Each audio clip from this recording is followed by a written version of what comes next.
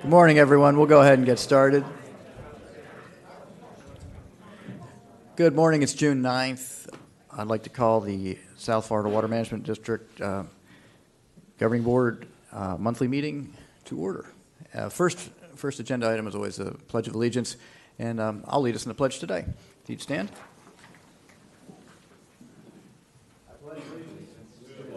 Of the United States of America, and to the republic for which it stands, one nation, under God, indivisible, with liberty and justice for all. Thanks. Good morning, everyone. It's good to be back here at headquarters. I've got a couple of board members on Zoom today. Vice Chair Wagner, you there? I am, Chairman. Can you hear me? I can. Thank you. Mr. Bergeron? I'm here, Mr. Chairman. Thank you, Mr. Bergeron. Ms. Meads? Yes, sir, Chairman, I'm here. Thanks. And Colonel Rowan? Yes, I'm here. Good morning. Great. Thanks. Welcome. For those of you who are here, I'm going to ask that you make sure your microphone is on and that you please speak into the mic. So online attendees can hear you. If you turn your head while you're speaking, drag the mic with you. Please try and be as close to the mic as you can. For those board members who are on Zoom, I can't see you when you raise your hand, so if you want to speak or ask questions, please call out your name and I'll acknowledge you to speak. Members of the public on Zoom who wish to address the board may use the raise your hand feature. If members of the public are having any trouble and need help, please go to our website, sfmwd.gov, and click the Ask Us button, and staff will help you out there. If you're using a phone and would like to comment, please press star 9 to raise your hand and star 6 to mute and unmute. And as a courtesy to others who wish to speak, members of the public are asked to comment only once on each topic. We will take public comment first from those who are here in person and submitted a comment card, followed by those with raised hands on Zoom. And now, Mr. Bartlett, welcome back. We've got some recognitions, and we'll all move down here. Thank you, Mr. Chair. Last month we were in the Keys for our board meeting, so I'm going to do May and June employee recognitions. So we'll start with May, Employee of the Month, and that is for Mary Ann Braun. She's a senior attorney in our Office of Counsel. Now, she's a real estate attorney for us, and as you know, we do a lot of real estate at the Water Management District, and some of the real estate we get into is takings, right? And Mary Ann Braun is our attorney when it comes to takings. But in this circumstance, we were actually the one getting taken, right? And so we have conservation lands all over the place, and a power line wanted to be run through our conservation lands because that's wildly convenient for power lines, right? And we were like, nah, no thanks. We'll keep our conservation lands. It was just the edge of one up in the north. So power companies do have eminent domain authority, so they filed against us. And Mary Ann Braun ginned up a really good case for us. It was not one that was likely to come out in our favor, but we really wanted to give them a hard time. So they came forward with a settlement. And that settlement was worth 10 times the value of that conservation easement. So we did end up settling, got a great payout for that outcome, one that's just unprecedented for the district. And then on the flip side, which is our team of the month, so I'll get into the success of that. She was our lead attorney for a Biscayne Bay coastal wetlands piece of land that we needed to acquire, and that was under eminent domain, and we actually had to go to a jury trial, and we got a really favorable ruling on that. But I'll tell you more about that with our team of the month. So anyway, Mary Ann Braun has done a great job for us, and she, of course, now is our May Employee of the Month. Thank you, Mary.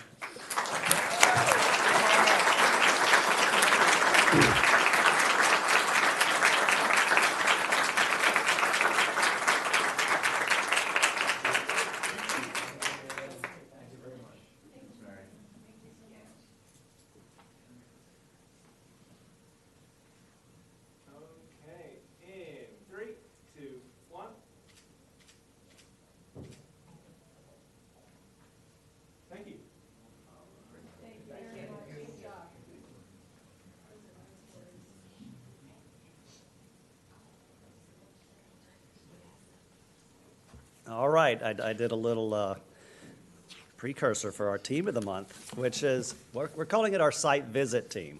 And that is for Harold Camp, Steve Coughlin, Brian Cowart, Terrence Horan, Kimberly Nissip, James Schutte, Robert Taylor, and Andrew West. So here we have some acres we need for the Biscayne Bay Coastal Wetlands projects, about 10 acres, 10 plus acres. And it was, the person who owned it before us was not cooperative whatsoever at all. And so we went to trial. And it was a glorious trial. It had a jury, a judge, and right in the middle of the trial, the judge says, I think we should do a site visit to the piece of property. And we're like, what? We didn't plan for that at all. And so this team was like, can you get it ready? Was it the next day or the day after? So can you get us ready to take a jury out into the middle of these wetlands to show them this property? And so we got a swamp buggy. We got swamp buggy, we got refreshments, we got everything we needed to make a jury comfortable as we took them out very professionally to this wetland so that they saw that we were a very kind-hearted agency, right? And this team knocked it out of the park because the judgment we got was extremely fair to the district, to the landowner, prior landowner, and everybody, rather than being an outrageous jury decision. And we all think it had a whole lot to do with the logistics, them stepping up and taking this jury of people that don't know anything about what we do out to this piece of property. So thank you, team of the month of May, the site visit team. Come on.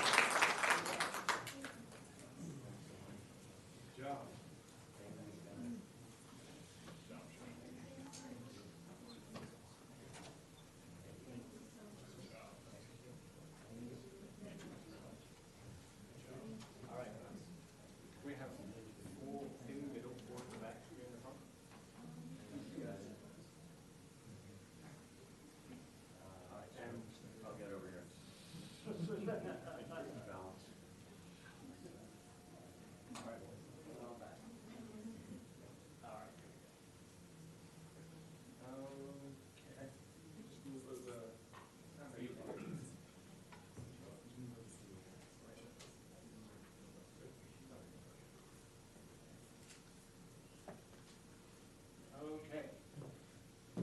And 3, 2, 1.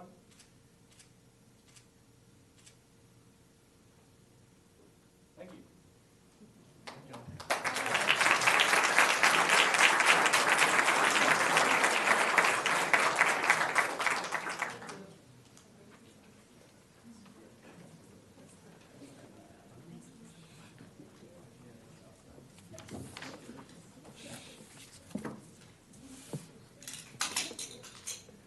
All right, time for the June Employee of the Month. And this month that goes to Anthony Betts. He's a lead scientist for planning and project management in our Ecosystem Restoration and Capital Projects Division. So, as you know, this district has been focused on Northern Everglades and estuaries protection, right? And we've been trying to evolve that program over time, and evolve as dispersed water management, evolve how we talk about it, evolve how we present about it. And I can tell you here that Anthony Betts has been a keystone figure in making that happen. He has taken over some of the major dispersed water management projects and worked on converting them into sort of the historical storage projects into these storage and water quality projects, and how they get monitored, evaluated, processed, and plugged into the entire framework of the system. And that takes sort of data crunching and analysis, and this is what he's very strong at, right? So he led the effort to kind of redo and rethink how we present Northern Everglades, particularly the Lake O watershed, in the South Florida Ecosystem Report, which we put out every March. And so he was very instrumental in, kind of evolving that, getting it into the modern framework, getting it into how we want to talk about it for this past March edition of the SFER. And so here you have someone who crunches data, knows how to do data, knows how to present data, and he's doing project management for dispersed water management. And this bureau, as you know, has been reorganized and evolving into a new structure. And he's been there the whole time to help lead and bring new staff on, help new management, and keep the program going into the future as we've been thinking about it. And so it's well-deserved. You know how important it is for the Water Management District. So Anthony, thank you very much for being June Employee of the Month, for doing a great job for us.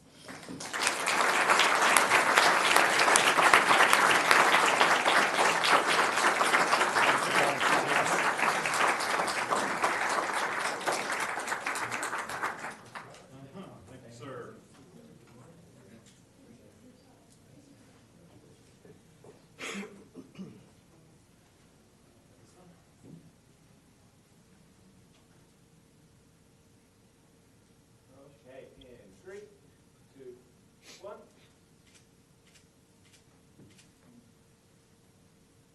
Thank you.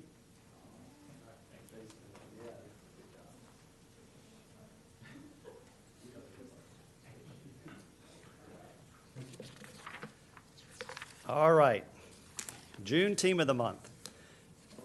Now, we talked about let me just go ahead and read all the names.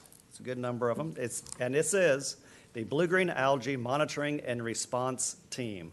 That goes to Ellen Allen, Ben Bolin, Ken Burks, Bobby Campbell, Jimmy Councilman, Linda Crean, Rory Feeney, Matt Garsky, Michael Grant, Yvette Hernandez, M.D. Josen, Francois LaRoche, Robert Levitsky, Lakendra Matoli, Hugo Plaisir, Leroy Rogers, Sean Scully, Keten Kumar Shah, Michael Tompkins, Brian Turcott, Lacry Ursu, Stuart Van Horn, Anna Wachnicka, Zach Welch, and Manuel Felipe Zamorano.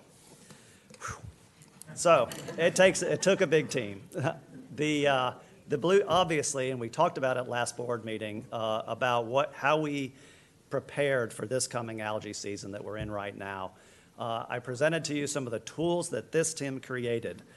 But what we wanted to do, last year, we did a great job responding to crisis, right?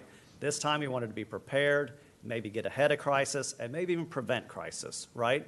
And we have created a tool. We got surveillance at all of our structures. We got surveillance at all of our pump stations. We don't want to move water with algae where it shouldn't be moved. We want to be able to tell West Palm local governments. I think Mr. Bergeron's very excited about this.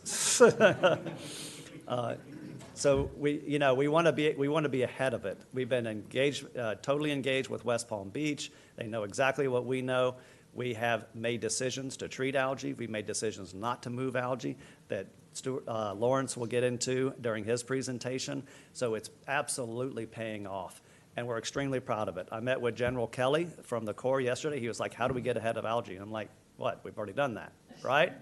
We're doing it. So it's really the efforts of this team, which we started back in November. We've met monthly, weekly. They've met weekly. They met monthly with me to make this happen, and I'm very proud of them. Thank you, Blue-Green Algae Monitoring Response Team. Congratulations, June Team of the Month.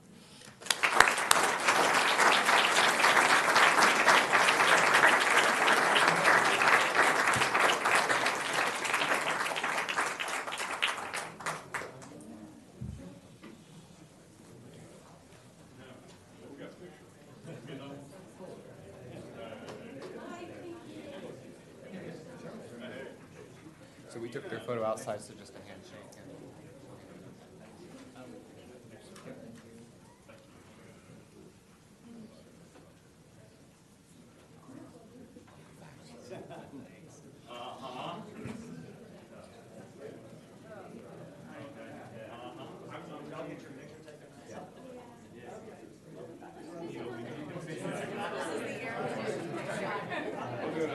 Okay. Drew missed the first one, so we'll, there you go. Let's see now. There's a lot of people, so if you can see the lens, you'll be in the photo. I know you're there.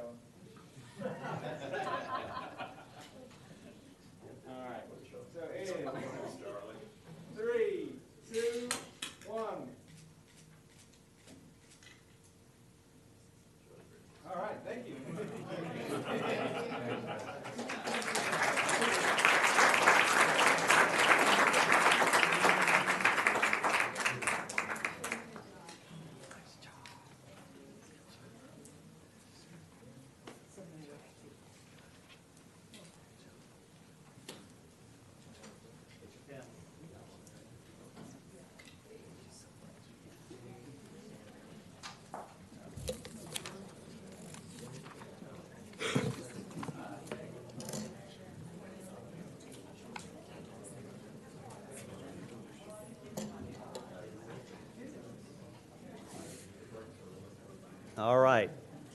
Now we got some service awards. 25-year service award. And I've already said her name once. Yvette Hernandez, Science Supervisor QA for the Water Quality Bureau. Now, Yvette's been with us for 25 years, came to us in 1997 as a chemist in our laboratory, which we're very proud of. And after a little while doing chemistry and chemistry analysis for us, she moved into also sort of contract oversight of our external labs, because we don't do every sample and every analysis within our lab. We also contract out some, but we want to make sure their samples are good. And so she really got into our QA and QC part of our laboratory, which is so extremely important to me. I've been through laboratory results that we can't defend, and that is a place you never want to be. And so QA/QC is fundamental to laboratory analyses. And so she jumped into that. And then after overseeing the contract side, she moved back to doing validation for our own samples. But then she stepped it up a little bit more because she got into budget.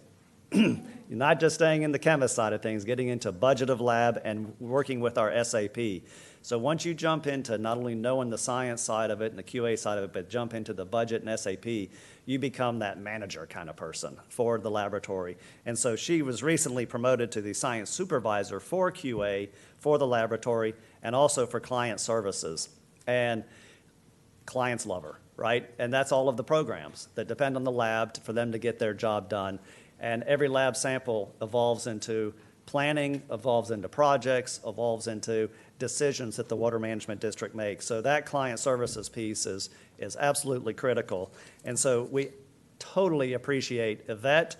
She does great work for us. And apparently, she bakes some interesting cakes. I haven't seen that, but I really want to see those and maybe taste one myself.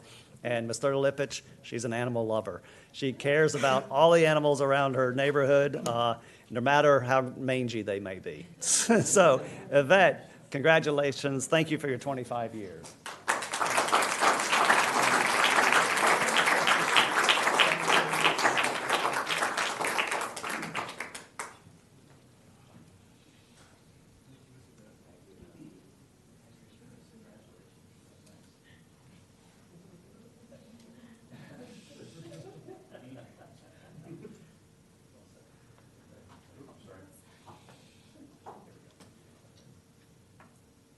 Okay, in 3, 2, 1. Perfect, thank you. Great.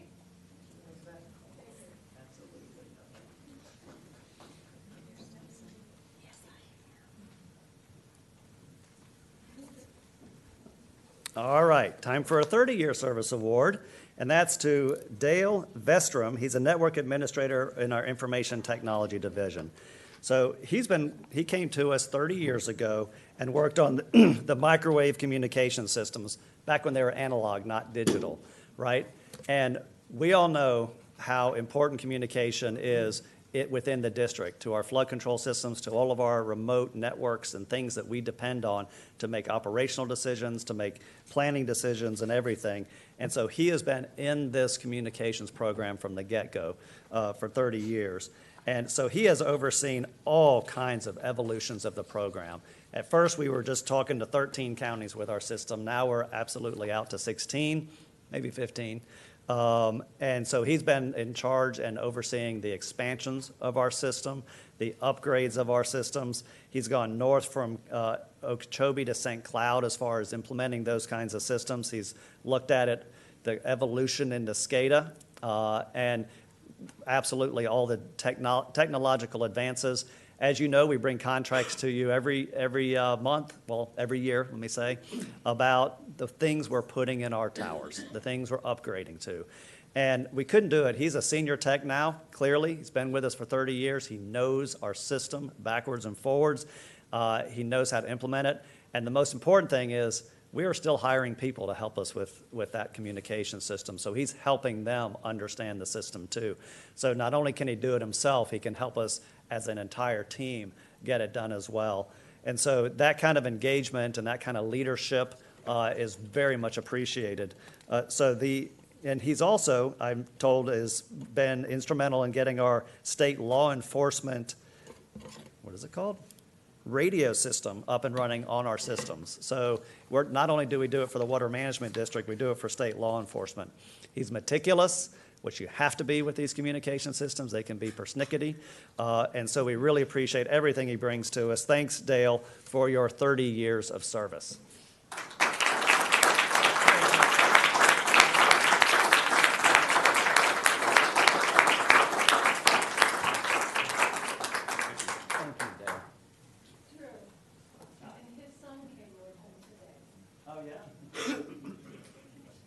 Come on up.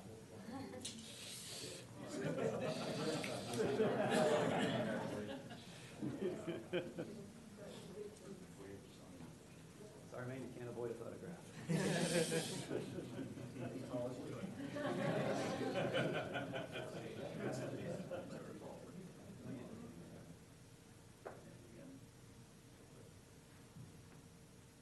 Okay, in 3, 2, 1. Perfect, thank you.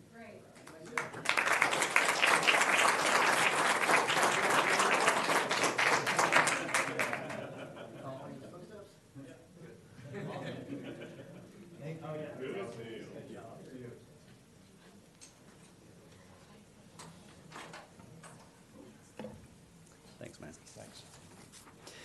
All right. Every once in a while, we have a Good Samaritan Award, and I love telling these stories. So Moises Hernandez, he is the recipient of a Good Samaritan Award. Moises, where are you? Come on up here. So this is a fun story. So he's out at our Miami field station, in his office, and we have a fleet tech. Come here. So we have a fleet tech who's eating a steak sandwich out in his vehicle. You can see where this is going, right? So he's eating a steak sandwich, and a piece of steak gets lodged in his throat. And so he, of course, is freaked out. So he leaves his vehicle and comes running in, just panicked, right, to Moises' office, and just unable to say a thing. But Moises is trained in the Heimlich maneuver. And so Moises recognizes what's going on, and so he gets behind him and does the Heimlich maneuver, right? And he does it once, nothing. He does it twice, nothing. 3 times, nothing. And man, were you freaking out at this point? Yeah, I bet you are. But the 4th time, it breaks loose, and it dislodges. And thank goodness, we need all of our fleet technicians. But, it was great work, a great effort, and thanks for just being there and knowing what to do and knowing what's going on. And not only do we thank you, but obviously the fleet tech's wife and 6-month-old baby appreciate it too. So thanks. Good for me.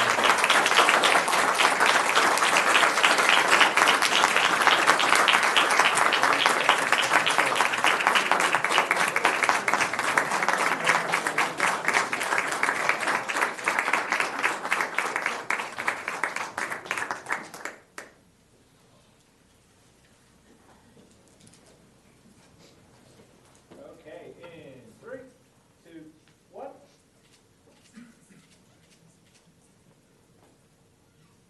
Perfect, thank you.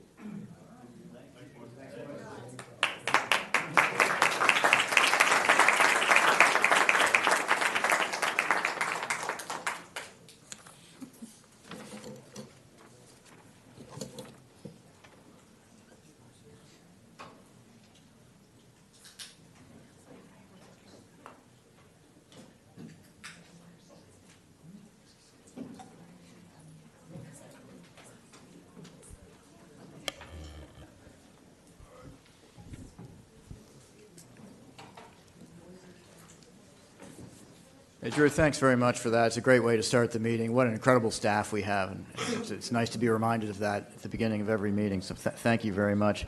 We'll move to agenda item number 4, which is revisions. Are there any revisions, Rosie? No, Mr. Chairman. Thanks.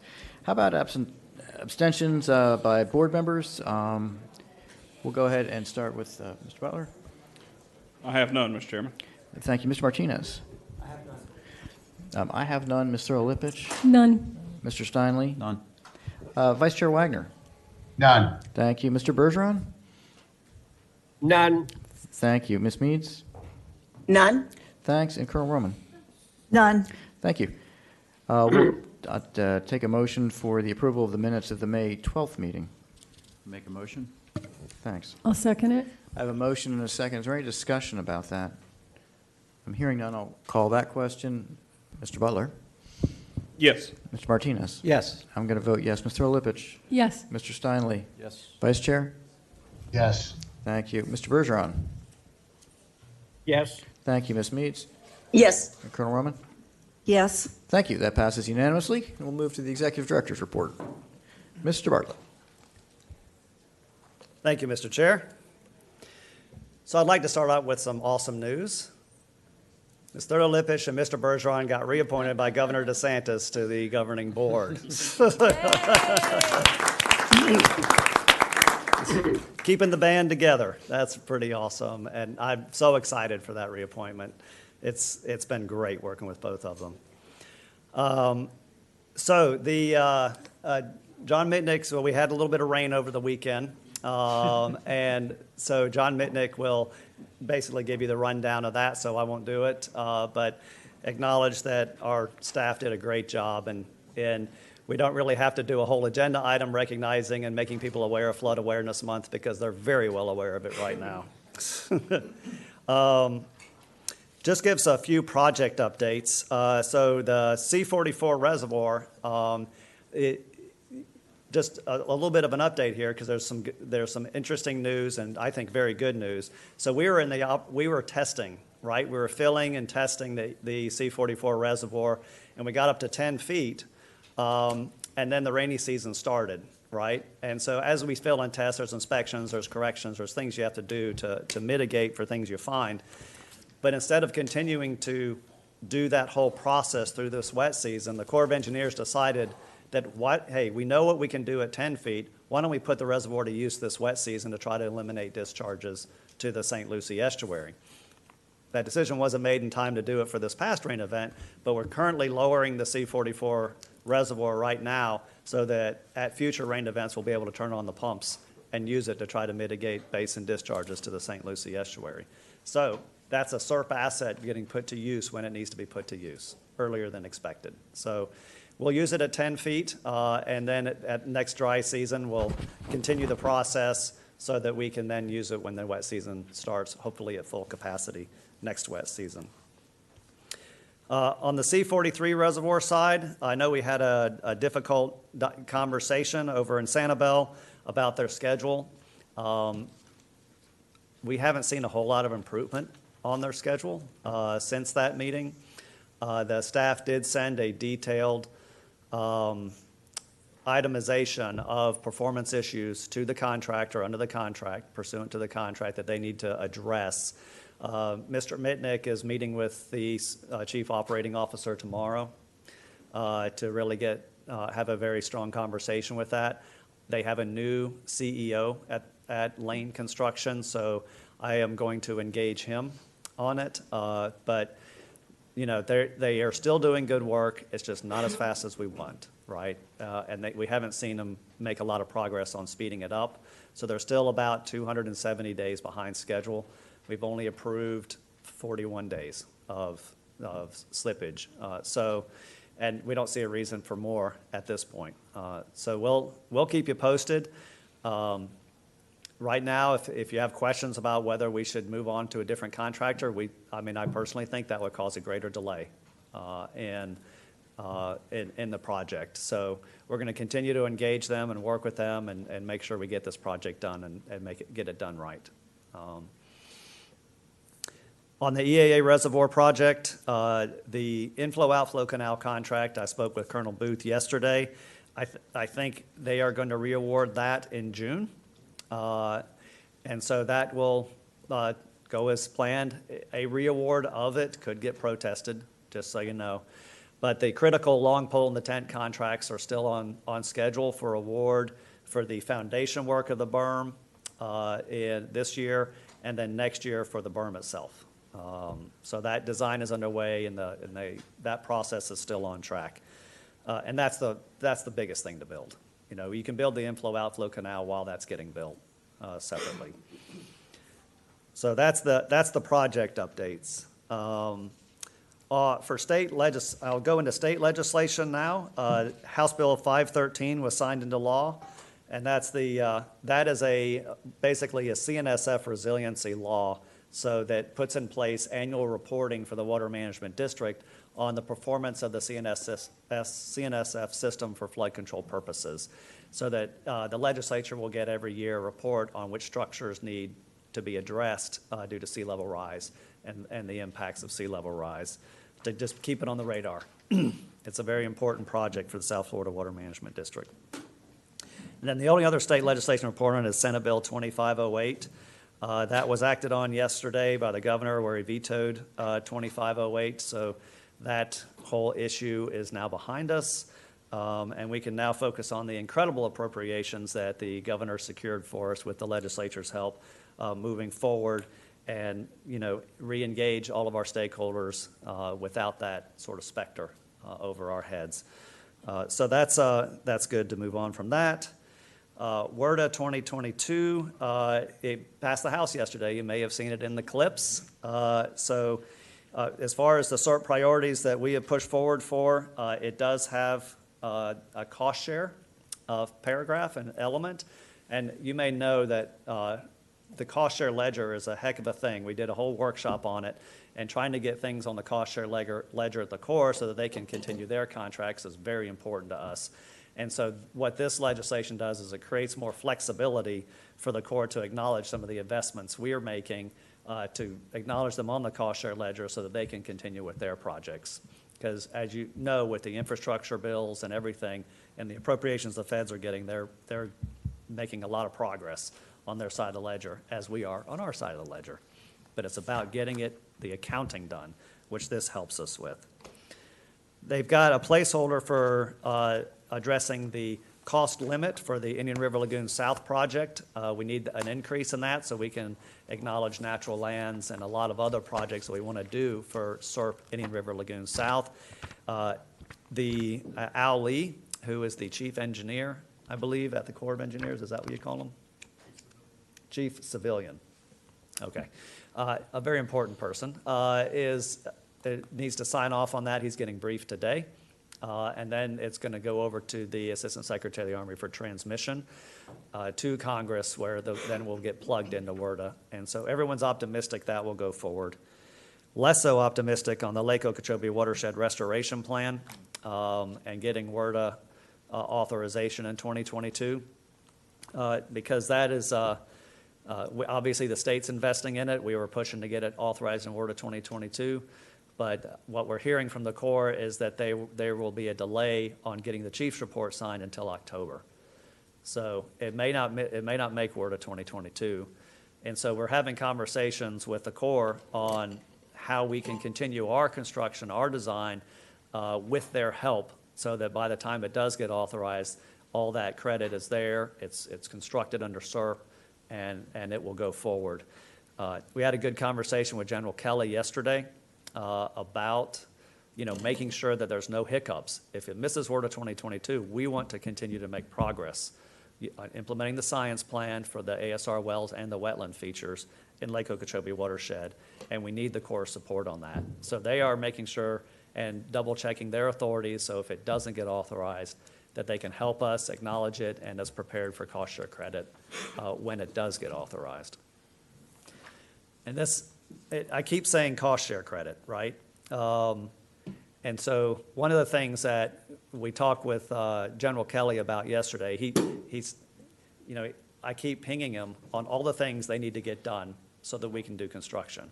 Lake O watershed, SEP North, which is restoring the northern part of 3A, the seepage wall, IRL South, all these things, I'm wringing my hands. I'm like, you need to get this done, Corps. And at one point, he's like, that's everything. And it's like, why don't you have priorities or something like that? And what I said was, yeah, the EAA reservoir is the governor's #1 priority. right? That's his number one priority. He's very clear about that. The Corps is building that, and that's a $2 to $3 billion reservoir. In order for the Corps to build that, I have to keep up on the cost share ledger, which means I have to build everything else, right? And so in order for me to build everything else, Indian River Lagoon South, Lope, SEP North, seepage wall, all these things, in order for me to get credit for all that effort, I need these procedures to work. I need authorizations, I need project partnership agreements. So we are dependent on the Corps to make progress on all these things, which is studies and analysis. So if you ever ask me what is the priority, that's the answer. It's like, for the district, everything CERP, because we need that reservoir built, and we don't need the Corps to falter on that.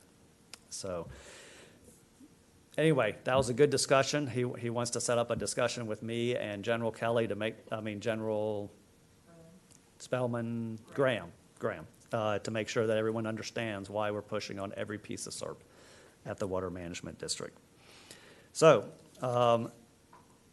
word of pass that is passing through the House. It's not on the Senate floor yet, but it will be there, and so we'll look forward to seeing how that goes forward into the future. All right, let's talk about the budget. So, Governor signed the budget. We celebrated it yesterday. It's a robust budget. We have $86.5 million for restoration strategies. That's the penultimate investment from the state for restoration strategies. Next year we'll need an investment, but it won't be that much. But that after this year and next year, we should be done with restoration strategies appropriations. For SERP, $366 million was appropriated to SERP. And just for clarification for everyone, $100 million was appropriated for Lake Okeechobee Watershed Restoration Plan. While the $350 million was vetoed, that should not in any way be taken as a lack of commitment to Lake Okeechobee Watershed Restoration. We asked for $50 million, we got $100 million. That is enough to keep us going full bore, not financially constrained in Lake O Watershed, right? We already have $150 million appropriated to us. So we've got a good investment. Next year, we are going to act as if we're not fiscally constrained on Lake Okeechobee Watershed and keep moving out, following the science plan, and making progress for the ASR wells and the wetland restoration features. So just to be clear, still committed to that project, and still pressing forward expeditiously following the science plan.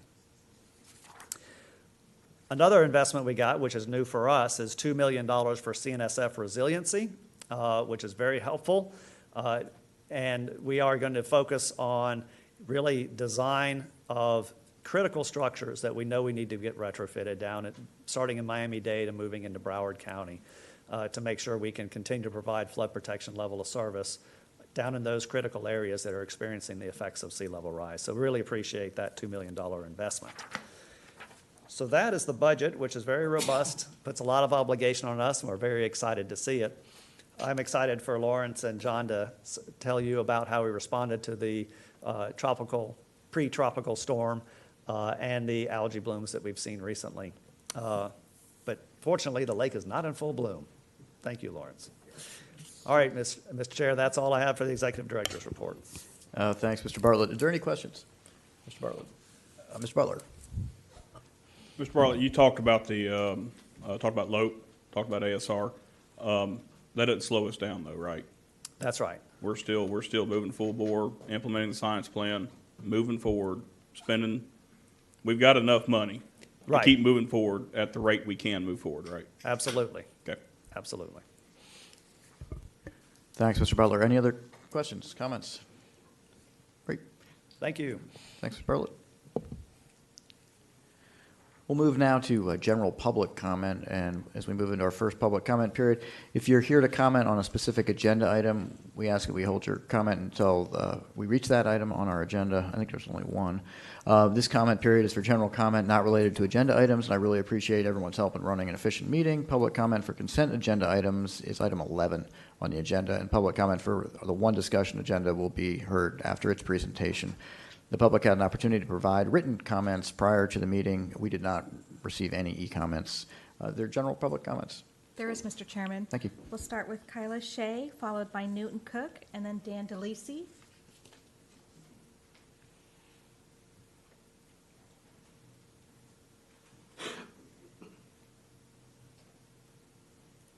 Good morning. I'm Kyla Shea. I'm the president of Trailside Homeowners Association. We are immediately to the north of the Palmar Water District. We're under siege, and so is Palmar. In the last 2 years, a lot of things have changed over there. A business entity has bought a significant amount of the properties. About 2,500 of them are still in his ownership. He closes on anywhere between 3 to 7 a week. It's being marketed as recreational area. Bring your ATVs, bring your guns, have fun.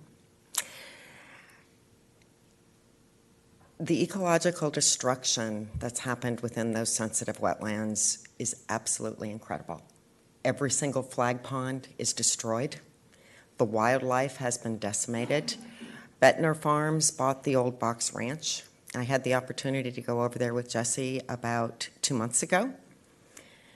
We came across 17 deer that had been shot within the Palmar region and had escaped either into Trailside or out of Palmar into Bettner Farms and died.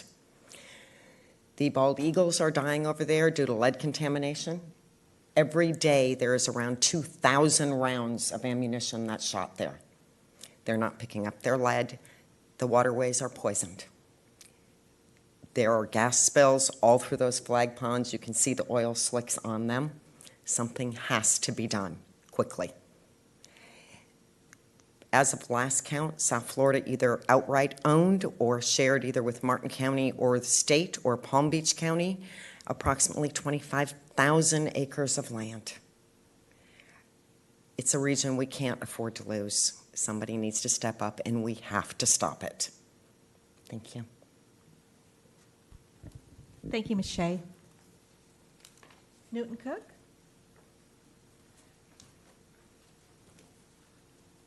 Good morning. Newton Cook, United Waterfowlers. First thing, I want to invite everyone to come to our recreation meeting Monday night, 5 o'clock, right here in this room. With the $5 a gallon gasoline, we probably don't expect people to be driving from Kissimmee and Fort Myers this time. But fortunately, we do have the Zoom, and it's a blessing because we can get people from all over from Orlando to the Keys, actually. We get quite a number come on the Zoom. SDAs are on the agenda, so there will be some interesting comments. A lot of people are not too happy with the SDAs. Thanks to Mr. Bergeron, we were able to have some good hunts and do some good things out there, and we're hoping this coming year will be even better. People don't realize it, but at one time, about 6 years ago, 15% of all the ducks shot in Florida were shot on the SDAs. I mean, that's an incredible number, and something like 3,800 people. Not different hunters, but hunters. So it's an amazing place, and that's why you hear so much about it.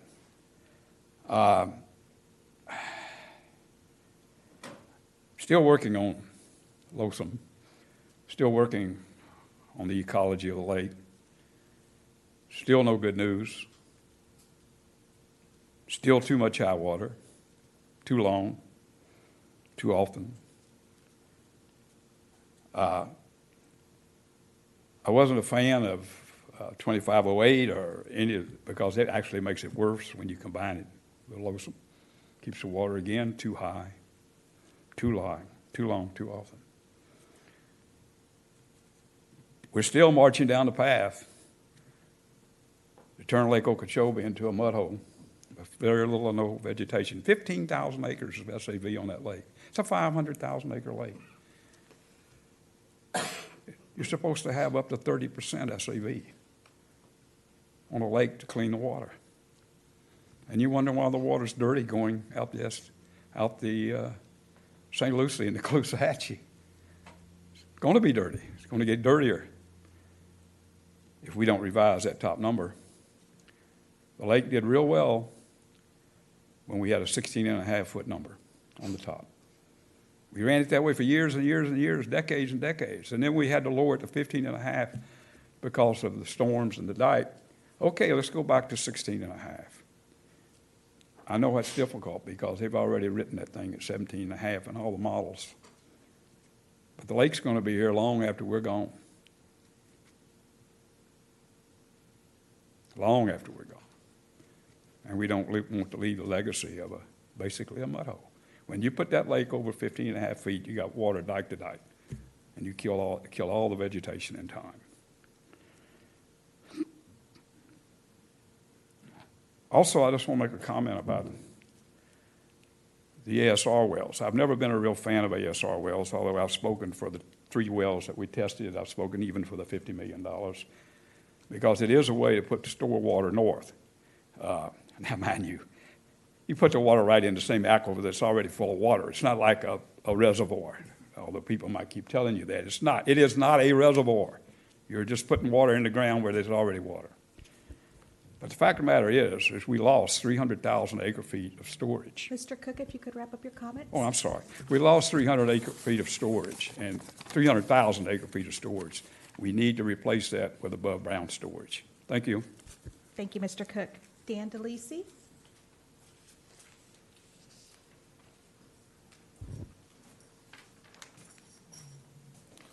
Good morning. So congratulations on reappointments, Mr. Lippisch and Mr. Bergeron. So from there, I'll move from the sad to the happy. I didn't want this governing board meeting to go without recognizing Nancy Payton, who passed away recently.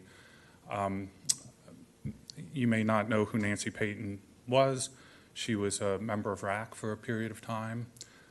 She was with the Florida Wildlife Federation and just an amazing person, a fierce advocate. When I first met her, I was introduced to her by my mentor, David Graham, who was, we were both working at the Bonita Bay Group, a developer, and he said to me, never get on the wrong side of Nancy. She'll just run you over. And so my relationship with Nancy over time as a developer and when I was with the Water Management District, it was one of awe, respect, and quite frankly, a little bit of fear. But she was a problem solver, so I could always work with her. She was clear. If you were going to try and solve these issues, and her big issue was panthers, and she loved Picayune Strand, if you're going to work with me on that, I'm here with you. If you're not, I'm going to run you over. She will be missed.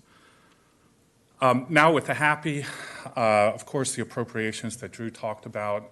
I remember back in 2014 being in the Capitol with Drew with a spreadsheet that looked at what we could achieve if we had $100 million a year in SERP funding or Everglades funding, what we could achieve with $150 million, and then the outer end, what we could never expect, which was the $200 million a year. And we were really saying, all right, we don't expect $200 million, but man, what could we achieve with that? So I was looking back at past appropriations, and I saw, in 2020 we got $375 million for Everglades, $283 for SERP. Of course, 2021 it was more, $312 million for SERP and $458 for Everglades, and now $366 million for SERP and $537 for Everglades. In the historic context, this is truly amazing. It really is a time for celebration, and we should take a moment to celebrate. But while we celebrate, we also need to have a plan for maintaining both the infrastructure we have and the infrastructure we're building. And, I just don't see that. It's really sexy to build something new and to pat ourselves on the back for that. And even the sea level rise money, yes, let's do new structures to incorporate sea level rise. But let's also take a look at what we have and how we're going to maintain it. And, whether that's the legislature setting aside funding for O&M or whether it's this body fixing the ad valorem that has been an Mr. DeLisi, if you issue. could wrap up your comments? Sure. Has been an issue since I was here. Thank you. Thank you, Mr. DeLisi. Switching to virtual, we're going to start with Mike Elfenbein.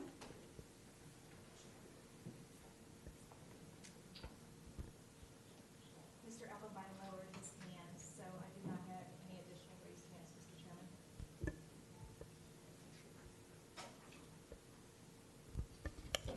Thank you all very much, and thank you for your comments. Where are we now? Board comment. I think I may as well go first. I'm talking. Jackie, congratulations. Ron, congratulations. I'm very excited for you and look forward to working with you more. Yesterday, goes without saying, a fantastic day. I can't thank the governor enough. I think Secretary Hamilton put it very well when he just simply said thank you. I'll say more, but thank you is exactly where we are. $2.5 billion when he came into office saying, oh yeah, I'm going to ask for that, and people are looking at him going, as Mr. DeLisi just said, that's an awful lot of money, and for him to be able to say yesterday that I only, not only met that, but I exceeded it is just amazing. And I think we're at 3.3 billion now, and that's wonderful. And I take all that, as the implementing agency on board for doing all these projects and turning all this dirt. And I know we're executing. I know we're doing a great job with it, and it's really important. And we sort of get caught up in the number of projects. I think we're at 48 right now, which is exciting. And you guys keep changing the numbers on me. That's good as long as they keep going up. But that's the way it should be. But we have to sort of look at the why and start looking at the results. And last meeting, you showed us some results that were really, really exciting to me. You showed us that we're moving water into Everglades National Park, and you showed me that river of grass, that little green swath you've got on that one map showing the 20-year average versus April of 2022. And that's just exciting. I look at the lake management.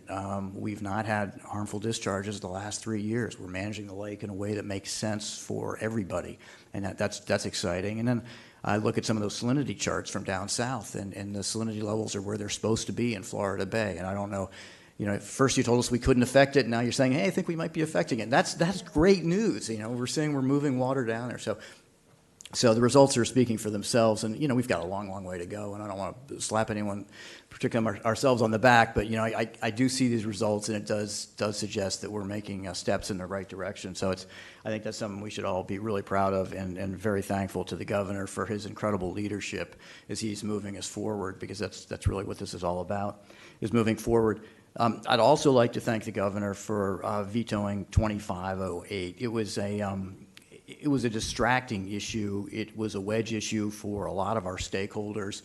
It was a wedge issue for a lot of individuals, for a lot of communities, and it wasn't particularly helpful. So I look at some of the takeaways that I would attribute to 2508, and the first is very clear to me that the governor has a vision and a path forward for reducing harmful discharges, a path forward for dealing with Everglades restoration, and a path forward for water quality. And those aren't a secret. It's something he ran on. It's something that he's been very vocal about over the years, and he's passionate about it, and he's been a stalwart when it comes to these issues. And as the implementing agency for that, or the primary implementing agency for it, we're paying close attention, and we're working closely with him on that vision. And we have been for the last couple of years.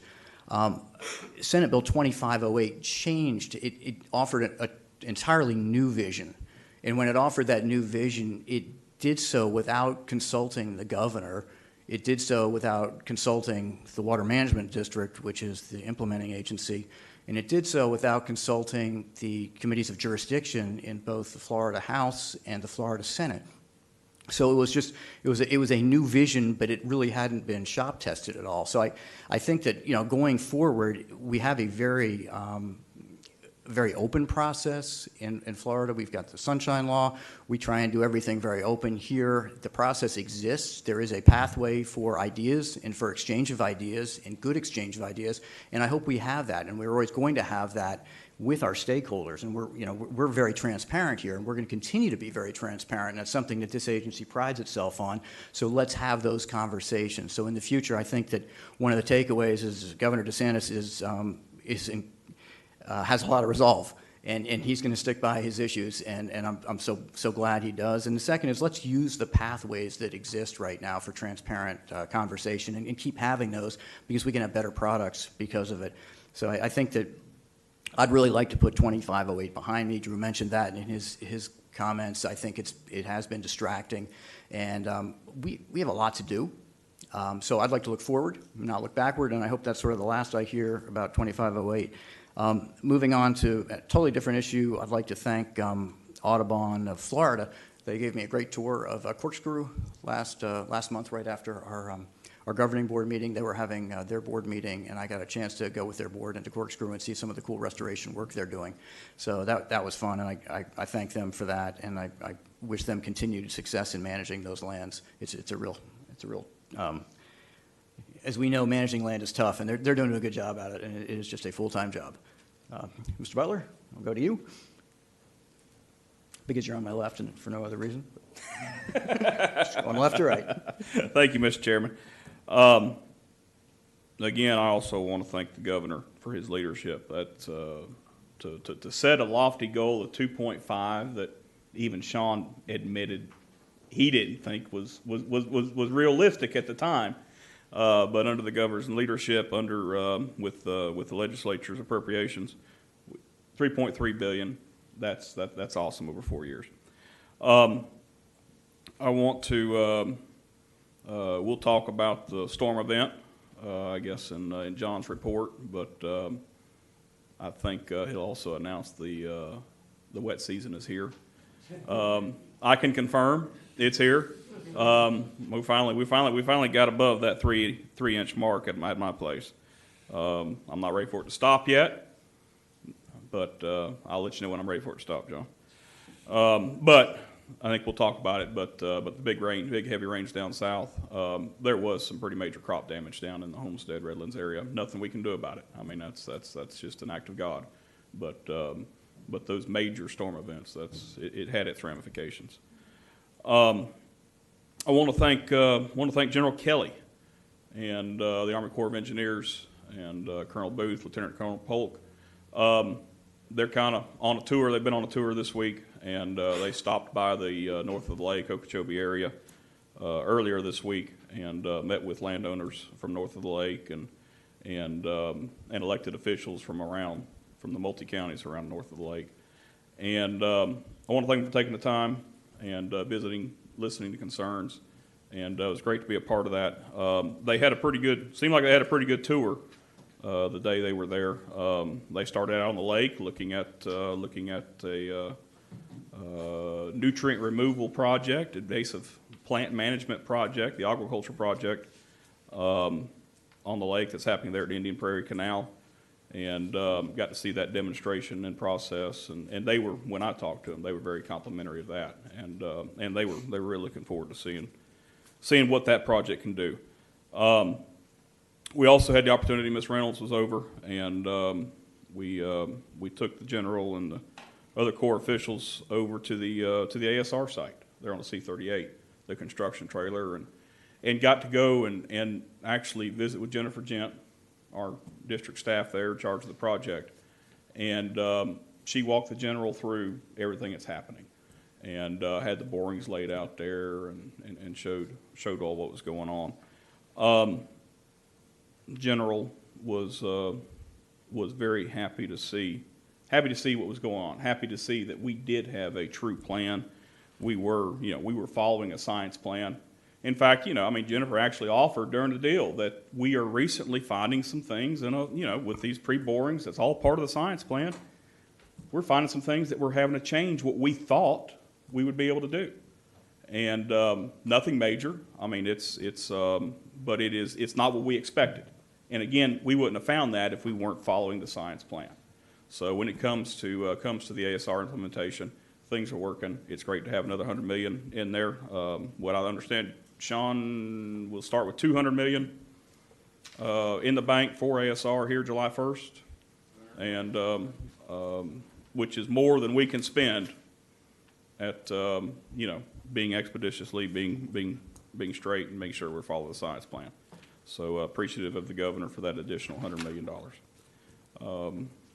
And again, whatever we can do, Drew, you said it. I sure hope that we can get the cost share. Even if we miss word of 22, I sure hope that there's something in this word of language that will allow us to capture the cost share and keep every other project moving. Keep the EAA reservoir moving, keeping SEP North, keeping everything moving. It's all together. It's all tied together, and it comes back to that 50-50 cost share. and I sure hope that they can make that happen. With that, thank you, Chair. Thank you, Mr. Chair. Real quick, it can't be said enough. Thanks to Governor DeSantis for his commitment. There's politicians that talk the talk. We have a governor that walks the walk.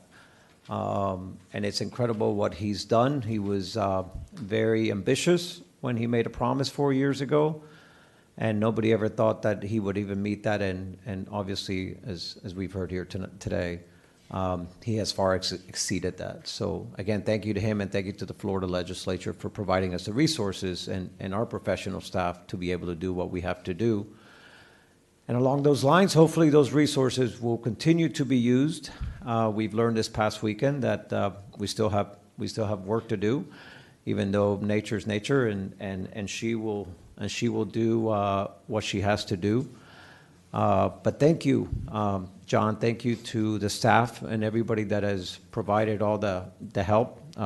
As we're going to learn later on by the presentation that Carolina and Rich are going to share with us, it's really important not just how we manage our canals, but how we also help the local jurisdictions in managing theirs. And obviously, these secondary and tertiary canals by the local governments or even the HOAs in some places, they don't have anywhere near the professional staff that we do.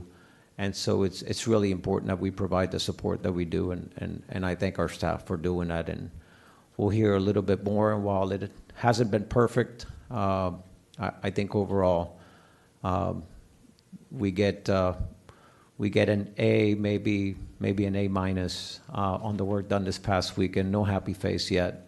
But anyways, thank you for everything that we've done. We've got a lot of rain this past week, and we're still getting a lot of rain down there. So that's all, Mr. Chair.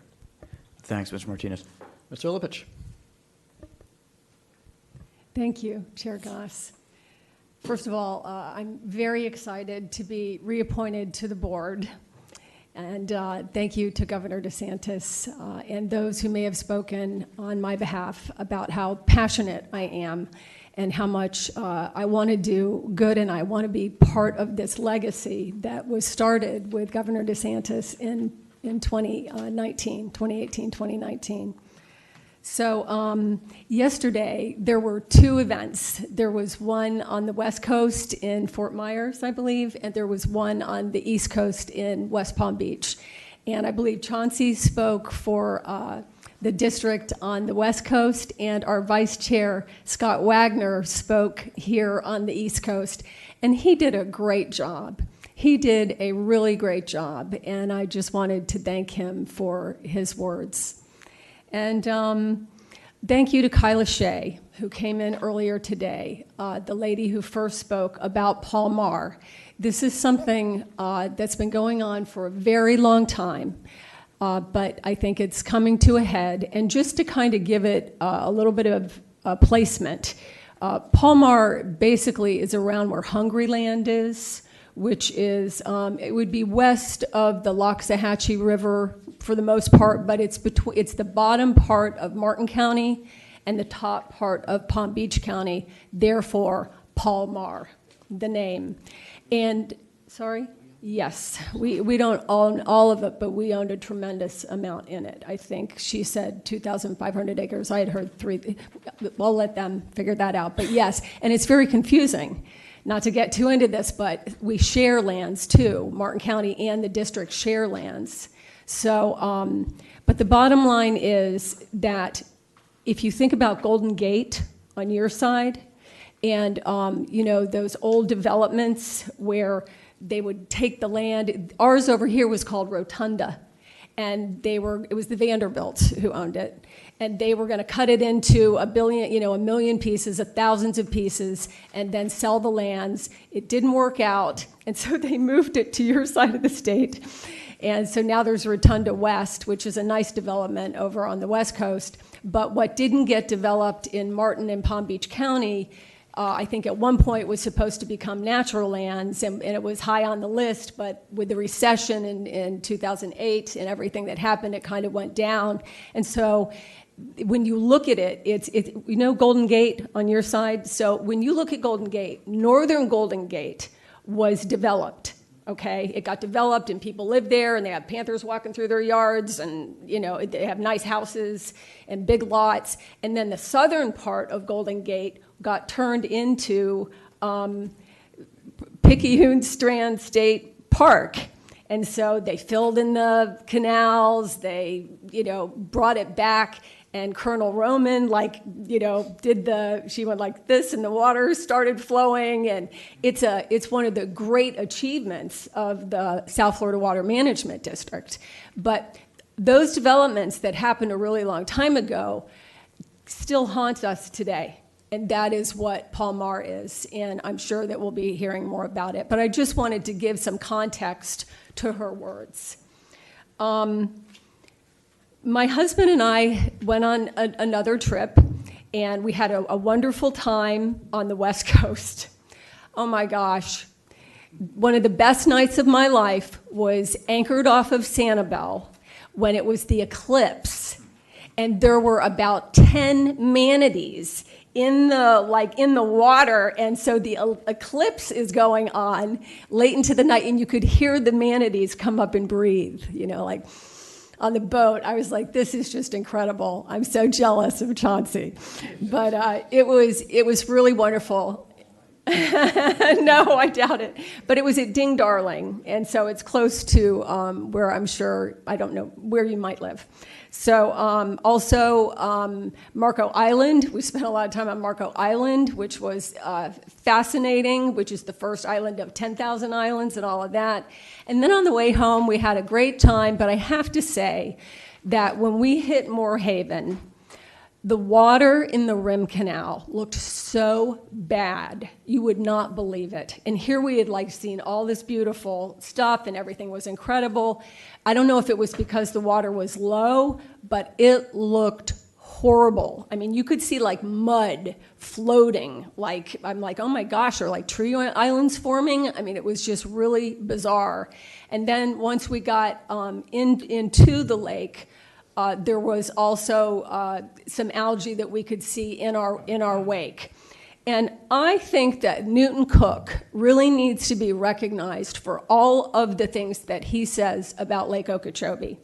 And because of him, I spent almost 6 months getting this book. I went to Tallahassee. I went to their archives. Then I had to get interlibrary loan, which was like, oh my gosh. And so the name of this thing is the final report on the special project to prevent eutrophication of Lake Okeechobee. And it is from 1976. And it is very interesting to see what they were talking about back in those times. But I will tell you, it's great because the Kissimmee has been fixed to a degree, as they talk about in here, so that's great. And the other big thing they didn't want was the back pumping into the lake. And so the back pumping stopped into the lake, and now it's running south, and we're cleaning it up through the STAs. But one of the major things they talk about in here, they call it reflooding. Reflooding. And that storage north of the lake has to happen. We can do it on top of the ISR wells. I don't know what we're doing. I don't know how we're going to find the land. I don't know how we're going to make it work. But I think these founding principles are really important to capture all of this water. And when you have someone like Newton, who, you know, Newton and I are not always on the same side of the argument, but we have a lot of respect for each other. I do, for him anyway, because he has dedicated his life to something he loves. And I really, Ben has brought this up before. I really ask all of us, now that we're kind of starting the second round here, what more can we do? What can we start thinking about beyond today?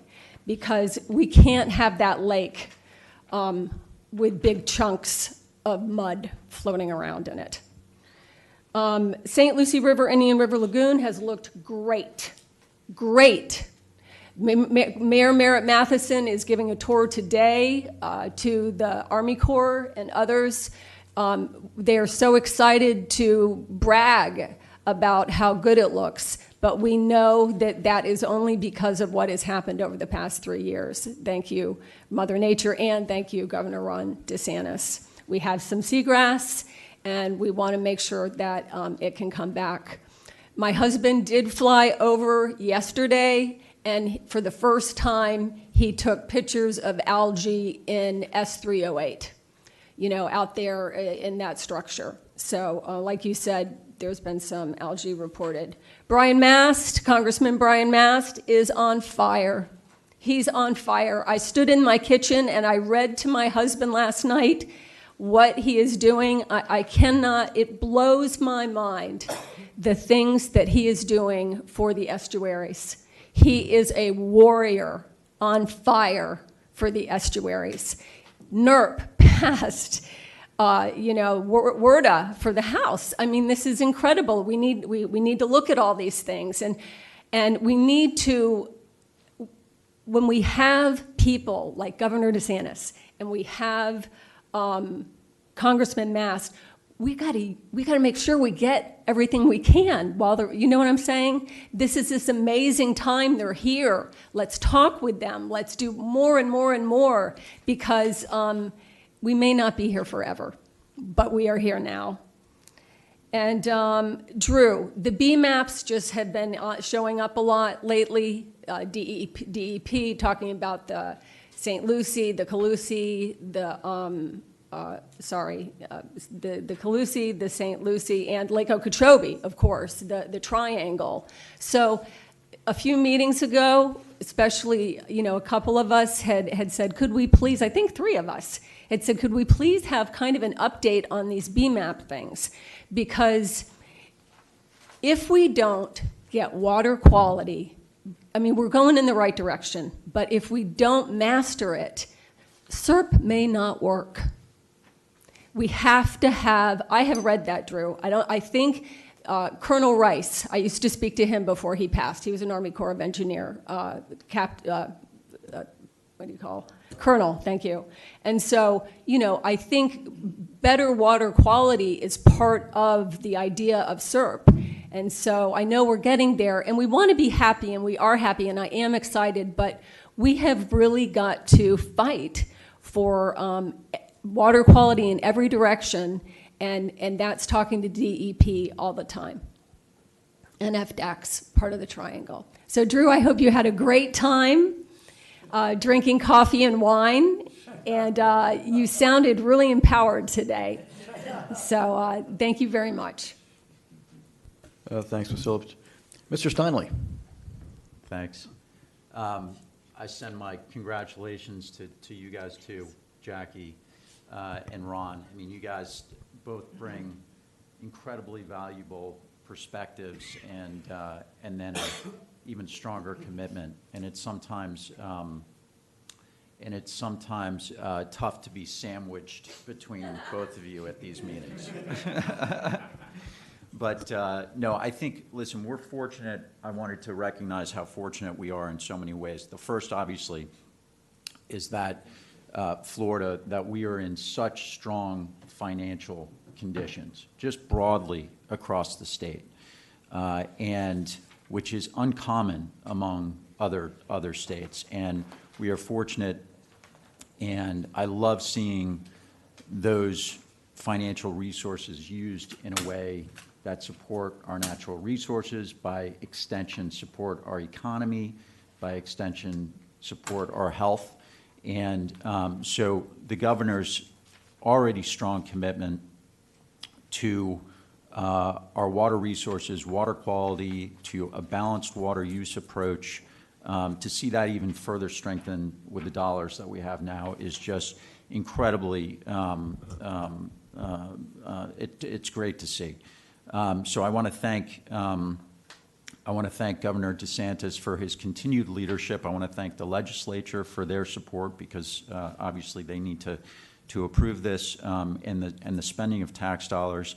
And I want to, acknowledge, or at least comment that, when I think I mentioned when we first joined this board all together, I was a government agency skeptic. And what I see in terms of how we operate, how the district operates, and how we spend taxpayers' dollars in a transparent, in an accountable way, it makes me really proud and sort of convicted that we have, the right system in place here. We're also really fortunate to have such great staff. So I'm sure you had, John, a bunch of people working over the weekend in the operations centers, clearing the basin, canals to make, some room capacity for the rain that we got. I know I put a garbage pail outside. I think we got about 10 inches where I am in West Palm. I mean, it was incredible. But I know, Charlie, you guys continue to have challenges down there, and I look forward to hearing how we can support that more. And then, Jackie, I too have, not as intricately as you, but have had some involvement in Paul Mar. So I fully support, the district looking into that more. It's not clear to me how much, it's clear to me how much land we own. It's not clear to me who manages that, oversees it, and enforces. And I hope it's not a situation, although I think it is, like we have in our waterways with delinquent boats sitting there with sort of a challenge between the various 3, 4, 5 agencies who is responsible for these things. So I hope we can make progress on understanding what's going on and what we can do about it, because clearly that presents a quality, an environmental issue which affects our broader goals and objectives. I think that was it. Thanks. Great. Thanks, Mr. Steinle. Vice Chair Wagner. Thank you, Mr. Chairman. Can you hear me okay? We can. First, to Jackie and Ron, congratulations on your well-deserved reappointments. Talk about two people who know the history, who have fought in the trenches, who bring context and passion and wisdom to our board. I don't think there are two people better situated to carry out the governor's mission for the people of the state of Florida than you two right here on our board. I have 2 issues to comment on today. First, almost right on cue, the rainy season started with a bang. This past weekend, we had significant rainfall across the district, particularly in Miami-Dade. In the past, we've had some issues as we coordinate with local municipalities across the region. We all know how hard operations works to handle our side of the situation. Obviously, we provide some secondary and tertiary support. But I've learned in the past that even if you are top-notch operationally, sometimes if people aren't hearing what we're doing or planning, it can create some confusion and frustration. I want to let you know that I reached out to local officials who all unanimously praised and lauded the communication and operations of the district in this particular event this past weekend. I wanted to particularly thank Armando Villaboy for his efforts in ensuring sort of our local counterparts in Miami-Dade. We're all appraised and in the loop and in constant communication. One quote I wanted to let you know that was given to me was that to let you know that your people at the district were all rock stars. So thank you for all your efforts. This is never an easy thing when we get rain like we did, but it's great to hear feedback that's positive and that we're doing well. Second, yesterday we celebrated our governor's leadership on Everglades restoration and water quality. It was an honor really to stand and speak on behalf of the district. It's one thing to change out an old car, fine tune the engine, plot your course, get people, the right people on board and have a strategy moving forward. You can do all of that. But if you don't have any gas in the tank, car's not going to go anywhere. No matter how nice a car you have, and how great a driver. And even if you only have a quarter tank, you're basically constantly worried and unable to plan or move forward. This governor made a promise and he kept it. And we are doing what so many said was impossible. The car's fine-tuned, the destination's plotted, the team's in place, and the tank is constantly full of gas. So thank you to our legislature, and thank you to Governor DeSantis for making our mission a cornerstone of his administration with yet another record-setting budget for clean water and Everglades restoration. Thanks.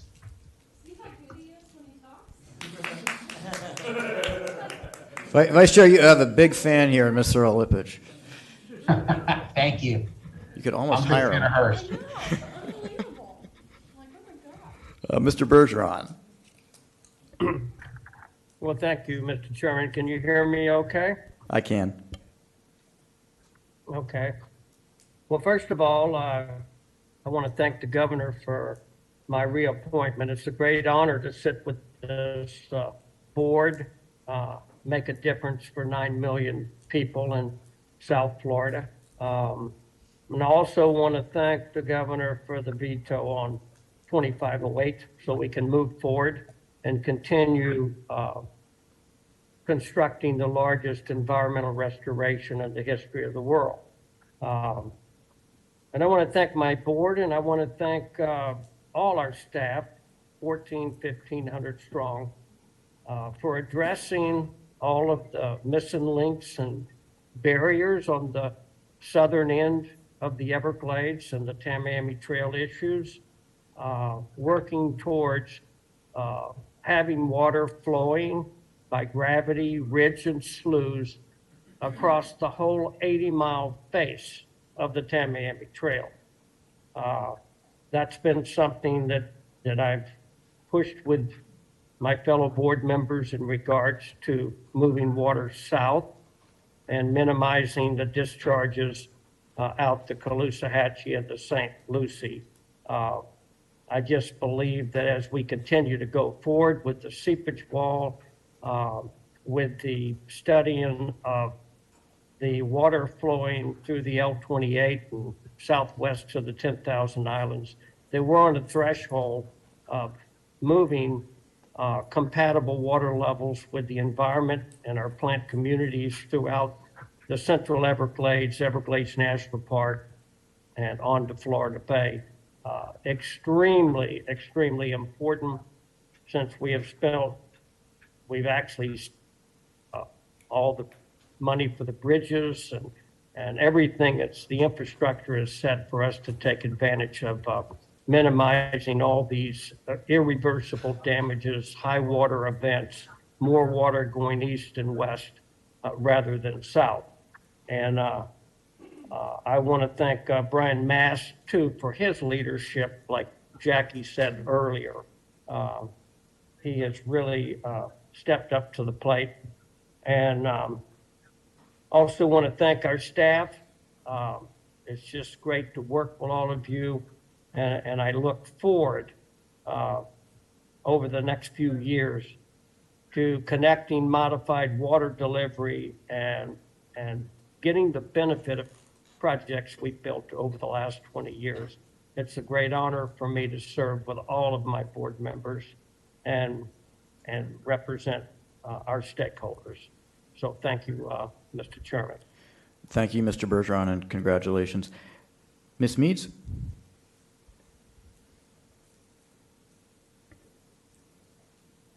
Hi, yes, sir. Sorry. I'm here. So I just wanted first, Ms. Thurlow Lippisch and Mr. Bergeron, you know how I feel. You're both people of great compassion and integrity. You are just judges. You inspire me, and I can't wait to continue to serve with you. Next, thank you to the staff and the board for the time we spent with the Keys community. Board member Thurlow Lippisch has given us the triangle analogy of FDEP, FDACS, and the district.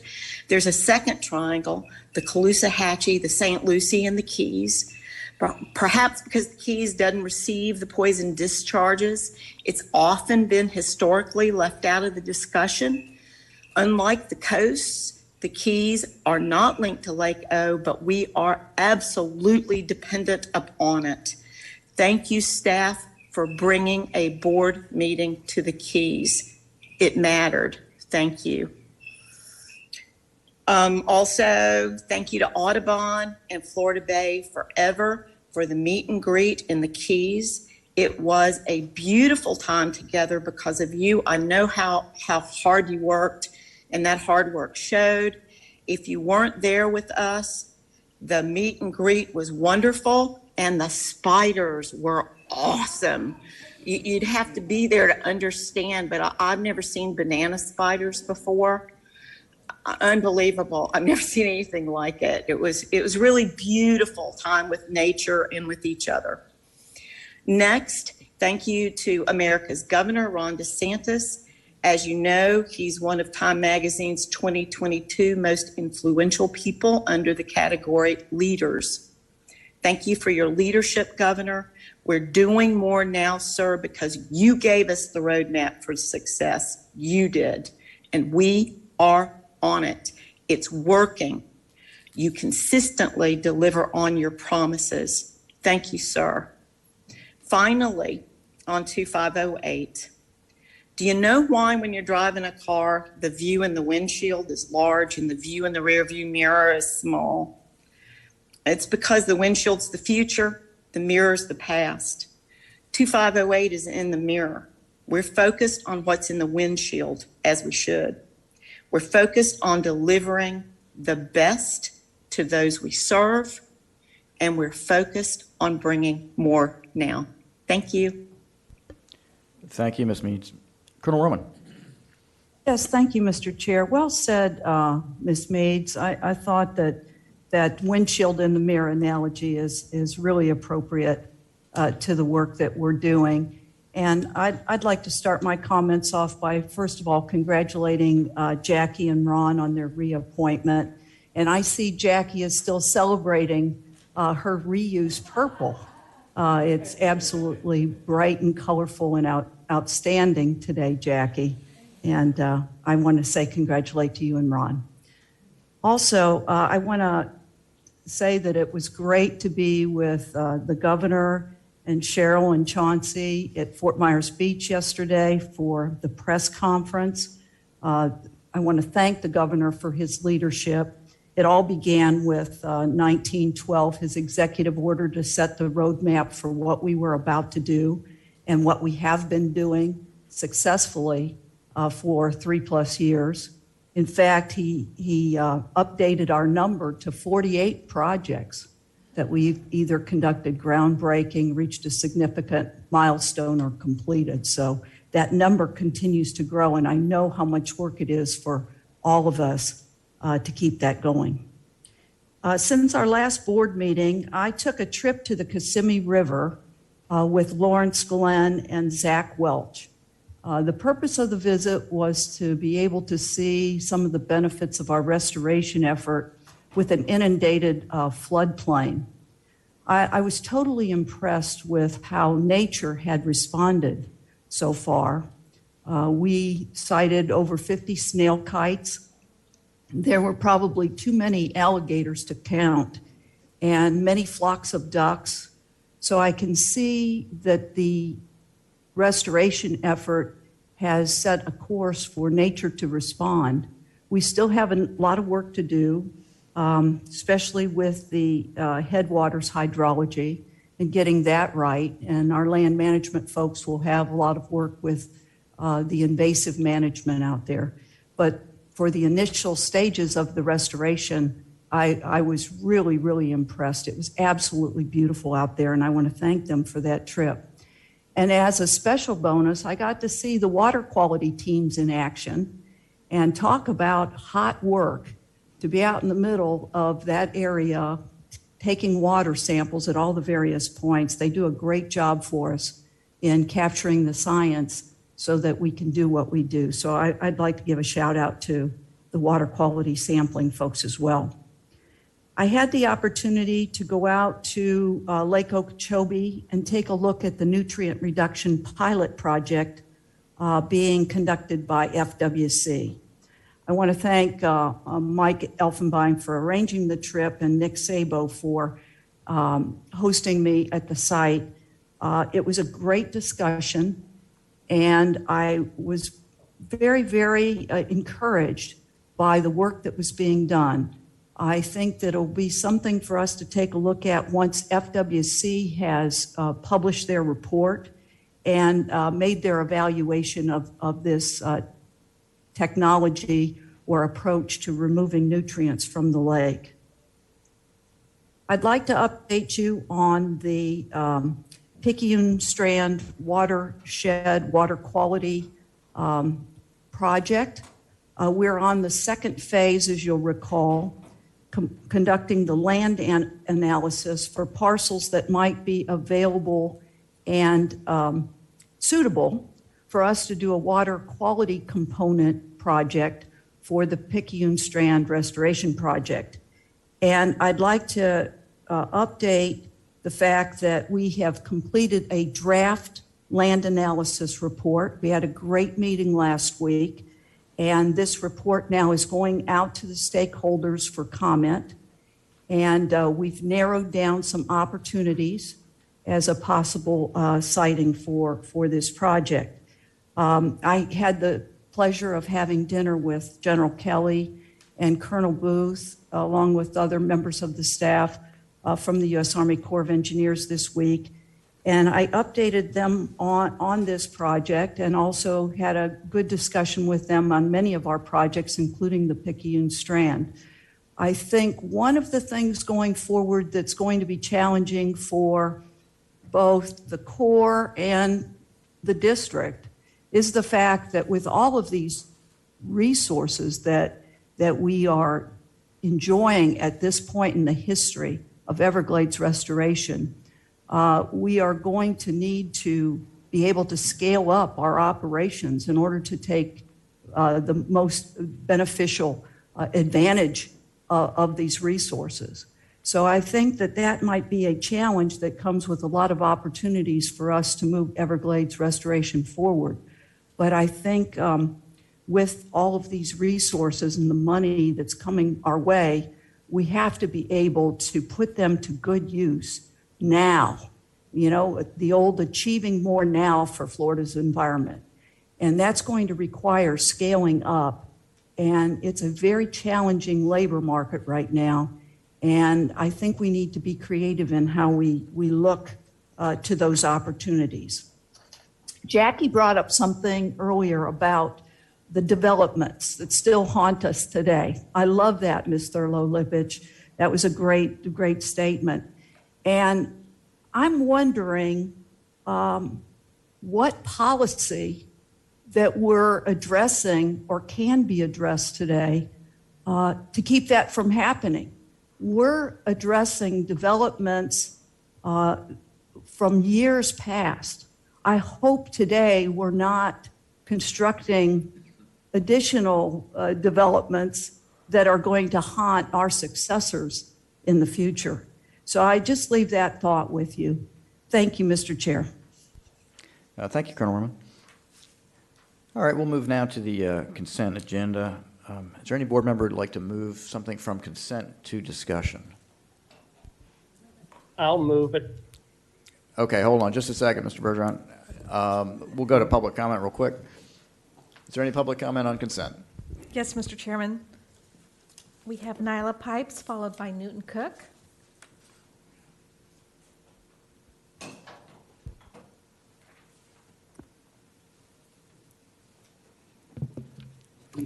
Good morning, everyone. Nyla Pipes, One Florida Foundation. I just want to thank Drew for addressing and setting straight the record on what happened regarding ASR.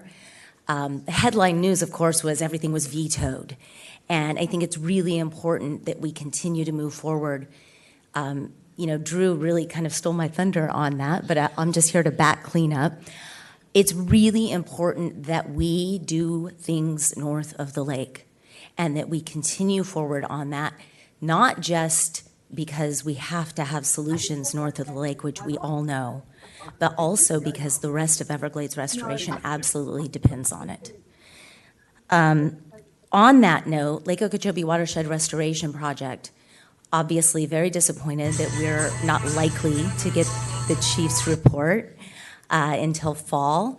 I know that this isn't a forum for question and answer, but I would like to know why the Army Corps is looking at that delay, like what caused the delay. So I'll be looking for information regarding that.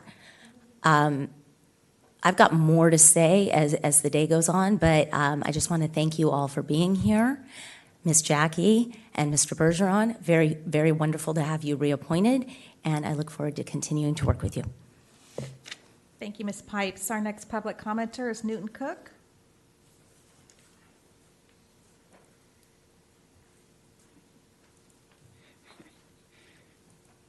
Newton Cook, United Waterfowlers. This vertigo is something else. These lights are just wonderful. Jackie, you make me blush like a teenage schoolgirl. Thank you so much. That's so nice. I have been blessed to be able to spend a lot of time for 20 years now working on keeping wetlands and ducks, and people out there having a good time. And of course that broadens out across the whole thing from Orlando to the Keys. I mean, if a place is good for ducks, you know, it's good for everything. That's kind of a way of looking at it. I just real quick want to say, speaking in support of the simple little swap of land for the shooting range, Palm Beach shooting range. That shooting range, I wish it would keep the criminals off the levees shooting, but it does keep the honest folks off the levees shooting. And that's a lot of people who need a place to go use the firearms. And I know firearms today is not one of the top subjects for we want to talk about. But the fact of the matter is there's something like 300 million firearms out there, and a lot of people shoot them, and we need to have places where they can do it safely. And so everything the district and the FWC does to keep that facility, it's a world-class facility going, is appreciated. Thank you very much. That's probably it for me today. I appreciate all you guys have done. This high water that we just had, we got blessed. Believe me, we again skipped the bullet because all the water went to the ocean right away. It didn't fill up the WCA 3s and all the WCAs. We're going into a funny summer. I think we already know it's going to be funny. If those WCAs were already full, we would be in real trouble. So we really did get a break here.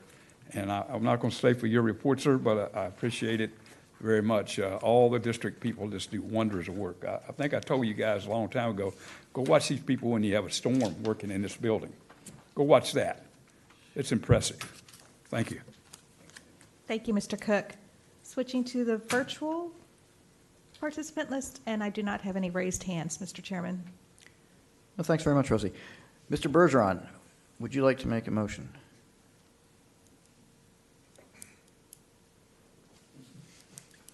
I'll make the motion. Thank you. I have a motion. Second. I have a motion and a second to approve consent agendas 13 to 17. Just so you know, 13 and 14 require a 2/3 vote. Any further discussion? Hearing none, we'll take that vote. Mr. Butler? Yes. Mr. Martinez? Yes. I'm going to vote yes. Ms. Lipich? Yes. Mr. Steinle? Yes. Vice Chair? Yes. Mr. Bergeron? Yes. Ms. Meads? Yes. Colonel Roman? Yes. Thank you. That passes unanimously, and we can move to technical reports. Lots of water conditions report.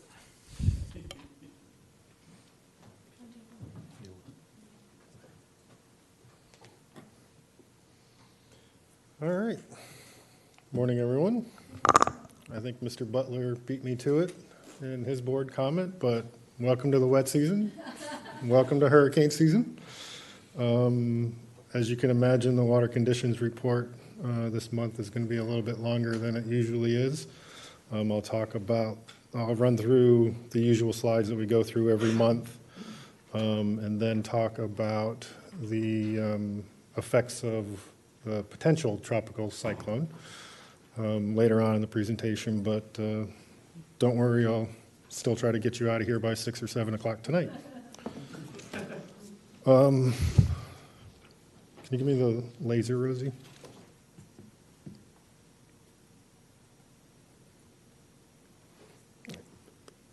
Okay, good. It's working up there. All right, so just kind of looking, as we always do, at the rainfall. You can see there, so far, we're on day 9 of June. You can see we've gotten roughly half of the amount of rainfall that we would expect in the entire month of June. Almost as much as we did in the entire month, actually a little bit more than what we did in the entire month of May has happened just in the first week of June. So we'll see what the rest of June holds and how the rest of the wet season plays out. Sort of looking back at May, got right about average, 0.02 of an inch deficit of rainfall, which is meaningless for the most part, but district-wide we hit just about average rainfall that you can expect for the month of May. This will be the last time you see this slide talking about the dry season, now that we're in the wet season. So next month it'll all be about the wet season and where we stand so far in the wet season. But just wrapping up and closing the books on the dry season, there's almost a 3-inch deficit across the entire dry season going back to October of 2021. Sort of now jumping up to the upper parts of the system, looking at those lakes up there, you can see how all of the regulation schedules have hit their bottom, and now the regulation schedules are jumping up for their summer pools. So you can reasonably expect, looking here at East Lake Toho up at the top right, that lake will start to fill up with those wet season rains. Similar story for Lake Toho. It'll start increasing in stage and working its way back up towards its summer pool as the rains onset. Nothing different there in Lake Kissimmee. We're still trying to manage the flows out of Lake Kissimmee, providing those flows down the Kissimmee River for the restoration work that has gone on along the Kissimmee River. And as always, Lawrence will be talking about that a little bit more in his presentation. For Lake Okeechobee, so I guess this is the first thank you of this presentation. As you can imagine, the rainfall event this weekend sort of reset a lot of different things across the system and system levels. Typically, how this position analysis is done by the modeling group under Akeen is the first couple days in the month, they'll press the button, run the model, and it's initialized as of June 1st. Well, as of June 1st, it was very different conditions than there were on June 6th. So they worked really hard into the night on June 7th. You can see the timestamp down here that this model run was actually completed almost at 7:30 at night, and then had to go through a whole QA/QC procedure. So we had them rerun the position analysis with reset from the weekend's rainfall event. So this is the most recent projection of what we can reasonably expect for Lake Okeechobee. And again, we always tend to focus in on this purple shaded area. So a big thank you to the modeling staff over there in B2 and the efforts they were able to put together overnight to get this product updated. Talking specifically about Lake Okeechobee, you can see the event over the weekend really didn't affect Lake Okeechobee that much. I think Ben will tell you he had maybe an inch of rain at his house just over the weekend, which is vastly different from what Charlie and Scott experienced in Miami-Dade County. But I think overall, from before the storm to today, we're sitting at 12.75. Lake Okeechobee has only come up about 2 inches. Prior to the storm, we had projected anywhere from a 4 to a 6 inch rise in the lake. Obviously, that has not materialized because most of those rains stayed south of Lake Okeechobee, and for the most part, it wasn't really impacted by the storm itself. So then looking, as we always do, at the potential for discharges, again, I'll just remind everybody, this is just what the model says. The model always does the up twos no matter what without any human decision-making in the process. So this can give you a general idea of what you can expect as you can go forward. And what you would typically think is as you go into the wet season, you start to see more higher probabilities of the tannish colors on the Caloosahatchee side and having those releases greater than 2,100 because that's what the model is doing. It's just following the numbers, always doing the up to. But as the Corps of Engineers goes through their decision-making process, that's when the human factor comes in, and it gives them the latitude to not go all the way up to the up to, but choose something less and hopefully keep it within that 2,100 CFS or below that 2,100 CFS threshold as we move forward. Similar story over in the St. Lucie. Again, the model's just thinking that you're going to experience greater than the 200 CFS, but as we've seen in the past couple years, the Corps of Engineers has some flexibility in how that water is allocated across the system between the two sides, east and west. So looking at the southern part of the system, this is where you'll start to see the bigger differences and the biggest changes in the regional conditions. Start up here in Water Conservation Area 1. You see that big jump in stages. So Area 1 is well above its regulation schedule for this time of year from all of the rainfall that you see in the blue bars up at the top. As a result of that, the Corps of Engineers has opened up the S10s. Those are the structures that sit right along in here that move water from Area 1 into Area 2. So earlier this morning, the Corps was moving about 2,200 cubic feet per second from Area 1 into Area 2. And then dropping down here to Area 2, you can see its stage drastically increases just as a result of the direct rainfall. In an effort to not only curb that rate of rise, but also deal with the water that's coming in from Area 1 into Area 2, the Corps of Engineers has fully opened the S11 structures that sit right along in here and started moving. I think yesterday and this morning it was over 4,000 cubic feet per second from Area 2 down into Area 3. And as that water transitions, we'll jump over here to the left and look at Area 3. You can see, obviously, again, similar story. From the direct rainfall, there was a stage increase in Area 3. It didn't quite get above schedule. You can see it sort of leveled off as that rainfall starts to equalize throughout the conservation area. This blue trace is actually an average from 3 different gauges, one that sits up at the top of Conservation Area 3, one that sits somewhere roughly in the central region, and then another one that is in the lower portion of Area 3. So it's the average of those 3 gauges. And as rainfall sort of equalized across Conservation Area 3, that's what you see, that little plateau. That additional water coming in from Area 2 has not hit those gauges, but I would expect that you would start to see that changing, and the likelihood of going above schedule here very shortly is, I would say, very high at this point. John? Yes, sir. So how quickly does it move from the top gauge to the bottom gauge, and how long does it stick around at the top gauge, assuming there's no rainfall? It is on the order of, I'd say, a week or two as that water starts transitioning down. The extent of time that the northern portions will stay high, they'll start to equalize, but then you also have to consider you're into the wet season now, so you're getting those flows coming in from the north into Area 3 as well. We have another set of graphics that I did not include here that simply looks at 2 gauges. We call them the deer gauges that FWC goes by for the northern portion of 3A. And I can catch up with you and show you what those look like a little bit later on.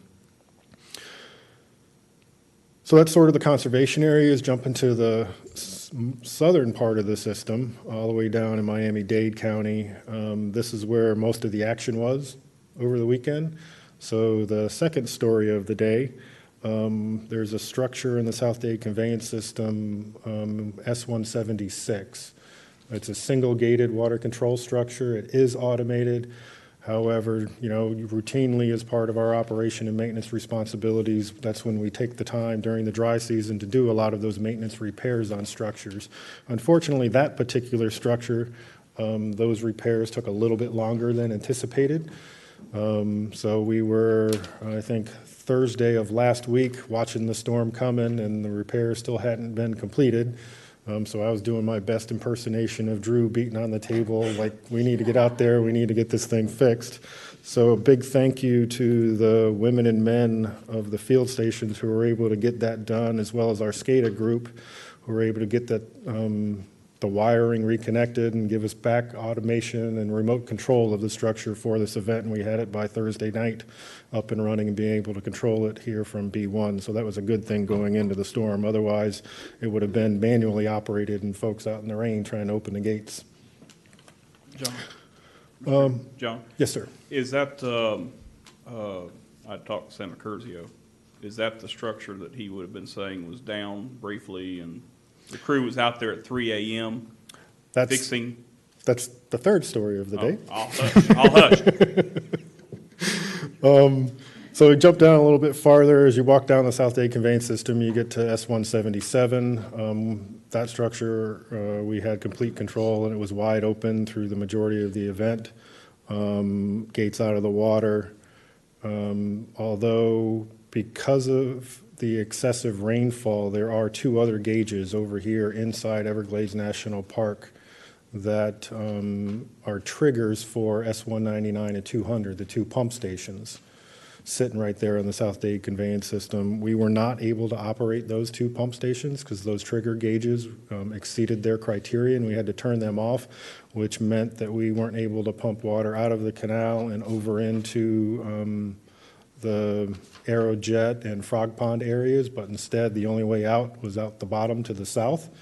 So as you travel down the South Dade conveyance system, you come up to S18C.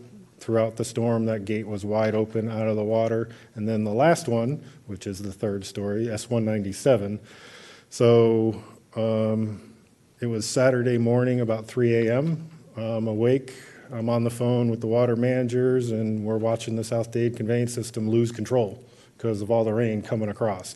And you can see the levels are just going up and up and up. So we made the decision to fully open S197 Saturday morning, 3 a.m., and it's still fully open to this day, helping drain South Dade. As that particular structure is 4 gates, 4 bays, remotely operated, thanks to some investment by this board and the previous board to get out there and provide automation to that structure. It used to be a manual structure. You'd have to send a crew out of Homestead, and you sit there and look at your watch. 3 hours later, gates start moving. Have remote control of it, hit the button, 3 of the gates open, 4th gate wouldn't move. So at 4 a.m., we called the field station out, and the men and women, I think it's the Homestead field station, went out there at 4 a.m. in the rain and got the gate open by 6 a.m. So big thank you to them getting out there in the middle of the night and getting that structure up and open and providing flood control in the South Dade conveyance system. John, piggyback on that. Yes, sir. Local landowners say thank you. Thank you to staff for making that happen. Yes, sir. So as we sit here today, I think S177 is still fully open, S197, 18C, they're all still fully open. Levels have come back down. We had some rains on Monday, Tuesday of this week that sort of set that back a little bit more down south. But I think looking at levels this morning, they've come back down, still slightly higher than where we kind of like them, but they're getting better under control, and hoping rains out into the rest of this week don't set us back again. Yes, ma'am. Couple of things. Where on the map you can't see, where does 197 open up to? Goes to Barnes Sound. Barnes Sound? Yeah. What's So it- when earlier when Ms. Meads was talking about the board meeting in the Keys, when everybody drove down to the Keys down US 1, you drove right past S197 off on the right. And I'm just curious, is that the one that they don't like that to be open? Okay. In the past, there has been a controversial item, because partly in the sense that because it used to be a manually operated structure, that when you sent somebody down there to open it, took so long to get it open, then you'd have to send somebody back out there to close it. So when you opened it, it was open for a very long time, because you didn't want to have to keep on closing it and opening it manually. and you wanted to make 100% sure that you had flood control taken care of and you didn't have any subsequent events coming at you. But now with the automation, we can wait longer and watch those levels more closely. So typically during tropical events, we, for obvious reasons, don't have district staff out driving around when the wind gets above 35 miles an hour for their own safety. So we would have to make decisions leading up to a storm before rains even hit in order to send them out there hours or a day beforehand and open up the structure. But now with the automation, we can wait all the way until 3, 4 a.m. in the middle of an event and start that opening and provide that protection. Well, thank you for all of that. And of course, we all understand. I was just trying to, it's a learning opportunity. Like, what is the ecosystem down there? That when all that fresh water is coming in, what is it hitting? And why? I remember it was Kara Kapp who used to talk about that structure. Yes, and ma'am. one time I made my husband drive me down there, like the end of the world, to like try to find it, but you couldn't see it because it was like so far back in the mangroves or whatever. But I'm just, if you can tell me, are those coral reefs? Or are they, what is it down there? Certainly. So it, like I said, it discharges into Barn Sound. I don't know, Lawrence, if you can give some details of what the ecology is there in Barn Sound. Sure, and I actually spoke out to Anna Washnika, who did a study down here about 2 or 3 years ago looking at different flow rates and what the response was in that area. So it's not hard corals, there are seagrasses in that area, and what she anticipates will happen is it goes into Manatee Bay first, then it goes into Barn Sound. Okay. So in Manatee Bay, there'll be the sharpest drop in salinity, it'll become very fresh. Fish will relocate out of the area. She says that the seagrasses down there are pretty tolerant of low salinity, so it just depends on how long this event lasts for how much water we put in there. So the benthic community will pretty much try to ride it out as long as they can. And as you move further out into Barn Sound, you'll have stratification, so you'll have a freshwater lens on top of the saltwater, so it's kind of a wedge. So in that saltwater portion below, seagrasses are protected because they're still salty, but you have that freshwater lens on the top. So it's a matter of how long it takes for us to be able to provide the flood protection and start reducing those flow rates and then close it up. And so fishes relocate. The seagrasses, she thinks, will be okay. The impacts, if there are, will be mostly in Manatee Bay, but Barn Sound, she says, will be pretty resilient. Okay, so why, and I'll stop, but why maybe in those times, earlier times, people didn't like that was because it was just so fast and so intense. And so now we have a little bit more control over that.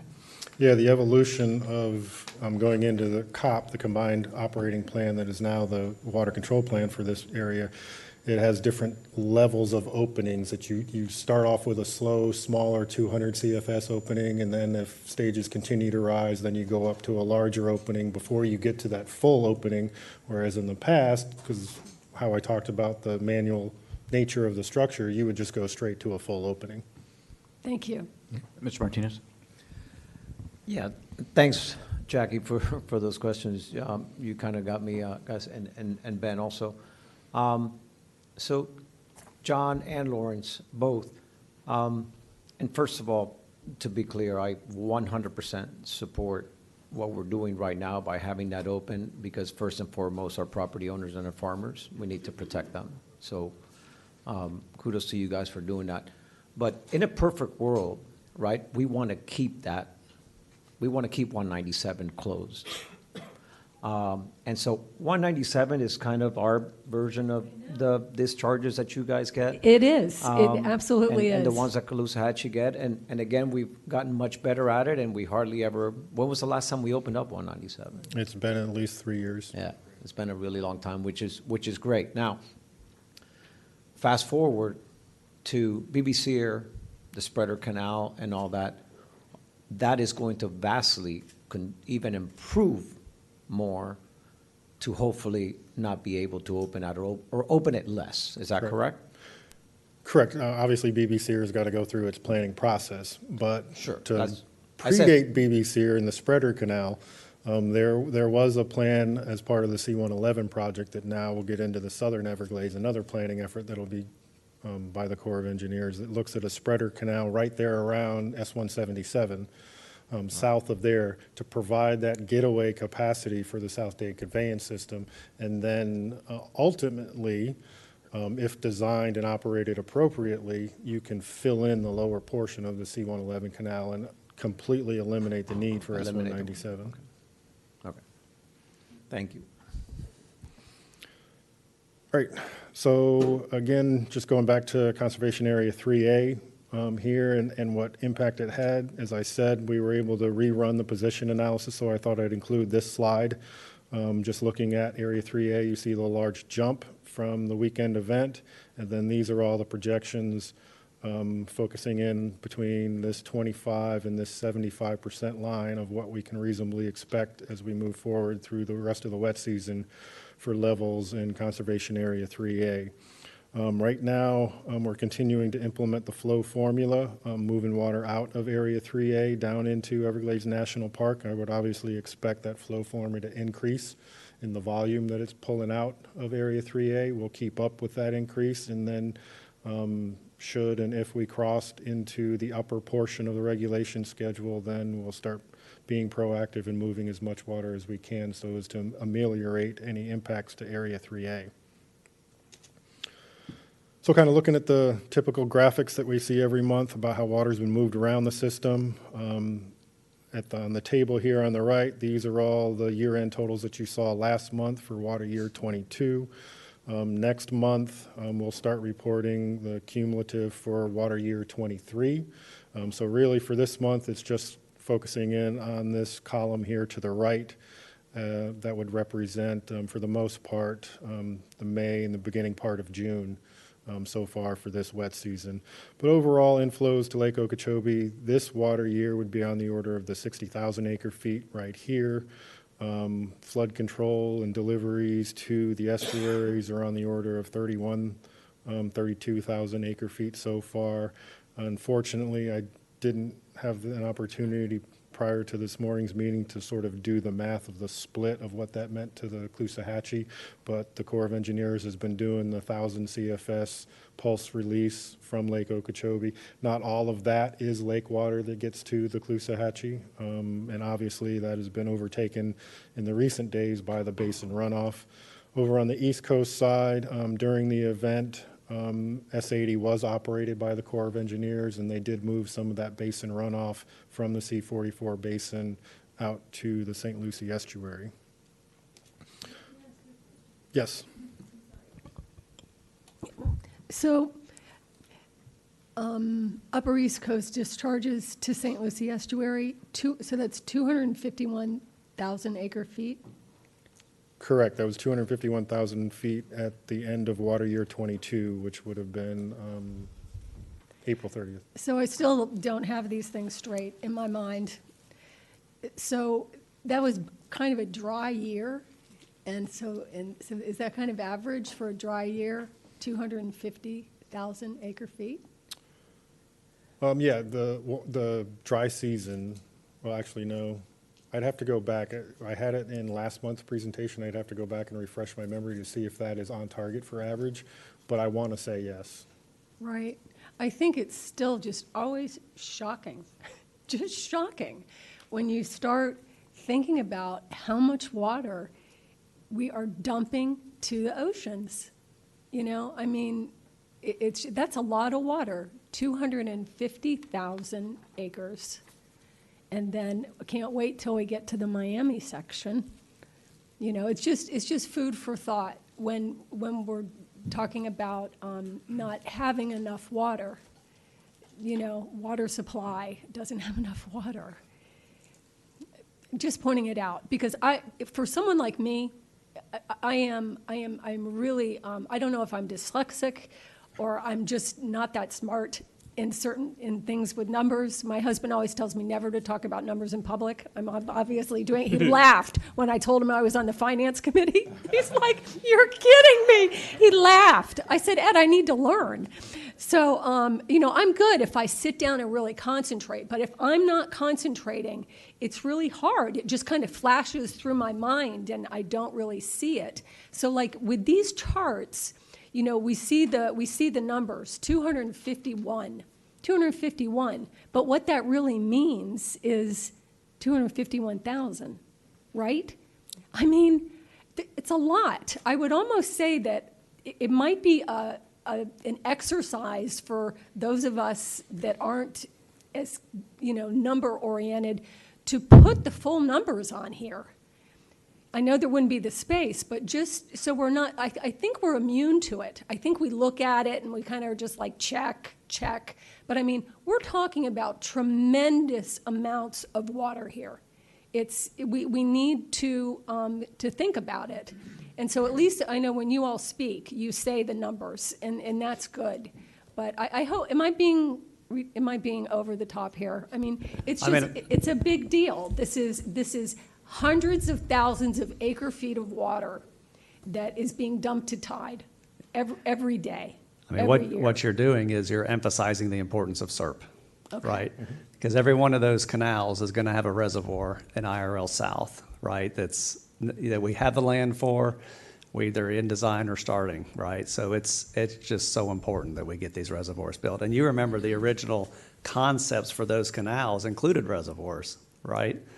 And they just didn't go forward with that in the CNSF project. So now SERP is the retrofit to get those reservoirs in. And I think last month you approved more storage in those basins as well, so we can partner with local landowners instead of sending it to Tide, keep it on their land.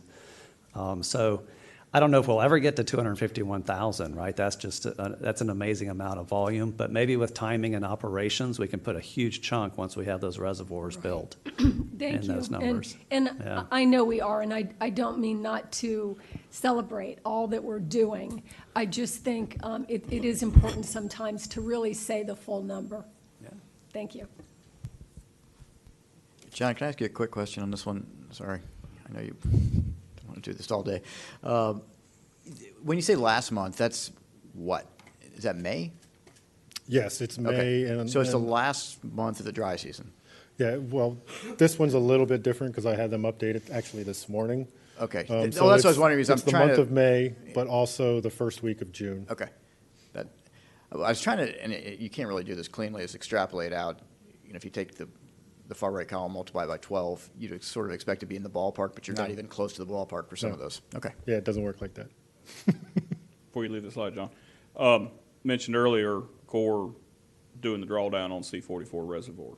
Mhm. Where does that water go? So that As it water will go from the reservoir through the stormwater treatment area, get that treatment, and get discharged and returned back to the C-44 canal, where it can be used for a number of different purposes. One, to maintain the levels of C-44 canal for navigation. Two, for any water supply users that may be taking up water from that canal. And then three, some of it, depending on the levels, can flow back into Lake Okeechobee. Okay. Okay, again, we try to maintain the top end of C-44 is at 14? 14? Okay. All right, so looking at the southern end of the system, again, similar story, just kind of focus in on this last month column, which will also include the first the first week of June. And just kind of how water has moved around. So far, if you're trying to get a feel for what does this wet season start to look like, you'd focus in on just the last month, really. So you're looking at about just less than 150,000 acre feet of water has been moved into the water conservation areas. And then down into Everglades National Park and some of the detention cells down here along the South Dade conveyance system, you're looking at just short of 60,000 acre feet. Coming off the intercoastal, roughly 350,000 acre feet has been moved from the lower East Coast to Tide. And for you, Mr. Martinez, about, I think it is, 1 second.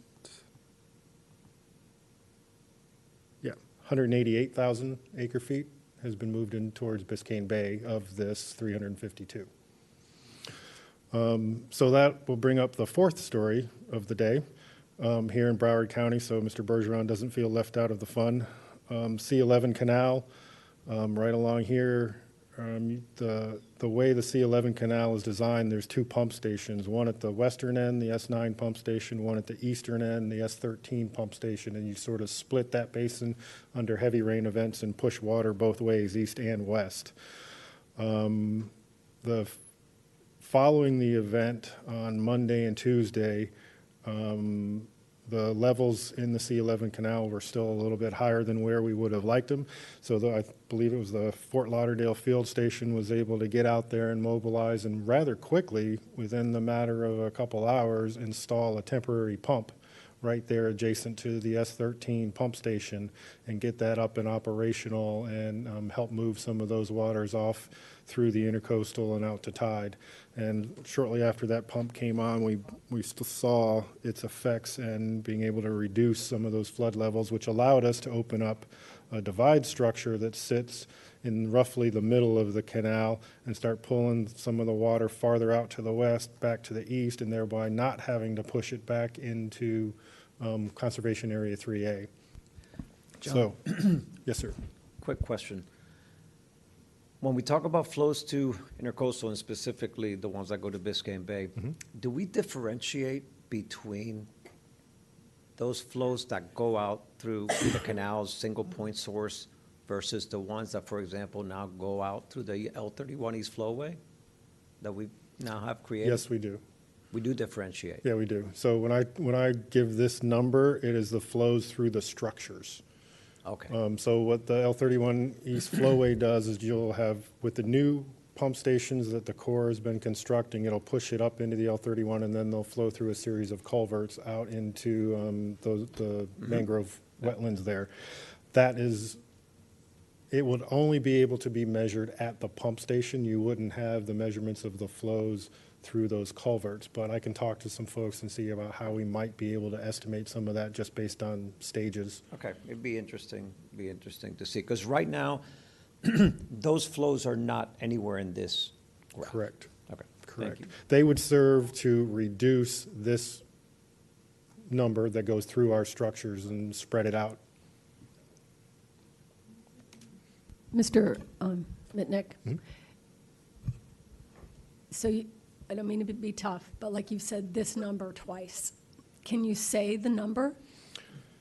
352,000 acre feet in total, but for Mr. Martinez's questions, 188,000 acre feet just from the last month. Okay. And what was the water year 2022 number? In total, the water year 2022 was 1,722,000 acre feet. Thank you. Jackie, I hear what you're saying, and I think, I mean, I'm just looking at, we're looking at one slide and from a historical perspective, but I think what would be most helpful is the ratio. If there was some, right?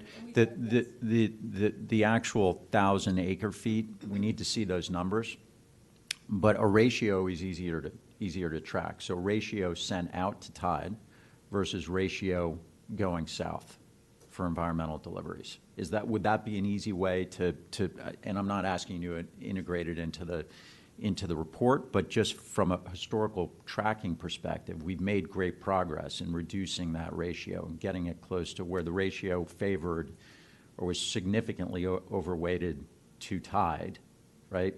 We've made great progress changing it for more going southbound. For the area of the system that we're talking about, I understand what you're saying, Yeah. but for the area of the system that we're talking about, that is apples and oranges. Because the increasing the amount moving south and moving towards Everglades National Park in the absence of the future planning efforts of BBC and Southern Everglades, this number here is water that is coming off of the urban areas that are going to the tide. It's not, that water is not being captured and returned back to Yep. the Everglades. Okay, that makes sense. You have your process for a reason. All right, so real John, quick. I've got a question. Is the 333s, are they open so water can continue to go south? out of Conservation Area 3? And is any of the S12s open? I know that you can't open A and B to July 15th. But Yes, sir. are we So- moving water through Shark River Slough and or Yes, we southbound? are. So right now, because, I'll back up. Because Water Conservation Area 3 is below schedule, we're still implementing the Tamiami Trail Flow Formula, which right now this week is calling for roughly 693 cubic feet per second to be moved out of Area 3 and into the park. That is being accomplished through both the 333 structures as well as S12D. S12C is closed along with S12A and B because we are able to provide and hit that number, 693 cubic feet per second, solely using the 333s and S12D. I would anticipate that come Monday morning, when that flow formula gets reevaluated, it will be much higher. And that would probably that will definitely increase the flows through the 333 into the L29 canal, as well as potentially even require the S12C to be opened up. I got you. How are we doing on the seepage wall down there? When will that be completed? I'll touch on that in, I don't know, 5, 6 more slides. Okay. So real quick, just looking at the stormwater treatment areas, as we talked about, brand new water year, 2023 over here. So far, just this past month, really, is what it boils down to. There's been about 100,000 acre feet, just short of 100,000 acre feet, moved through the stormwater treatment areas and treated and delivered to the Everglades. Groundwater conditions, not really much to say. A lot of black dots along the lower East Coast. Groundwater is recovered. There's still a couple areas over there on the West Coast, but right now, groundwater levels and aquifer levels are obviously recovering with the rains that we just saw. Real quick, Climate Prediction Center and their outlook for South Florida, as you can imagine, above average for the month of June. But as we move into the 3-month window, June through August, they're calling for equal chances for South Florida. What we can expect over the next couple days, you can see there's going to be some rains going in through to the weekend, and then maybe in the southern part of the system by the time you get, what did I say, Monday, get past the weekend, we'll have a little bit more drier weather and things can dry out a little bit more down south. Actually, because this slide was produced yesterday, day 1 was yesterday, so yeah, this one, day 2, is Thursday. All right, so the main event, potential tropical cyclone. So in total, I think district-wide, it was about 4 inches. It's on the next slide when I get to it, over the last 7 days. But really, for Miami-Dade County, where a lot of the focus was, there was some over on the southwest coast over in Collier, and I'll touch on that as well. But for Miami-Dade County, I think this event ranges somewhere between a 10-year and a 25-year return cycle.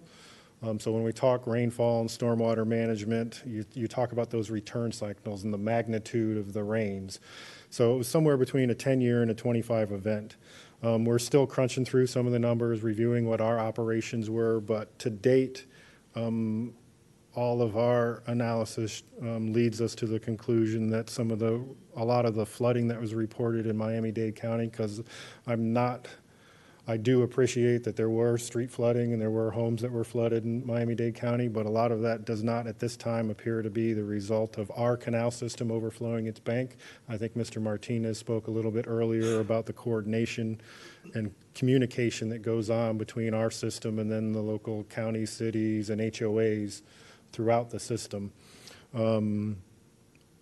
You'll hear a presentation in the discussion portion of the agenda today from Rich Virgil and Dr. Moran about the resiliency program and the field staff and the flood protection level of service program that we have.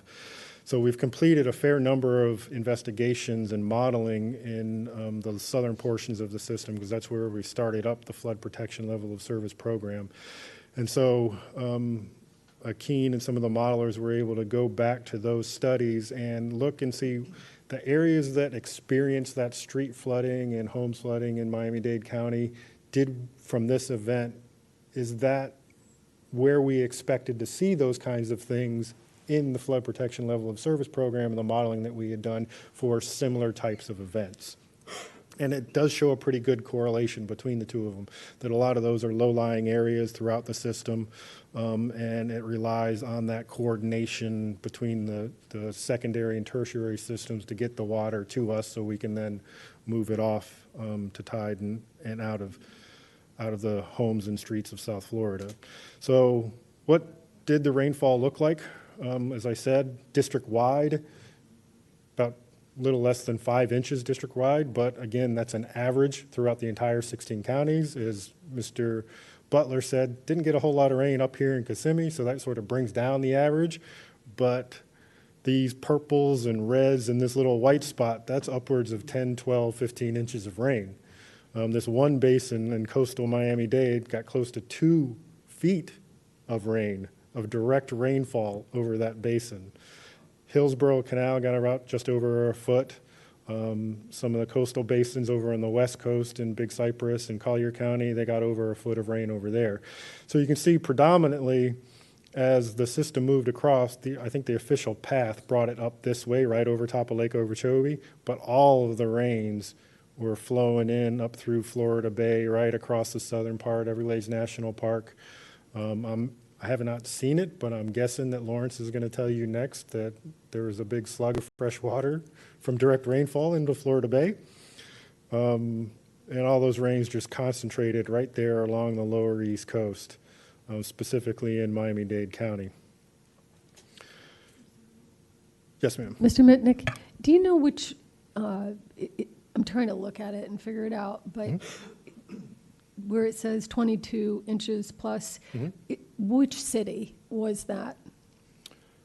I want to say that is in the Cutler Bay area. Cutler and Bay. I have a couple slides about that a little bit later on as well. Thank you. So just for to reorient you, this graphic is for the past 7 days of rainfall. The next 2 are just the weekend, so just Saturday, Sunday for the actual event and what rainfall looked like.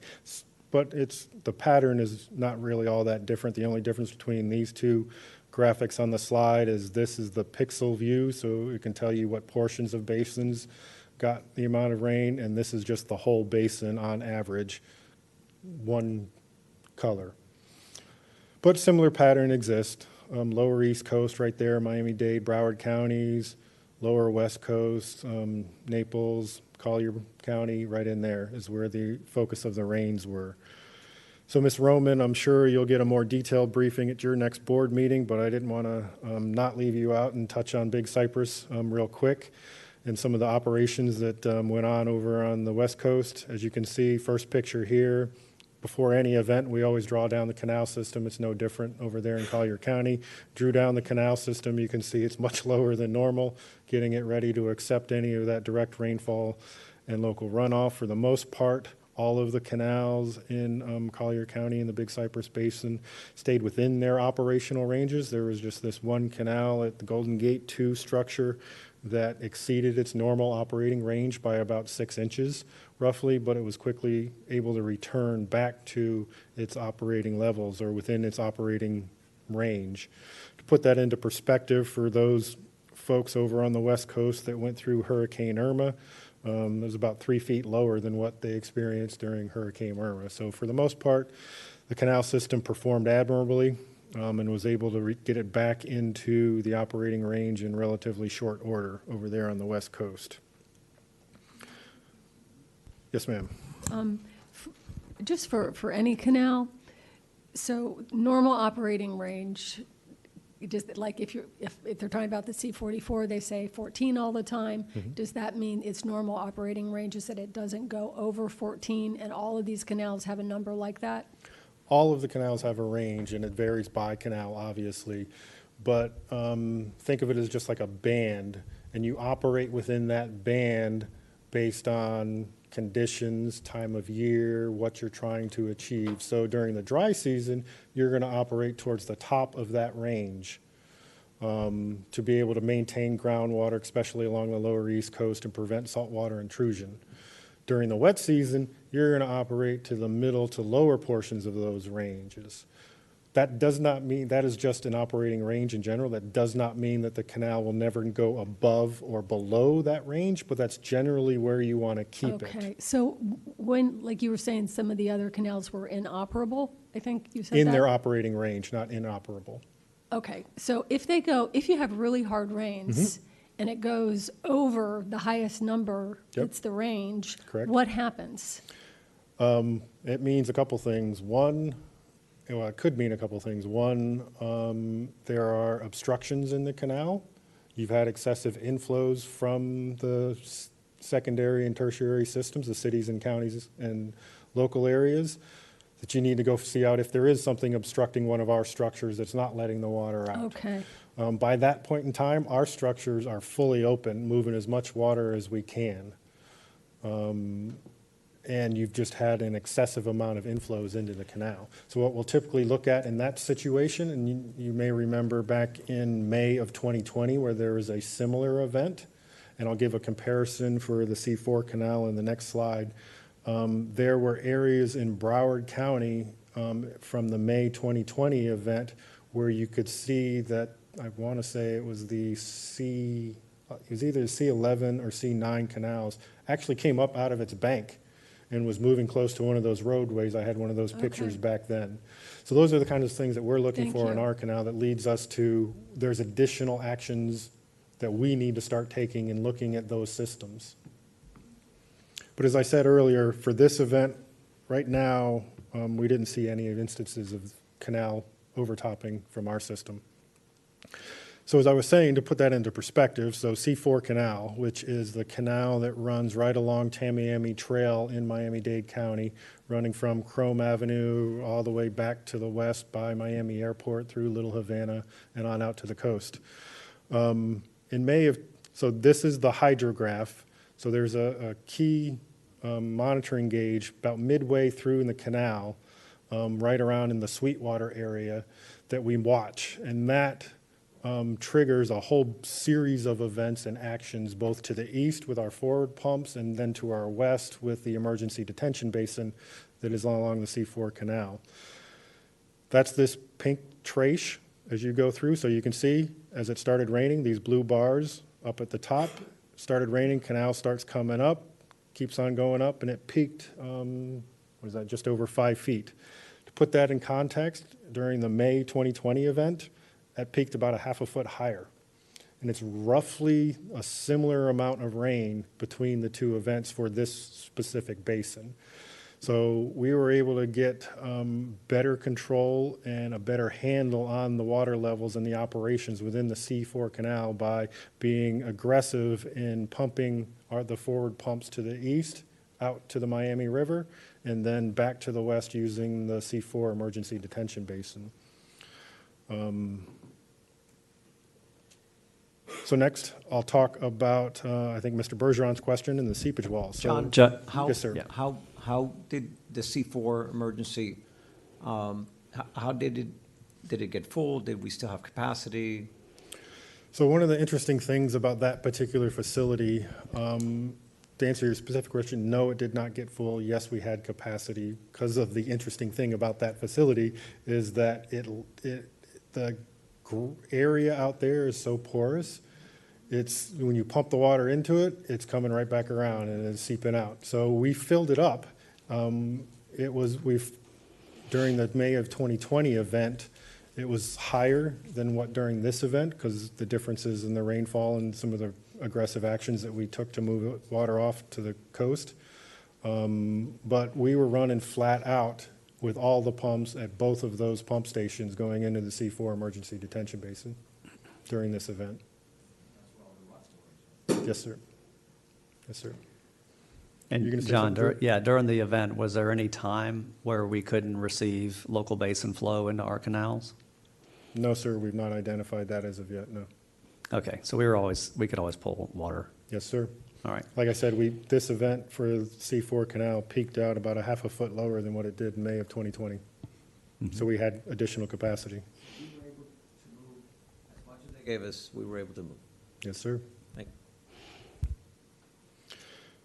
So looking at the Las Palmas community, or the 8.5 square mile area, so just to orient everybody to this graphic, this is the 8.5 square mile area, the surrounding levee that goes around the 8.5 square mile area. When we had all of the conversations leading up to the board's decision to implement the seepage cutoff wall, we were mainly talking about this area over here that is very prone to flooding on the western edge of the 8.5 square mile area. And that's the area that we look to provide flood mitigation for this community.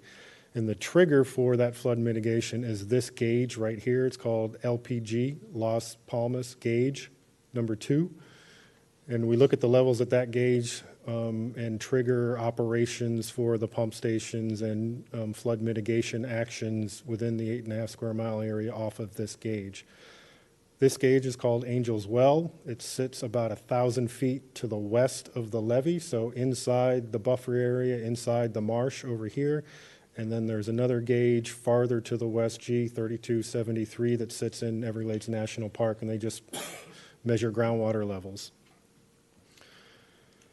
So I'm gonna walk you through 2 different events. So this is this event that just took place this weekend in June 4th and 5th of 2022. What you're looking at the top is the rainfall. So over these 2 days, if I'm doing the quick math, you're somewhere in the 8 inches of rainfall over those 2 days. This pink sort of line is LPG2. It's this gauge that's right there in the corner that I had talked about. And then this gray line is Angel's Well, this one that's about 1,000 feet west of the levee. And the blue line is 3273 over here inside Everglades National Park.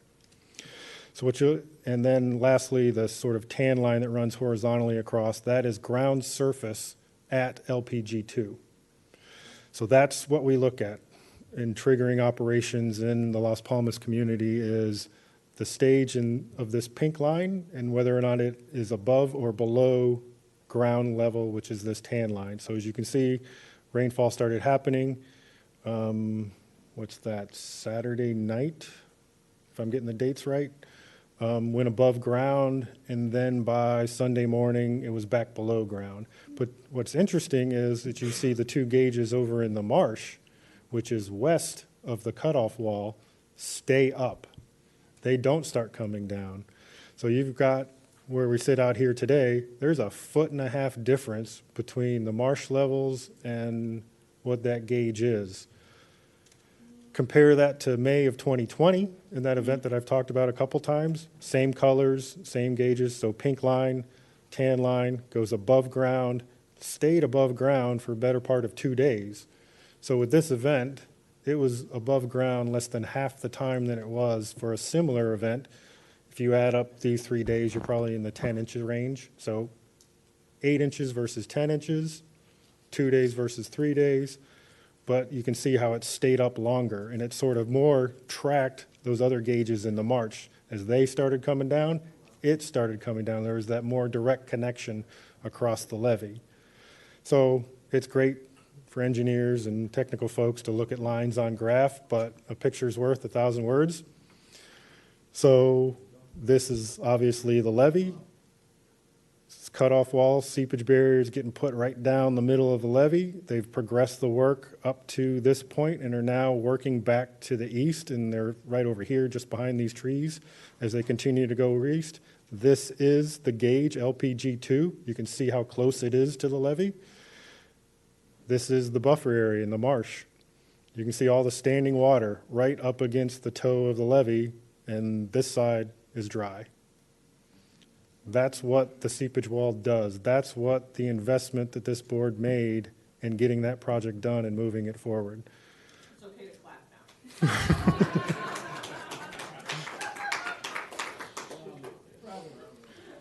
Couple more pictures, similar story. Above water, above ground, standing up against the toe of the levee, seepage wall, dry. As you walk through, similar story in the other pictures as well. Homeowner on the western side, I have been down there. I was down there in May of 2020. This entire field was flooded and had water standing above ground. In fact, this roadway, in full disclosure, the road has been regraded from our construction project, so it didn't look this nice back then, but it was not elevated, was not increased in the road level was not raised. But in May of 2020, I was down there in a district truck. I stalled out in the floodwaters right here by this telephone pole. That's how deep it was. It took about 20 minutes to get the car restarted and get out of there. Would not have been a fun conversation to call the field station to come pull me out of the water. But again, that's just the benefit of having that seepage wall as we look, so this current construction will take the seepage wall all along the southern, up this side of the western, and back to the east to roughly this point here. And what we're working to do, when Drew talked in his executive director's comments about the barrier and SEP new water, is continue that on all the way around the 8.5 square mile area up to this point up here. So it's already showing that it's very effective deterrent. And we're looking forward to get the rest of that construction going and thereby removing one of those constraints that has impeded moving water south in any significant volumes. Nick, can you show where it is now? Where the wall is now? Yes. We have completed, it's not really a good picture, but right about to here. It's probably about 200 to 300 feet east of where LPG2 is. So on this picture, it's like literally right behind these trees over here is where we've gotten to. So how many feet is that? In total, I don't know the exact number. I'd say we probably have 1,000 or 2,000 left to go, but how much we've completed to date, I'm sorry, I don't have that number. And would you repeat? I know you've talked about it a lot. The whole thing was like 2.3 miles, so we've probably gone about 2 miles. Okay. And that's great. And would you again, I know Mr. Bergeron's on top of this totally and ask a lot of questions, but just remind me again what do you expect in the next couple months? Is it hard to do it when it's raining? What's going to happen? We're going to continue construction. No, we can do the construction during the wet season. So we'll continue. One of the challenges that the actual project is having now is cement supply. So that's one of the limiting factors from progressing the work as quickly as possible is getting cement deliveries to the job site as part of the wall itself. John, I have a question. Basically, what you're proving here is the wall's working and it's stopping seepage through hydrostatic pressure. So the thing that is so important is that this project fulfills the mitigation required. But if they had direct rainfall, they're liable to get wet, but we're not responsible for flood protection. What we're responsible for is any seepage that would come out of Shark River Slough through hydrostatic pressure. Am I correct? And is the Corps on the same page we're on? Because with direct rainfall, they possibly could obviously have wet conditions. Yes, sir, you're correct. We are obligated to provide them with flood mitigation, and as you described, that is different than flood protection. And yes, the Corps of Engineers is on the same page with that approach. Okay. When do you expect this wall to be finished then? I think the last time you asked me that, I told you June, and unfortunately, it's not going to be in June. We're probably looking out into July. Again, it has to do with the ability to get cement delivered as part of the soil cement, bentonite wall construction. So that's the limiting factor in ensuring the timeliness of those cement deliveries. Okay, are the 333s, they're delivering 600,000, what is it now that's moving south? 693 cubic feet per second. It's the combination of the 333s and S12D. Yeah. So I think the important thing when you look at area 1 and 2 that's moving into 3, that we continue to move this water south where we don't have a cumulative backup and get behind the curve as we go into the rainy season. Yes, sir. That's what I was looking at in that previous slide and the projection for what 3A will do. It's likely to go above schedule this wet season, which would go to full or maximum releases from the S12s, assuming that we're past July 15th and the restriction there at S12A and B, but also giving us the ability to open up some of those other culverts over on the western side of Area 3, the 344 and 343 A and B, and get water moving through there. So it's something that you and I have talked about several times in the past, sir, and we're definitely on top of it and will be aggressive trying to move water out of Area 3 once it gets above schedule. Okay, thank you. I have a crazy question. Mr. Mitnick, just, please forgive me if this is totally idiotic, but so cement, and so could we make our own cement? I like that question. So the contractor does have a batch plant there on site, and he is making cement, but it requires the materials to be delivered in order to do that. And that batch plant is blending and combining that cement with the bentonite. It's a cement bentonite wall that's being constructed. So could the district do it?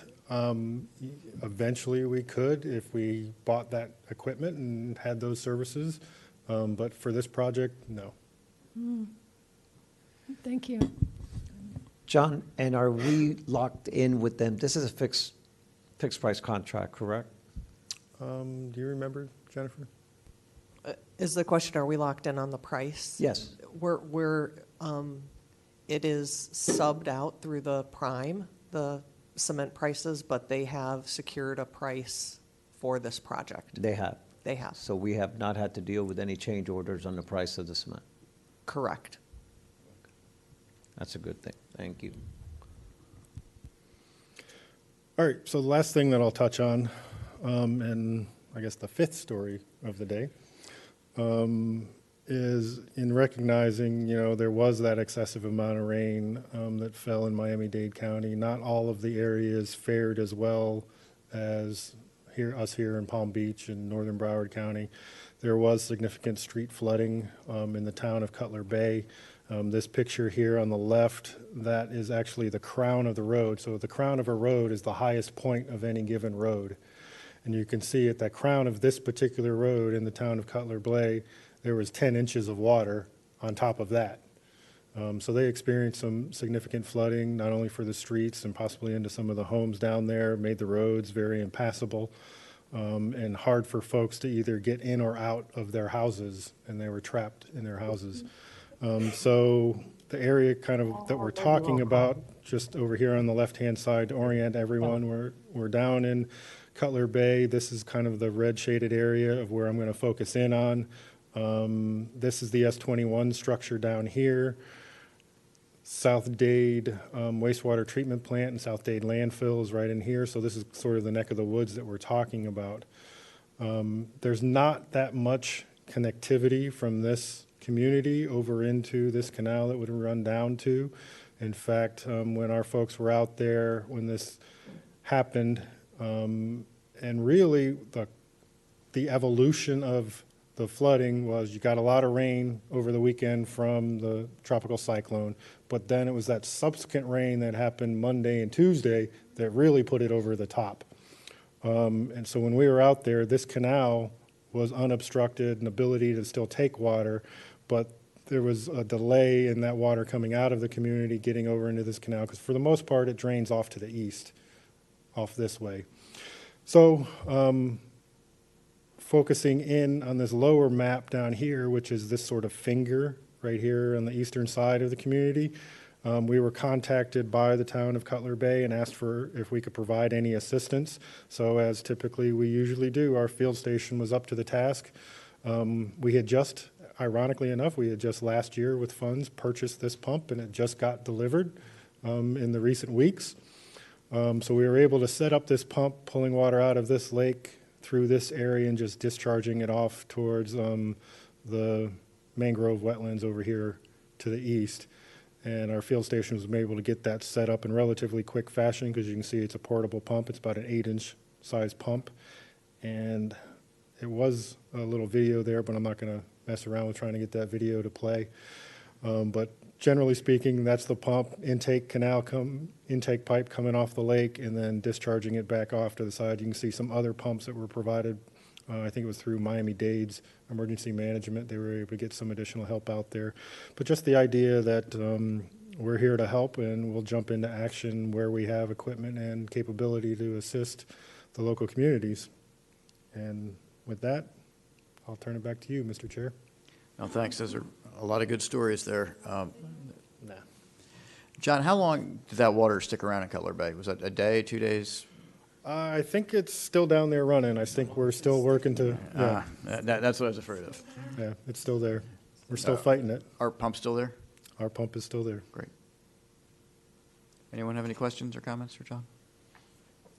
Thanks very much. Ms. Silipich? Do they have a 298 in that area or something, or how does it work? No, I don't believe that they do. I think it's more of the HOAs, local, city, county government. Okay. So I guess you're about to call Lawrence, so I wanted to, Yes. I don't know, Jackie says I'm full of energy this morning. That results of the seepage wall just frees up so many things, right? Now, I mean, because obviously we're going to need to increase flows out of Water Conservation Area 3A at some point this summer. Without being able to get those groundwater levels down on the human side of the wall, the Corps wouldn't do it, right? And there you have 3A backing up and getting fuller. And then if you ever need to move water out of Lake Okeechobee, you can't, because 3A is too full, right? So it just frees up so many things. It's such a cascade. So when I saw the response on that, I was just absolutely giddy, you know. And that was, I know that Mr. Burge and I have been pulling our hair out for years about that. And just to see it perform like that, even though we're not done, I think we're in so much better position this wet season because of that performance. I mean, it's very exciting. Anyway. That's great. Congratulations. Yes. Well, Drew, even on top of that, us working on keeping the S12A and B open year-round, we're working on, as well as our staff modeling the 3 additional culverts in the L28 so water can flow southwest to the 10,000 islands. There's a lot of good, positive water flowing south as we complete these projects, and they're not far from being completed. Good things happening. Okay, well, thank you very much. I'm always happy to present the ecological conditions update. Starting out,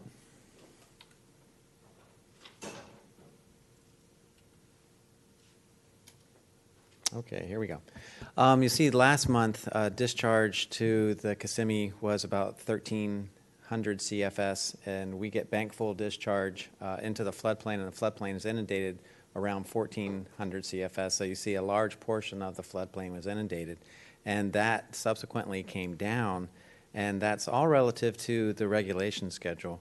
So you see we had these rain events that filled us up above this red regulation line, and in order to get that back down and also try to meet this low pool, which John talked about at the end of the wet season, we had to release a pretty large volume of water. So we did that towards the end of the dry season, which isn't when we typically do it, but it did inundate the floodplain for about a month or so, and it was a time where, as you heard from Colonel Roman, we went out there and the response is immediate by birds. They see the area, they use area on a landscape level. So just the use of the floodplain when it is inundated is always pretty great, and that's attributed to the restoration project. Looking at what's going on with flows and flows to the lake, and my report ends on June 5th, so it's going to be a little different from John's. But you see that, you know, at this point, we really didn't receive the amount of inflow that we were expecting. As John said, we expected from 4 to 6 inches of rise in the lake. We got about 2. I'll get to that, and that's a good thing from the lake, from where we're going from the ecological envelope. But you'll see that rainfall definitely was higher than ET and outfall, so the lake did come up by 2 inches. And when we look at that, we were in the ecological envelope and have been in the ecological envelope for 6 months, and that's fantastic, absolutely fantastic. We're still in the ecological envelope. We're about to bust out the top of it, maybe. But what that does is it sets up these conditions where we have this nice slow recession, and the lake littoral zone, the marsh itself, is able to dry down. And we need that to happen every year. And that drying down also creates drying pools in the lake marsh that then concentrates prey for wading birds for them to come, and it happens at the same time that they nest. So this is a natural phenomenon that happens, and that's what we've been seeing. So there's a discussion earlier, or Newton Cook talks about the amount of vegetation that should be, submerged aquatic vegetation that should be in the lake. The highest I think we've had in the past 20 years is about 40,000 acre feet. We have reduced over the past couple of years, but we're going into the growing season now. If you speak to the lake ecologists, they'll say from June moving forward, a good rule of thumb for SAV to be able to reestablish and continue to grow is being below 13 feet for 30 days. So we're still below 13 feet, depending on what weather comes to us and how fast we ascend over 13 feet. But you know, right now at 12.75, we're looking pretty good. So we didn't blow past 13 feet in the storm is my take-home message. So we still have a good opportunity for a rebound of SAV in the lake this season. Excuse me. Yes, ma'am. So I believe Mr. Cook said 30% would be the, that's what he said. He's talking about the ratio of emergent plants to submergent plants. So he's saying 30% of the plants that are out there should be submerged aquatic vegetation. That's what he's saying? Yes. He's not saying that 30% he wasn't of the saying lake acreage. should have. No, it just wouldn't support that. That there's not, even this littoral, the whole marsh itself isn't even 30% of the lake. Okay, can you say it again, what he means? He means when you go out and you look at the total amount of coverage of vegetation. So you have both emergent, the plants that grow up out of the water, and SAV, which is below the water. If you were to take a look at that ratio, 30% SAV is a good coverage. It provides good habitat for young of the year fishes to go and hide, for invertebrates to live in. It's just that he's coming out of the University of Florida study that was done several years ago. Okay, that seems kind of complicated, but I'll ask him if that's what he meant. Okay. Looking at the Lake Okeechobee cyanobacteria bloom potential, compared to 2 years ago, the lake was going into a pretty big bloom. Last year, it was contained to the edge. This year, we're about doing the same thing, and I don't have the wind direction graph here, but wind was coming out of this side of the lake, and it's kind of pushing it up into this side. So we're looking fairly good, and as we go through and we look at the data, and you're looking down this line, which is a bloom is when you have above 40 micrograms per liter concentration of chlorophyll A. We say that those are bloom conditions. And so you do have several where we have bloom conditions. But when you come down and you look at the toxin levels, 0.25 is the detection limit. So the detections that we are getting are extremely low for microcystin. We are starting to see a change. Last month when I came here, almost all of these communities were mixed. This is the time of the year when microcystis starts to get that competitive advantage. Water is warmer, daylight's longer, all those conditions that it likes. So we're starting to see more microcystis communities out there. But the good thing is we're not seeing exceedingly high toxin levels, that they're still very low. And remember, 8 is the standard over here from the EPA for health. Lawrence? Yes, sir. NEES 135, is that at the 308 structure? No, 308 is right here. There it is, okay, my bad. Yes, sir. Okay. Looking at the nutrients that are out there and available. So this is turbidity, and we see when turbidity comes down, water is getting clearer, photosynthesis is able to happen. A lot of these blue-green algae are able to control their buoyancy. They can get up to the surface and photosynthesize. And so we talk about dissolved inorganic nitrogen as being one of those main sources that cyanobacteria really like. And so we are seeing right now, we're seeing this decrease in both the pelagic and in the nearshore region with this uptick of what's happening with the bloom. So remember last year we had this being used up and bloom stayed kind of marginal after we had that real big explosion in the beginning of the season. So we're seeing right now that, yes, we're having this bloom. You're not seeing it totally across the lake. So the actual resource is being used. So that's good as we move forward.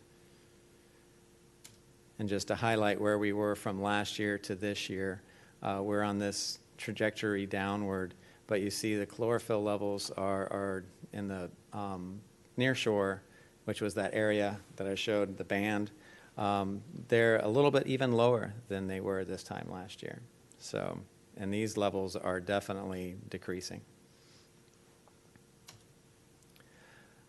Drew is excited about this. Last month we came to you and we talked about our blue-green algae response plan that we have in place, that they got team of the month this past month. So we have a team that is out there, and they are looking at the structures, especially the critical structures that deliver water to our public areas. You know, that's where we're really concerned about moving algae into areas of public use.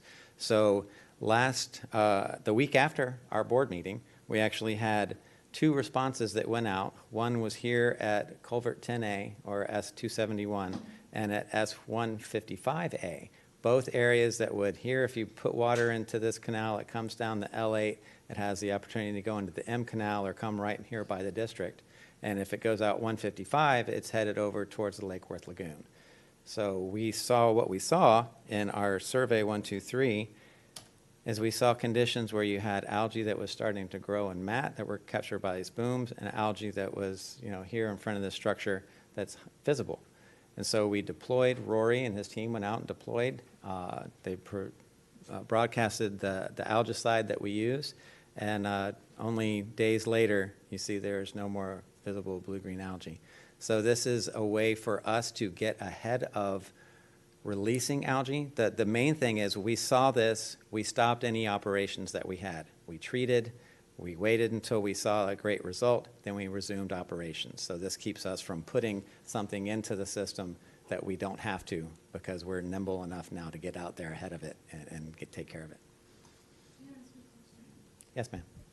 So you've said many times when you've been asked, but just to hear it again. So the reason you can do this is because the words on the containers say that this is safe for fish and birds and wildlife. Correct. And great. And are you making any observations during these times? Are there a lot of times the birds come right into the middle of the algae blooms. I mean, and it doesn't seem to always hurt them either. So, I mean, but what do you notice any animals around? I would have to ask Rory that question about that, but in part of our science plan, we have a research study. And that research study is to come and ask some of the questions you're asking right now. The label has had to go, or the company, in order to have that label, they have had to do studies to say that this doesn't impact, specific parts of the environment. Because of our concern, our want to make sure that that's the case, we do have, as part of our BGA response plan, we have a research study in there that will go and look at, benthic and fauna, at fishes, before and after these types of applications to answer the types of questions that you have and especially the environmental groups have. We're using a chemical. People are concerned about that. The company has said it's safe, but we as the district also want to ensure its efficacy and how safe it is. So that's something that we're looking to implement. We're actually having discussions with the Army Corps' ERDICT group, which is a research branch, of applying for a grant there to potentially get funding for that study. And Lawrence, along similar lines of the algicide, I think it was last year that we and FWC, in terms of vegetation management, had a sort of a tested stop on herbicide.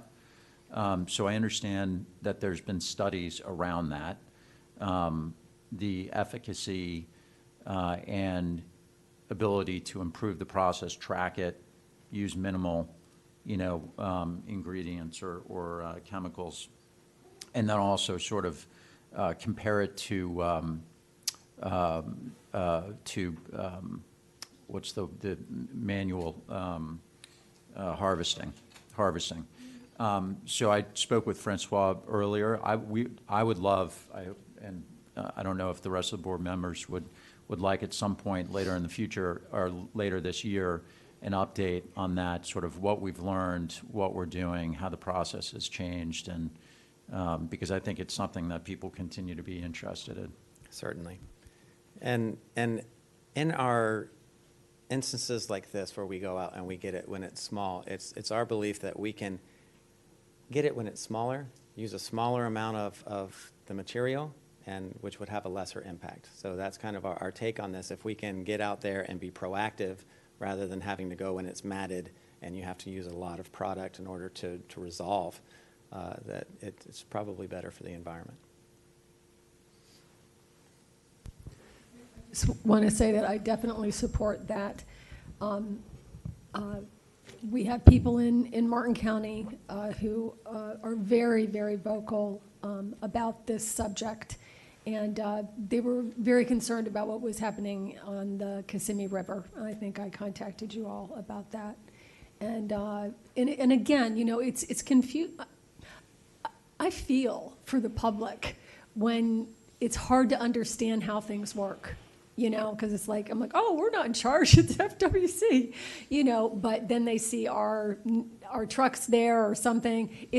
We need to, if it's the triangle or whoever it is, we need to talk and communicate in ways with the public that they know we're all actually one in many ways working together. So I would love a presentation like Jay is asking for. Absolutely.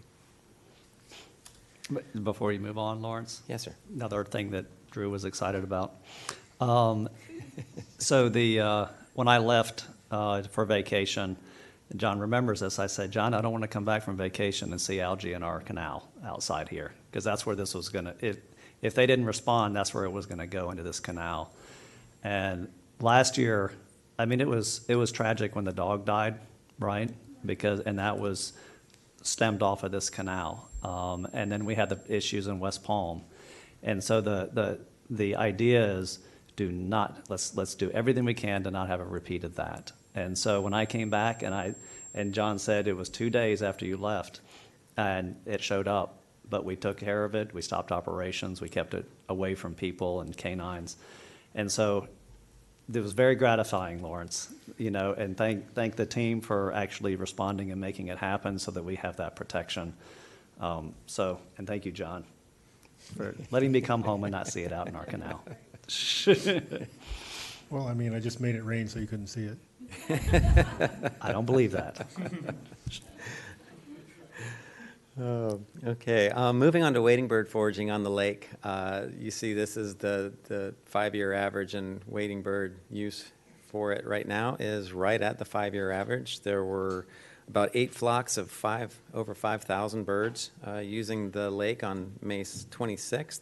The vast majority of them were here in Moonshine Bay. There had been restoration work that we had done in conjunction with FWC of opening this area up. It used to be dense rank cattail, and we went in and we did a lot of work to open that area, and it's being used tremendously. Something that our avian ecologist noticed was there was a highest number of wood storks out there foraging, about 400 that he's seen, and over 500 spoonbill. He said that's pretty incredible. He says he's not sure where the wood storks come from, but after the roseate spoonbill nesting season is over in Tampa, they tend to disperse. And he said a lot of the birds that he's seeing on the lake he believes come from Tampa. Wow. But it's neat to see how birds use, habitat on the landscape scale. So the lake is really providing that currently for wading birds. Going into the St. Lucie, there's no blue along here, which means there haven't been any releases from the lake. As John said, there was substantial basin runoff, so the S80 was opened. What we're seeing here in terms of a salinity gradient is we still have a fresher to more marine as we approach the ocean. We did get a little downtick from this rain for bringing conditions back down into the good range for adult oysters. So that's a good freshening that happened there. Something that oysters, when you get too saline, it allows the marine predators to move in onto those oyster beds and start to, predate on the oysters that are there. So keeping that within that range and not too saline is a good thing. And talk about starting off the season with a bang in reproduction. So here's the spat numbers. Here's where we say it is good. And in April, we were at the highest we've seen in 3 years. And that is attributed to being here. This amount of salinity between 10 and 25 for that number of months before it was spawning season, we believe really kicked that off. An interesting thing for the St. Lucie is you see this bimodal peak. There's a spring peak, and then in the summer, as it gets hot, they kind of cool off, and then there's a fall peak. So we had a really explosive start to the spring oyster spat, which is just incredible and fantastic. Coming over to the Caloosahatchee side, you see we have been making releases steadily through the dry season. Those had to stop during this storm in order to allow the basin runoff to be managed before we begin lake releases again. But what we're seeing is we have a wonderful setup in the salinity dynamic, going from fresh in the beginning where we want it to be fresh, getting into brackish and more marine as you enter into San Carlos Bay. Here's a place where we're seeing both at Sanibel and at Shell Point, where we are out of the range for adult oysters, but we're in the good range at Cape Coral. And as we go and we look at what's going on with reproduction on this side, and it's a little different on this side, we don't really see that bimodal peak, but we are seeing a great start here at Iona Cove, which is this section right here. It's great. I mean, it's a good start. You see, we start very slowly here, and we tend to have our peaks in the middle of the summer. So we're on track to having a good spawn on this side. And our oyster ecologist was very excited about this picture because it's not just a stock picture. These are the actual spat that are settling on these monitoring shells. So that's pretty cool. Looking at the STAs, currently in this water year, they have received about 100,000 acre feet. And in the past week, they have received about 65,000 acre feet.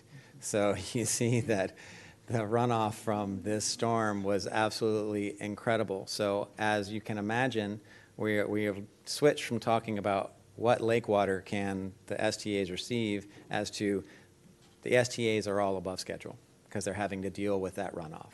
So all the STAs are above schedule, and we are working to bring those ranges down. So as we go through each STA, you see large volumes are coming in. Where the target stage is this green, so we're all in blues almost everywhere. This report was through the 5th, so as we don't run this every week, but I asked our staff and they said, yes, they're all blue. And so we just go through and you see that the STAs are taking water. And as we work through this, and we have even a purple cell where it's very deep, where we will be trying to move this water through and get them back down to those stages where they perform best. Lawrence, when we have, sorry to interrupt. Yes. When we have that much rainfall, obviously consuming capacity in the STAs, is there, I think the answer is no, but is there, and clearly that rainfall will dilute the nutrient level of the entire system. Is there a way to, or would we ever want to, increase the flow, the speed of flow out of the STAs? Is it remind me, is it a natural flow or is it a controlled flow out? We control flow through the STAs, so we want to, residence time is very important. How long the water has in contact with both the soil surface and the plants themselves for nutrient uptake. So the slower the water moves through the STA, the better the uptake. Sure. On a general principle. When we get to conditions where it's like this, we try to moderate how fast we put water through there, but of course we're trying to, provide flood protection as all that runoff comes in, and we're pushing it out the other side. But it can be variable. In other words, when there's dilution and the water quality improves simply from rainfall, we can speed up that process. I believe so, but I would have to get back with you on that for certain. But this is there's been a lot of questions in the past asked about, other water quality treatment technologies that might be able to clean water better than the STAs. Think about the volume of water that just came into the STAs, 65,000 acre feet. A lot of those other technologies can't treat that volume of water, and that's one of the reasons why we went here, because of the volumes that come off. The ability to treat it through this natural marsh was much greater than the volumes that would have had to have gone south with much smaller footprints of water quality technologies. So that kind of leads you to understand a little bit better why we went the route of the STAs. Now, is there something in the future, if we get down the road that we find can work in conjunction with them, that might be something to talk about, but that's why the STAs were built. They have to be able to take that huge amount of runoff, and we try to hold it as long as we can before we push it down. So usually the STAs are taking runoff from the EAA. Mm-hmm. So is this runoff also from the EAA? Correct. It is? Yes, ma'am. Yeah, that was the purpose of the Everglades STAs, was first and primarily to take runoff from the EAA to reduce those nutrient Right, loads but it gets a going little south. confusing because it's like, sometimes it's runoff that they're sending you, right? And then, because we clean it, right? And then sometimes it's runoff that's just runoff because of Mother Nature. So this is, if I have a visual of the EAA south of the lake, and it's raining all over the EAA, and they have their sugar cane and crops and all of their investment that they have to protect, of course. So then they let this go, the runoff run off into the canals, and then it goes down into the stormwater treatment areas, right? Correct. Okay, but there are other times when we're looking at that blue, the blue-orange chart we look at all the time, where there's runoff, but we haven't had a rain event, right? So there's going to be runoff from irrigation. There's going to be runoff from precipitation. So those are two different types of thing. And this is Okay. runoff from an enormous amount of precipitation, rainfall. So Okay. that's why this input was so great, is because of the direct rainfall both over the STAs and over the EAA was so large that this volume of runoff is much greater than typical. Okay, so when we're looking at the blue and orange chart, it all counts the same, whether it's Correct. coming out of Correct. the canals as irrigation runoff, or if it's Mother Nature, God's runoff from the rain? Correct. Okay. No, it's So- just, this is another thing that's very important to people, particularly that I come into contact in my own community and have for years, about the stormwater treatment areas and how they're utilized. And I never thought of it, I hadn't really thought of it like that. So I think it's really good to think about the terms of, it's not all irrigation runoff. It's in the EAA, some of it is rain runoff. But when we're looking at the numbers, we are crediting, so to speak, the EAA for those numbers for the rain. Because we want part of those numbers. Do you know what I'm saying?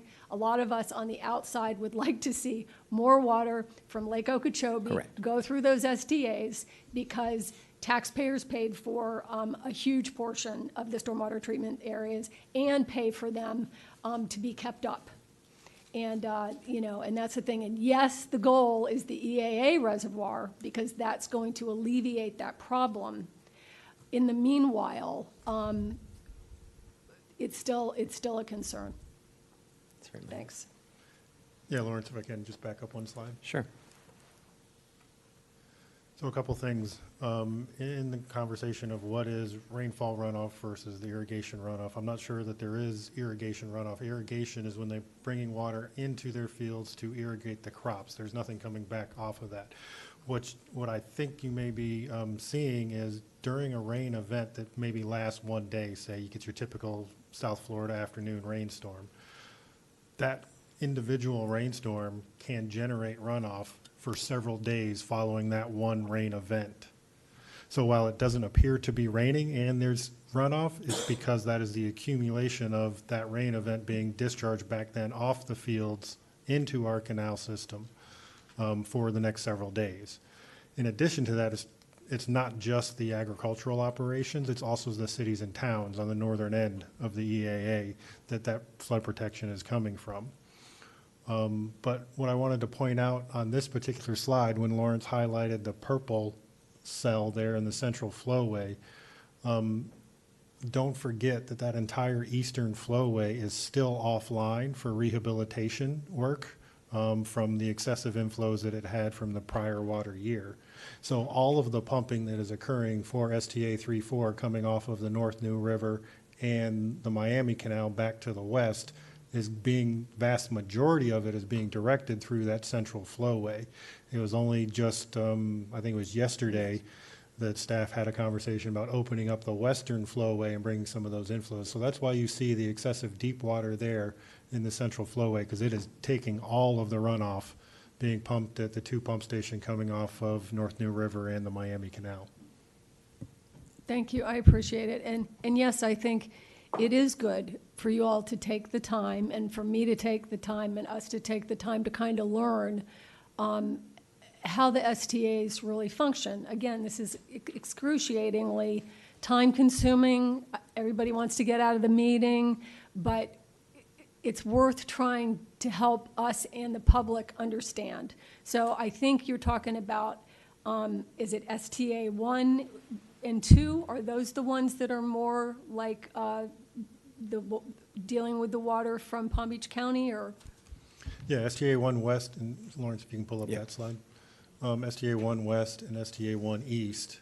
So 1 East was primary in this event, and for the most part, through its operations, it deals with runoff coming from the C51 West Basin, which anybody who lives in Palm Beach County, I'm talking Southern Boulevard west of 441. Your Wellington, Royal Palm, those communities, the new community, Arden, out to the west. That water will go into STA 1 East. So we've had a lot of conversations about 1 East and the construction that has gone on there in 1 East in the Western Flowway. That had been off for some time. It's still sort of in the grow-in period. That's why you see its water level low in that light gray shaded, green, not gray, area. And predominantly the flows going through STA 1 East is going through that central flowway, and why you see the higher dark blue in the central flowway. For STA 1 West, jump to that slide. Portions of 1 West has been offline for, Lawrence, highlight the northern flowway and that sort of dog leg. So right in there, we had a construction project that just finished up in the last couple of months to straighten out that levee and get rid of that dog leg. So that portion of the STA has been under restricted flows. We've obviously got the construction going on down towards the bottom of cell 8, associated with the second expansion area into a new treatment area farther to the south. So cell 8 has been going on some restricted flows. And then that eastern flowway, the bottom of it, a large portion of that was just completely regraded and re-leveled to get better vegetation and remove some of the finger canals that had used to been there from years past. So one east and one west, mainly one west, takes a lot of the basin runoff from the S5A basin, which is that sort of eastern portion of the EAA north of Southern Boulevard as you drive out to Belglade and Pahokee. Right, and then which one is the Wellington one? One east. One east? Can you put the one east up? That's it? That's it. Okay, so where's Wellington located if we were looking at a map? It's probably right there over that, underneath that outflow area, arrow, all in that area. Okay, just to the east. Thanks a lot, and I appreciate the clarification. So even with all of the rain that we have, you see STA 5.6 is still, Isn't that crazy? It needs water. Still. Moving into Biscayne Bay, you see that this large spike of discharge into the bay has brought salinity down pretty dramatically. You were asking where 197, so here's the canal, 197 discharges right here into Manatee Bay. So that's the area that it will have the greatest impact from freshwater, and then it creates a kind of a plume out here, or a saltwater wedge over the surface. Where's Key Largo? Key Largo is further down. It's about right here. Well, I'm off the screen, sorry. Coming down into the Everglades, there's a tremendous difference in these two graphs, these two pictures or figures. We see one, area 2, we're both getting to ground elevation. They are both very much above ground elevation. We had the burn that occurred here in 2, and so our staff started doing some vegetation monitoring and regrowth in that area, and they said it was just absolutely incredible. The sawgrass that was coming back in there, that was pre-storm, of course, but we saw a tremendous response, but now we're having to put a lot of water in there, so we'll see how that response changes. But it led to how I said it was a beneficial burn, and they were seeing those benefits of that large burn from the sawgrass that was regrowing. We've talked about this northern area of 3A, which was going below soil surface. We worry about oxidation of peat soils. We worry about peat fires. We worry about the Alley North colony that's in there about right here. And speaking with our avian ecologist, Alley North this year, it still supported about 5,000 nests. On average, it's about 10,000. In banner years, it can be 20 to 50. But what we were doing operationally in trying to bring water back around here and get water in this northern area, we have a plug on this side, and this side was staying hydrated a bit. He said that was extremely beneficial in supporting Alley North. Now we're at the very tail end of nesting season, so these will be June is the last one. I'll probably come and talk to you about what's happening in this season. Next month we'll talk about, try to summarize the season. So the reversal that we saw, so from these conditions to this condition, what that does in terms of prey items that are there for the nests that are still out there is it takes those little bowls that are scattered throughout the landscape that have concentrated prey, and it allows it to disperse. So hopefully nests are at the fledging portion of their cycle, because the groceries that are available have now been dispersed and are harder to find. One of the things that the avian ecologist is worried about is this was dry for so long, is next year's prey base might not be as great in this area to support nesting for next year. So even though we might have great conditions hydrologically through this next year, it's that prey base was pretty decimated because it was so dry. So those are some of the things that they are worried about. But as we go through and we look at this picture and we see that connectivity of Shark River Slough is totally there, Taylor Slough is there again, going down Lossman's is there again. So, you know, the dryness that we were seeing here has totally been, in 2 days of rainfall, reestablished a really nice condition or hydrology through the Everglades. And then as we get to Florida Bay, the amount of rainfall down here was pretty spectacular. We look at the 25th to 75th quartile range here and look at these dips. We're now in the bottom at the 25th percent or the quartile range. So salinities are looking really good. And you have like a change over here in Garfield Bight where it reduced by 12 salinity units over that period of time.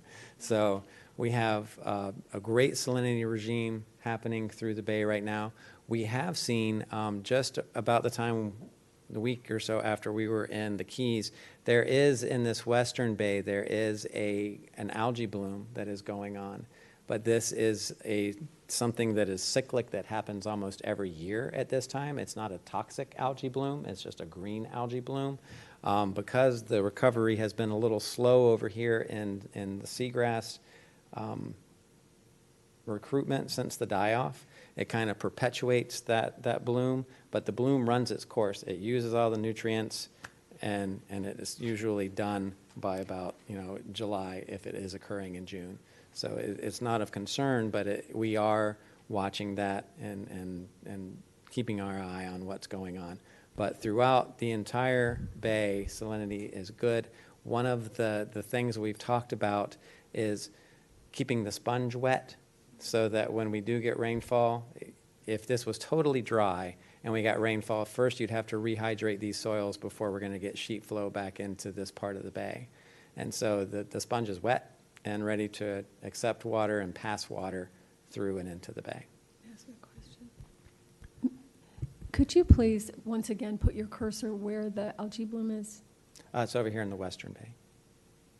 So it's kind of between those two Yeah, they're rectangles? saying there's a large input from the Flamingo Canal. There's a lot of water coming out here, so it's out in this region. Okay. And like that 1986 algae bloom that like kind of started the whole thing, is that where that was? I'm not familiar. I would have to go back and ask the group. Okay. But you think that's a perpetual area where there's been a bloom? It is, and we that's saw part of the problem. Irma did a lot of damage in the mangroves that line here, and there's still a lot of mangrove litter that is along this edge, and when we do get this type of runoff, it's just a continual here, have some more nutrient, and so we're still seeing that impact. Lawrence, this is Cheryl Meads. Could I ask you to drag your pointer over there to the Keys and show us about where you think Key Largo is? I think you're on Plantation Key now. Isn't Key right? Largo? So that's Key Largo, and then go back down to where your pointer was, which I think is probably Plantation Key there, which is where Isla Morada starts. So now go back to where the seagrass and the high salinity. Okay. See how close that is and how devastating all of that is for the Keys community who lives and dies on the water. It is in our front yard. Thank you. You're welcome. Do you think it has something to do with the Flamingo Canal? Which is also the Buttonwood Canal, right? Yeah, it is just a point source. So it does have something to do with it. Well, it is where they're seeing a lot of runoff coming out currently, yes, ma'am. So is there anything we can do? I've been down there. That's one place I've actually been with my husband on a houseboat. It was beautiful, fantastic. Actually saw lots of crocodiles. I loved it. But that's, that's an area where so many people are and, the park, and it seems like if there you can't do anything to the national park. Is that it? Okay. Well, maybe they're listening. And here's a flock of foraging birds with some roseates in here, and this is in the restored area of the Kissimmee. Yeah, that's a beautiful picture. Mr. Butler, you have a question? Lawrence, back slide 2. I hate to take you off that beautiful picture. That's slide 2. Okay. Do you have a hydrograph? That's not my slide 2. Hydrograph of Kissimmee cypress hatching. There we go. We were below schedule there for a while. Did we observe any benefit of being below? I mean, do we do any surveys or monitoring of vegetation? We do have vegetation monitoring that comes out of the Lake and River group here.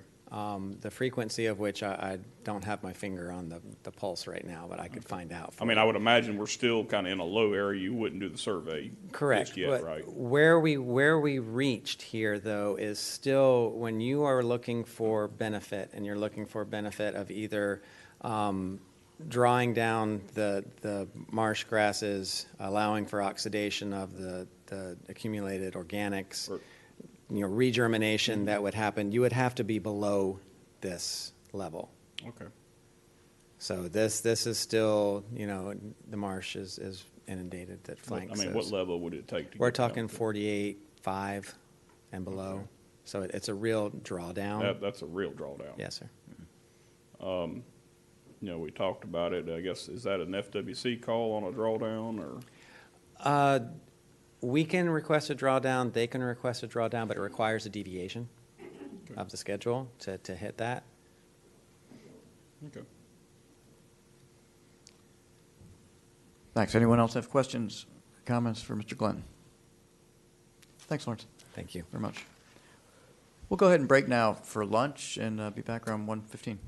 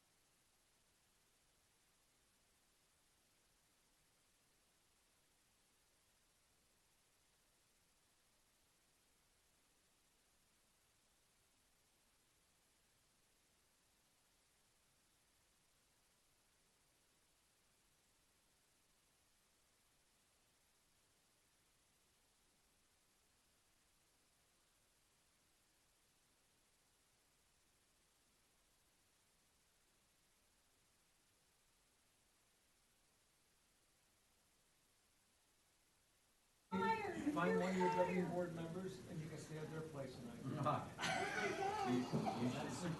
She thinks that's allowed, huh? That's right. Listen, you told me that you would have been brave enough to leave your hut in the middle of the room.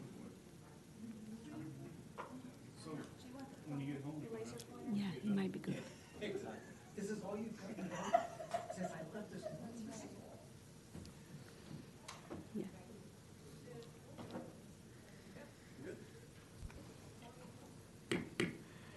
I'd like to call the governing board business meeting back to order. We're now on discussion agenda items number 20, which is Flood Awareness Month, and we have Dr. Moran. Thank you, Mr. Chair.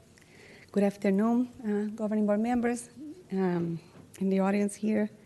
Happy to be transitioning into our planning efforts. My presentation will really be focusing on our planning and modeling efforts to understand what are the needs from a flood protection perspective.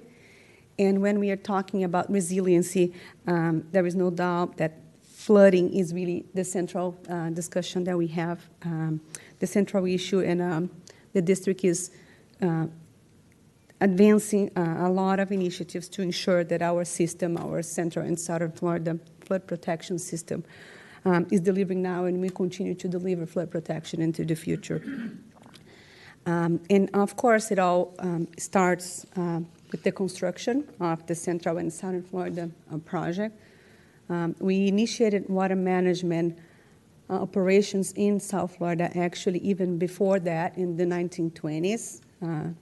Some canals started to be constructed for flood control and drainage purpose that really allow land development and agricultural development to happen here in South Florida.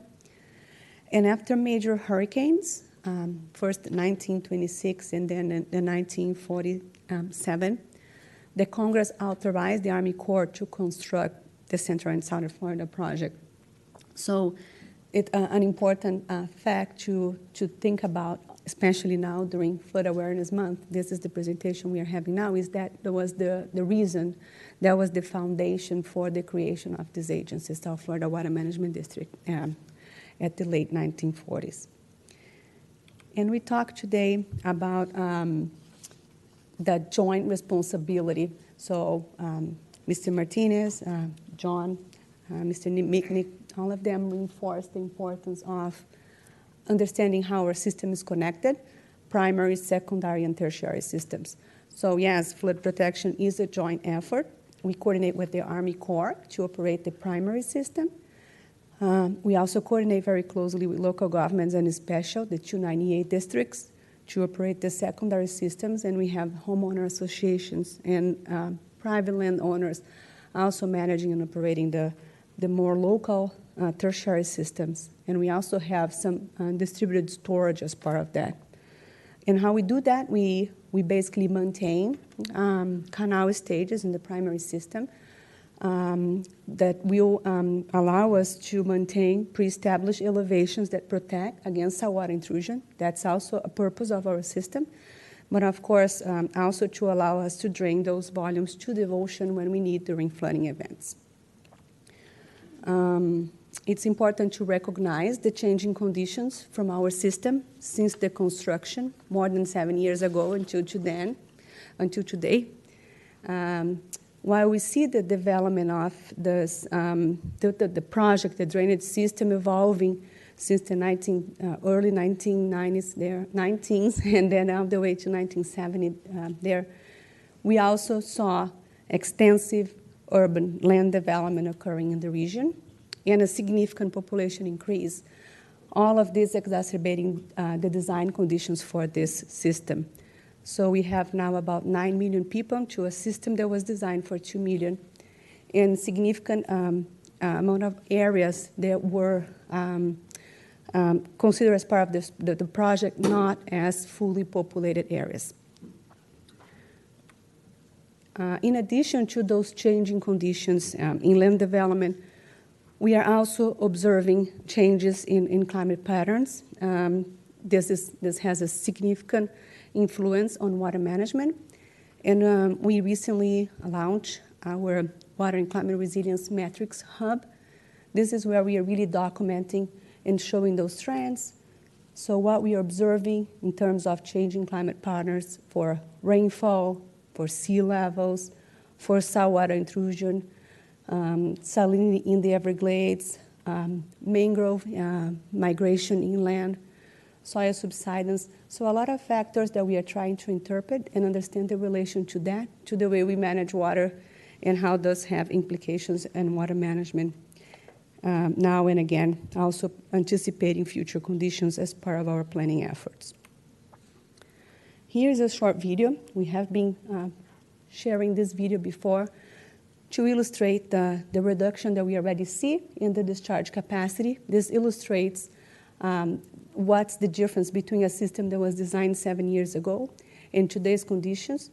So this is a gate. This is the top of the gate in one of the control structures that was supposed to be serving as a barrier to salt water, to the ocean water that is on this side, avoiding the ocean water to come inland. And what we see here is, hopefully it's going to play. Yeah. So what we see here is actually doing a high tide event over top of the gate. So saltwater intrusion moving inland and really exacerbating just demonstrating that we have there a condition already happening today that represents a limitation of how the system is performing today. And of course, with those higher sea levels, now focusing on the flood protection goals, we have a system that is a gravity-based system. Knowing that the ocean is higher, the meaning of that is we have a reduced discharge capacity in average for all those, the system as a whole, because we are losing head on our freshwater head there. We have a program in place for 8 to 9 years already. This program is designed to understand, to assess flood vulnerabilities, to understand the performance of the system, of our infrastructure, and also anticipating those future conditions. So we look at groundwater levels, tides, storm surge, rainfall now, project this into the future. We establish performance measures on the way we look at the system and how is it functioning. All of that to evaluate flood vulnerabilities in the system. John mentioned a little bit in his presentation the good validation that we were getting through the results that we had to some of the studies that were already completed. I have a list here of those studies, but it was really interesting to see that some of the flooding events that occur in this past event were validating, were really reinforcing the areas where our models were showing flood vulnerabilities. So it means we are capturing that, and we can really advance planning to harden infrastructure in those basins as needed. Here is a list of the level of service projects that were completed for phase one. Phase one is really understanding flood vulnerability. So we use our advanced models to capture system operation, all the conditions that we need to be capturing, the integration between surface and groundwater. And we really model to see where we can detect deficiencies. And upon the detection of those deficiencies in the system, we move to phase two, which is really how can we adapt, what modifications we need for the system. So that's the flood adaptation and mitigation strategy study. And that we work to really identify what are the solutions, and again, to reinforce the point of integration between primary, secondary, and tertiary. We really look not only on the things we need to fix and we need to harden in our system and the primary system, but we also look at regional solutions. So it's a basin-wide strategy, trying to understand the limitations of the system as a whole and how we can really propose strategies that will be looking at the basin in an integrated way. We have one study going on right now between in the two basins that encompass Miami, a portion of Miami and Broward counties. So this is C8 and C9 basins. We are finding very interesting observations on the way what types of solutions we have, some challenges. It's not just hardening the infrastructure. There are some additional things we might need to do with the system, and this is what's being evaluated as part of those studies. And when we look at those solutions, it's also important to understand how effective they are in terms of also protecting communities and critical infrastructure. This year, we have a new tool that was launched about a month ago. We developed that in partnership with Deltares USA, and it gives us the ability to compare those flood vulnerabilities with exposure. So we basically built a very robust database with exposure, properties, roads, utility, critical infrastructure, and we can compare those flood vulnerabilities, the damages that we saw in those models, to understand what's the reduction. So it's a model that is really based on flood damage reduction associated to each of those projects that we are looking at.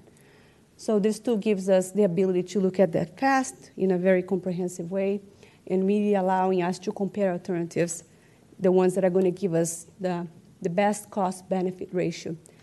And we know we need to also incorporate additional benefits, so we are expanding. The next steps for the tool development is to expand our capacity to look at associated environmental and social benefits as well as cascading impacts, meaning that, yes, we know a road can be flooded and we capture the damage to the road, but a road being closed also block access to hospitals, to other facilities, so we can also calculate those damages that are associated with cascading impacts from those flooding events. Another recent result that we were able to bring, so it's data that we are able to bring now to our assessments, is understanding future rainfall projections. So we were looking at sea level scenarios, we were looking at extreme rainfall, but we are not fully projecting rainfall into 50 years as part of our assessments. We enter in partnership with the USGS for the past 2 years, and we just released an initial product of this study, which is looking at how rainfall will be occurring 50 years from now. And this is extreme wet, so we are really looking at flood vulnerabilities here. And we are looking at how future extreme rainfall are going to be occurring in those basins. So basically, we can run scenarios of flood vulnerability now, also accounting for changes in future rainfall. In those two maps here, we see the values that are being projected in this study. So on the left is the projections by county, and you can see they vary. This is median values.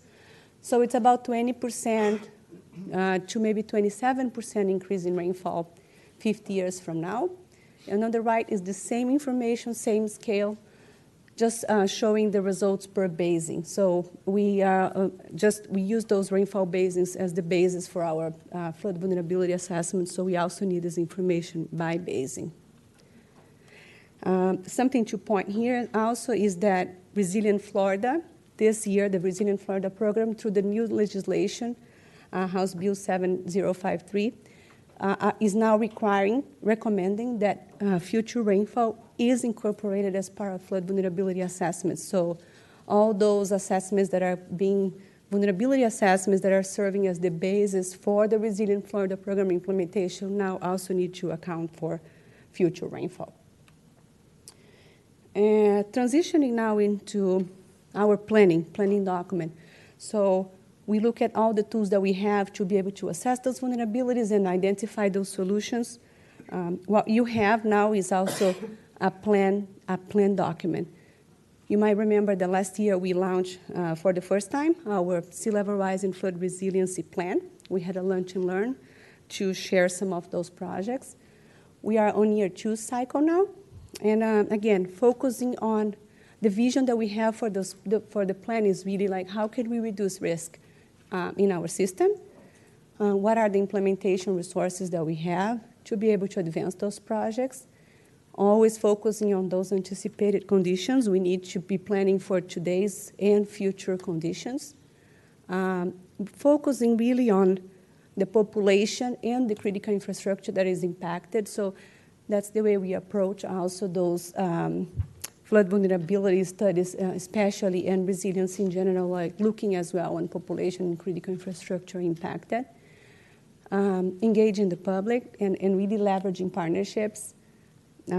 Building upon our ongoing ecosystem restoration efforts, that's something that we recognize is already building a lot of resilience in the system, and we want to be able to emphasize that. And focusing on identifying innovative green nature-based solutions. I briefly mentioned our phase 2 assessment when we were looking at strategies to reduce flooding risks in those basins. And we look at how can we enhance our discharge and conveyance of the system, but it's not only about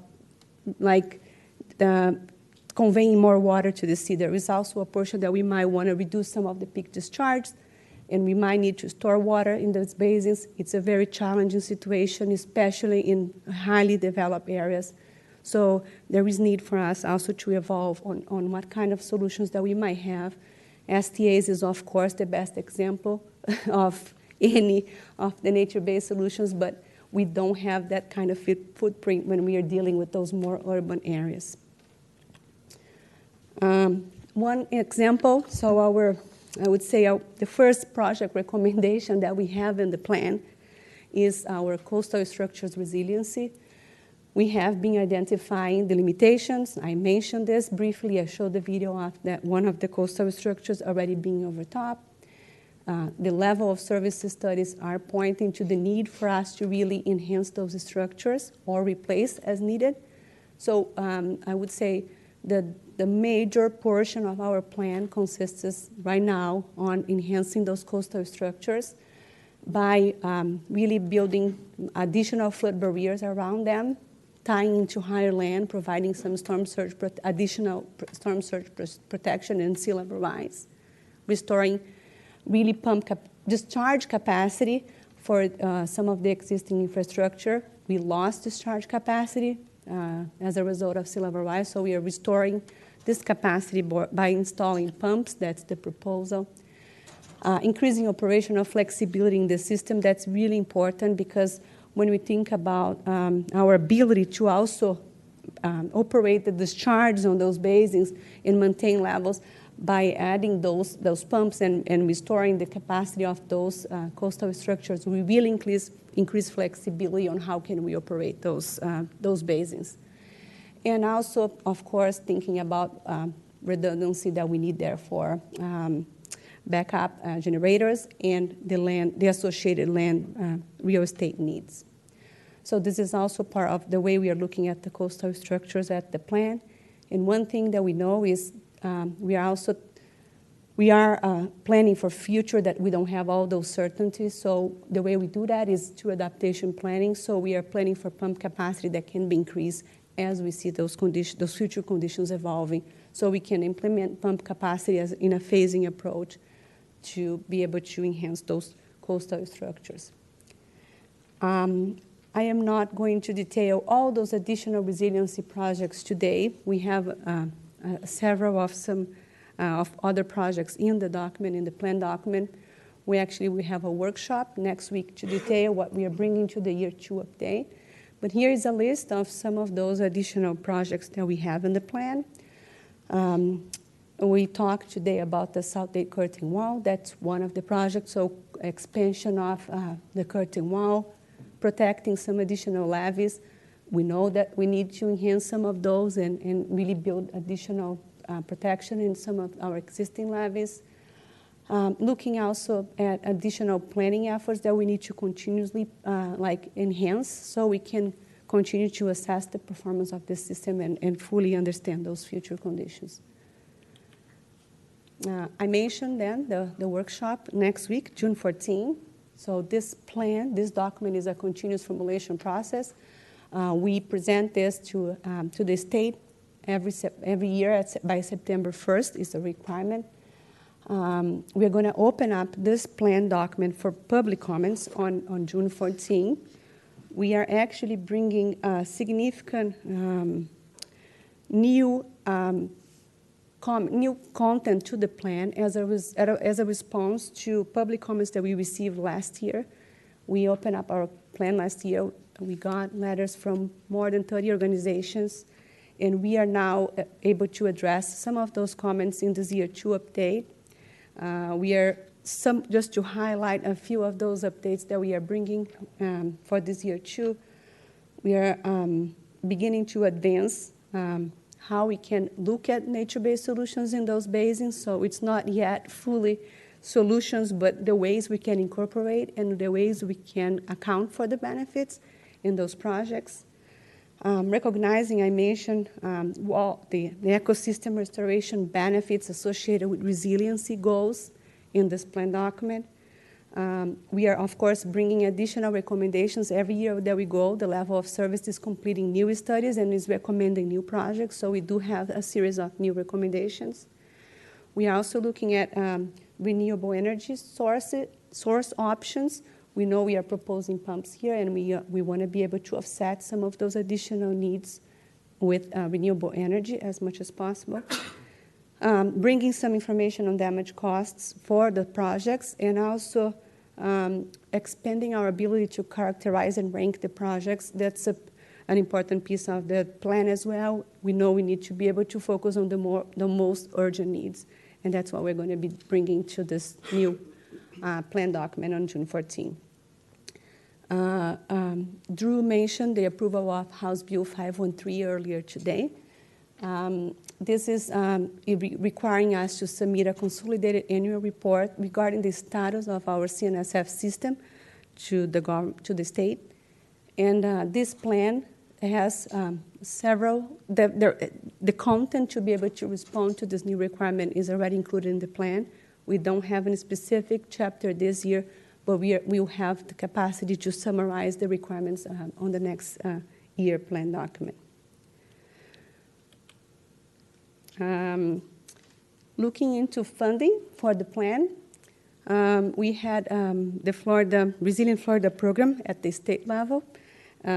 Yesterday, the governor confirmed the allocation of $697 million for projects that were selected in the last year's cycle. So really significant investments in resiliency to protect our system through this program. And there is at least $220 million reserved for new funding in fiscal year 22-23. So the legislation requires at least $100 million per year for new projects. They also have $200 million from ARPA funding. So we're going to have a new cycle there of projects beginning on September 1st. That's when we need to send the recommendations for the program. So we're going to have a new cycle of projects being funded through this program in this next fiscal year. In parallel to that, we are also looking at options at the federal level to obtain funding for those projects. We have BRIC grant applications that we submitted through those years, looking at FEMA funding. And also, we are working very closely with the Army Corps to initiate the Section 216 flood resiliency study that's authorized already for this Flood Control Act of 1970. It's going to be a study, it's a targeted study under the 3x3x3 format from the Army Corps. We already have a funding allocated for this study to be initiated this year. We are expecting to initiate this in the fall 2022, and we are working right now in a cost-share agreement between us, local sponsors, and the Army Corps to initiate this study. And in parallel to this targeted study under the 3x3x3 format, we also got in this WARDA 2022 this year, there was language for an expanded study to be initiated as we advance this more targeted study. So we are going to have the ability to look further in the system if this authorization in the WARDA 2022 passes the Senate. And with that, I just want to finalize this presentation by showing this slide that summarizes that we understand that we have a system. It's in the central portion of the image there that we are planning to enhance under our mission here as an agency. So looking at the reservoirs, canals, the drainage improvement systems, and levees to really bring flood protection to the region and enhance the resiliency of the system as a whole. but we are working very closely with the local governments that are also looking at additional strategies, relocation, acquisition, elevating, flood-proofing, and as well as coastal studies that are looking at additional strategies as well, beach renourishment, other types of walls and shoreline stabilization, living shorelines. All of those measures that we understand are going to be critical to be planned in an integrated fashion so we can achieve resilience of the system as a whole and protect those communities and the environment in South Florida. So thank you. Thanks very much, Dr. Does anyone have any questions? I've got one or two. So you're talking about integrating all. So what you just gave us a ton of information, and this is huge, right? I mean, it's like everything we have. So it's easier for us to sort of look at our structures and say, okay, we can retrofit, these. We know what they are in the CNSF. How do we then take that to the local communities and say, but we need to integrate with you because you have structures or you've got, and who's in charge of all of that? That's a great question, and something we try to accomplish through our FPLOS Phase 2. So right now we have a study going on in those two basins I mentioned, C8, C9. What we did, we went through an exercise. The first step for this study was to sit down with the local communities and ask what projects you were thinking for this basin. So we have local mitigation strategies done by each of those communities that they're looking at flood protection needs. We work with the counties, so we got all this information. Just for those two basins, just to give you an example, we got 98 projects, local projects that could be happening on that basin, in addition to the projects that we are recommending on the primary system. So our models do not have the capacity to fully model all those 98. Some of them are very local that we cannot capture benefits through our model, but we can account for those, and we are representing as much as possible those alternatives when we model for the solutions.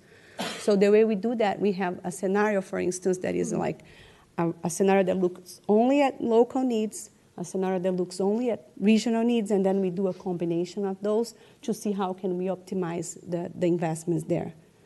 So there is a chance we might not need a larger pump, as an example, because we are able to enhance connection between the systems, the secondary systems, enhance conveyance there, integrate basins, interconnect basins. So that's what we are looking when we advance those Phase 2 studies. Okay, and so are we acting as sort of the quarterback to make sure everyone's doing what they're supposed to be doing, or is that the state? Is that Dr. Brooks?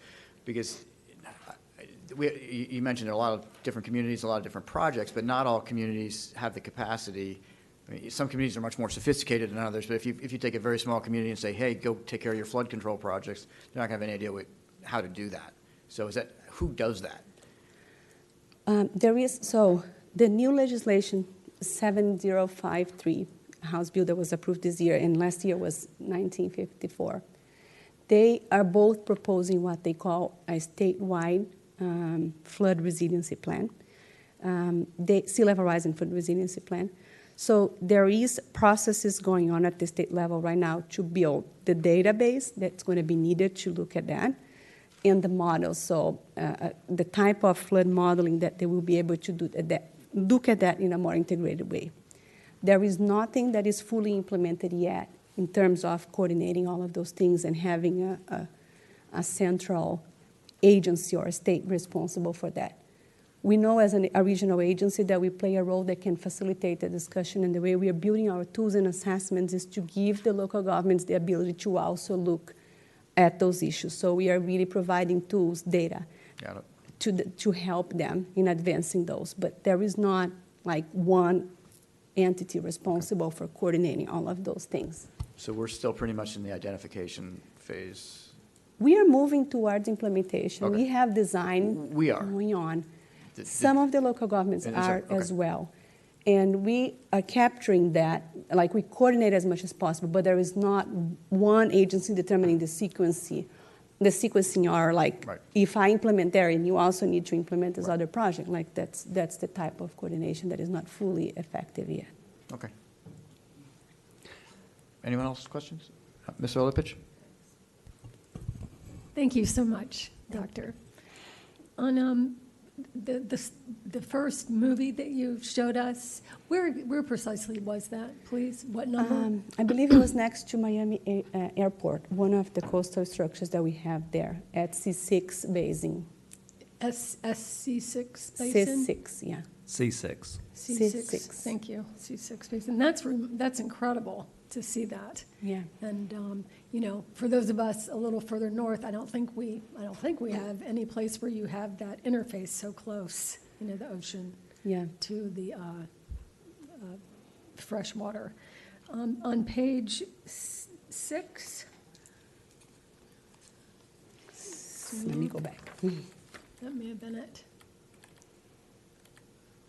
Okay, I'm sorry. So page 12, next, please. Yeah. Yes, so this is the future extreme rainfall projections. So do you mind just kind of summarizing this again? And will this affect which structures you decide to fix first? Yes. So what we have here is looking at available data coming from global models. So they project changes in temperature and changes in the water cycle as a whole, like the climate as a whole. We understand that it's going to be changes in rainfall as well. So looking at those available data sets with the USGS, we were able to capture how much rainfall will be changing 50 years from now. That's one scenario. We only look at 50 years from now. So what we have here is what we are calling change factor. So it's a percentage that we need to apply for a number that we have today. John mentioned to you the 25, 10, 100-year event. So we have numbers that characterize how much rainfall. I will give you, I think, 17 inches is a number that we know it's a 1 in 100 event, meaning we're going to have that rainfall of 17 inches once every 100 years. So what this study does is tell us that 17 inches will be multiplied by about 20%. So it's going to be 20% more 50 years from now. So meaning that the 1 in 100 event is going to be 20% higher in the future. Okay. And does this have anything to do with which areas will receive more rainfall than others? So there is some spatial variance. You can see it in this map here. It's not that significant, but yes, there is. So the darker blue means we're going to have an increase that is a little bit more significant. So it's about 27%. The lightest green that you have there, it's going to be about 10, 12% increase. So yes, there is some spatial variance Dr. Moran. in some of the basins. So, hey, it's over here. So I think Jackie might be asking about, are we having more annual rainfall or not? Or are you talking about a storm event or averages, or is there going to be more rain overall? So no, we don't. Those numbers don't tell us more rain, not more total rain. This study look at specifically those extreme rainfall events because that's what we need to look at flood vulnerabilities. So this is not saying 20% increase in total rainfall. Actually, what we see is more extreme wet and more extreme dry. That's what we are seeing in those models. Meaning, in average, maybe it's not going to change too much. We might end up with the same total annual rainfall. But we might see periods like our dry season becoming drier and our wet season becoming wetter. We were able to look at the extreme wet right now. This is those results. We have a separate study that is also looking at seasonality shifts, extreme dry, and all those additional elements that we need to be able to look at when we plan for rainfall. Thank you. And page 14 is the last page, please. Thank you. So on here, where your last arrow, land and real estate needs for enhancements, can you talk about that a little bit? Yeah. So when we think about adding pumps to our coastal structures, we visited one of those coastal structures yesterday, and we talked about this exactly with them. So depending on the discharge capacity that we have through a gate today, if we need that same discharge capacity via pump, we need about twice the amount of land that we have for the pump. So for the gate. So think about the land that you have there. If we need to restore all the capacity, we're going to need two times more on a parcel that is adjacent to this location, so we can install a pump in the canal to be able to pump the water, a diversion canal to pump the water. So there is need for real estate and lands in the proximity of the existing coastal structures to be able to install forward pumps. And we are not thinking about full capacity of those gates. Right now, we are looking between 25 and 50%. We're storing between 25 and 50% of the capacity. So I would say it's about the same size land that we have for those structures today, for those gates today, the amount of land we need to purchase next to those structures to install forward pumps. Great, thank you. And last, thank you so much for saying the words nature-based solutions. I don't think any of us want to live in a world that looks like a bunch of seawalls. And hopefully we can actually beautify as we have to make our state more resilient. And hearing Dr. Westbrook say that yesterday by the side of Governor Ron DeSantis just really made me happy. And I remember being in this room not too long ago where you weren't even allowed to say the word climate change. So we've come a long way. I'm so glad you're here leading us with others. Thank you. No, thank you. Thanks. Mr. Chair? Yeah. I have a question for Dr. Moran. Please. Dr. Moran, you don't have to go to slide 12, but my question has to do with slide 12 and your conversation with Jackie Thurlow-Lipich just a minute ago.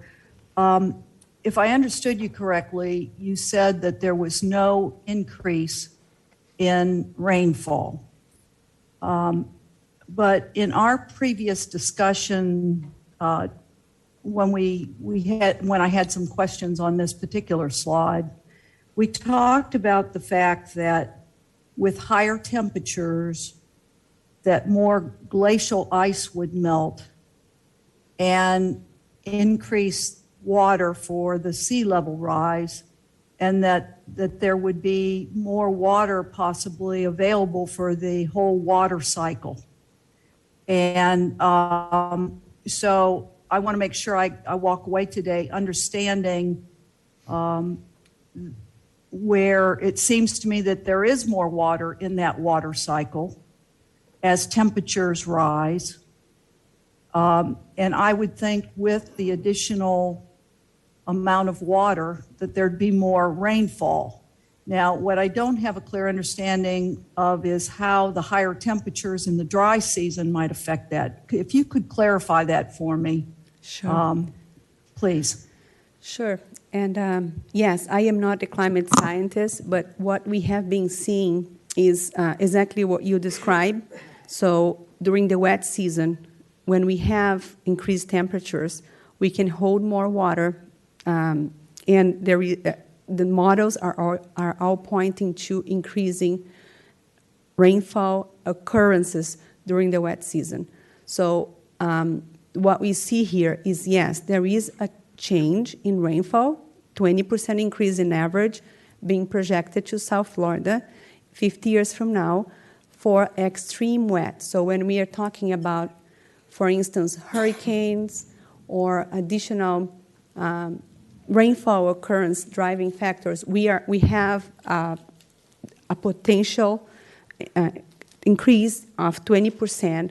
So meaning that the rainfall that occurred this weekend, for instance, that brought 15 inches of rainfall to Miami, under a future scenario, this could be bringing 15 plus 3, which would be 18 inches of rainfall. So that will be the number that we're going to be seeing as a recurrent event of a 100-year in the future. So for those extreme wet conditions, the models are pointing to more intensity.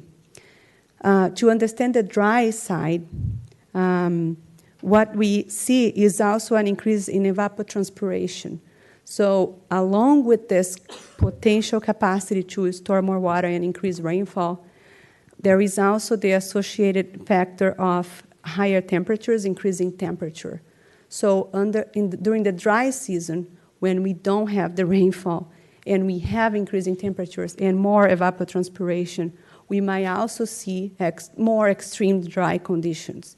So this is also being pointed to some of the models, but we don't have results here yet. What we are showing here is from a flood vulnerability perspective, what will be the increase in intensity of rainfall for those extreme rainfall events. If I understand you correct, and you did address the question, and I appreciate that, is that the bottom line would be no net gain? Yes, and that's why that at the end, when we look at the total annual rainfall, we might not see significant changes because the wet season and the dry season might end up balancing and the averages might not change as much. So we haven't fully evaluated the dry as well to be able to capture the average annual, but from models that we have been seeing, the total annual rainfall is changing maybe between 5%, but not as much yet.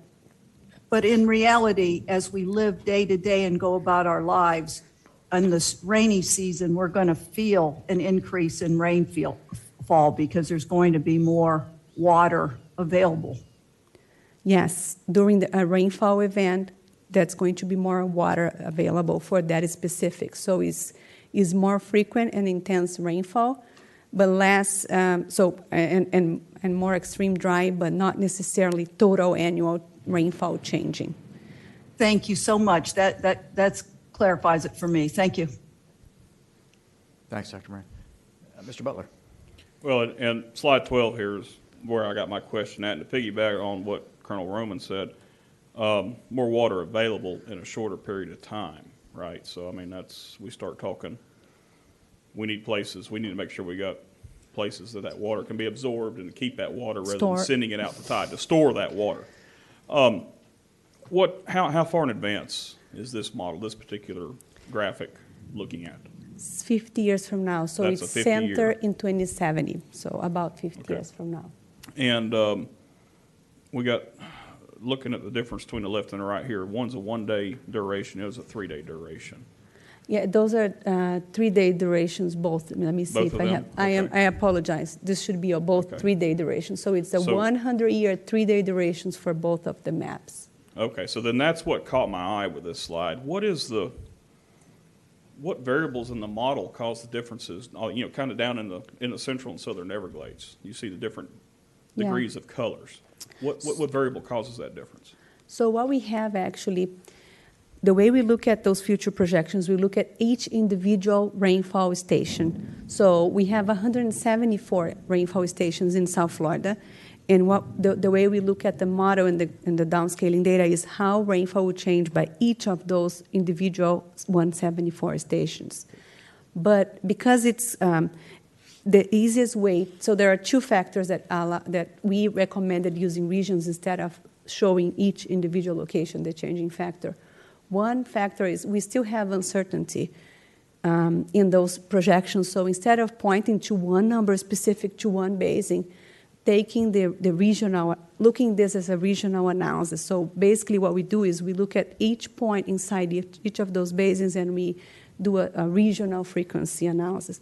So instead of saying, so if a person is doing a vulnerability assessment and he has to multiply by different numbers within a region, we give them one number. So when we look at one basin, we have one number that represents the regional frequency factor for all the stations within that region.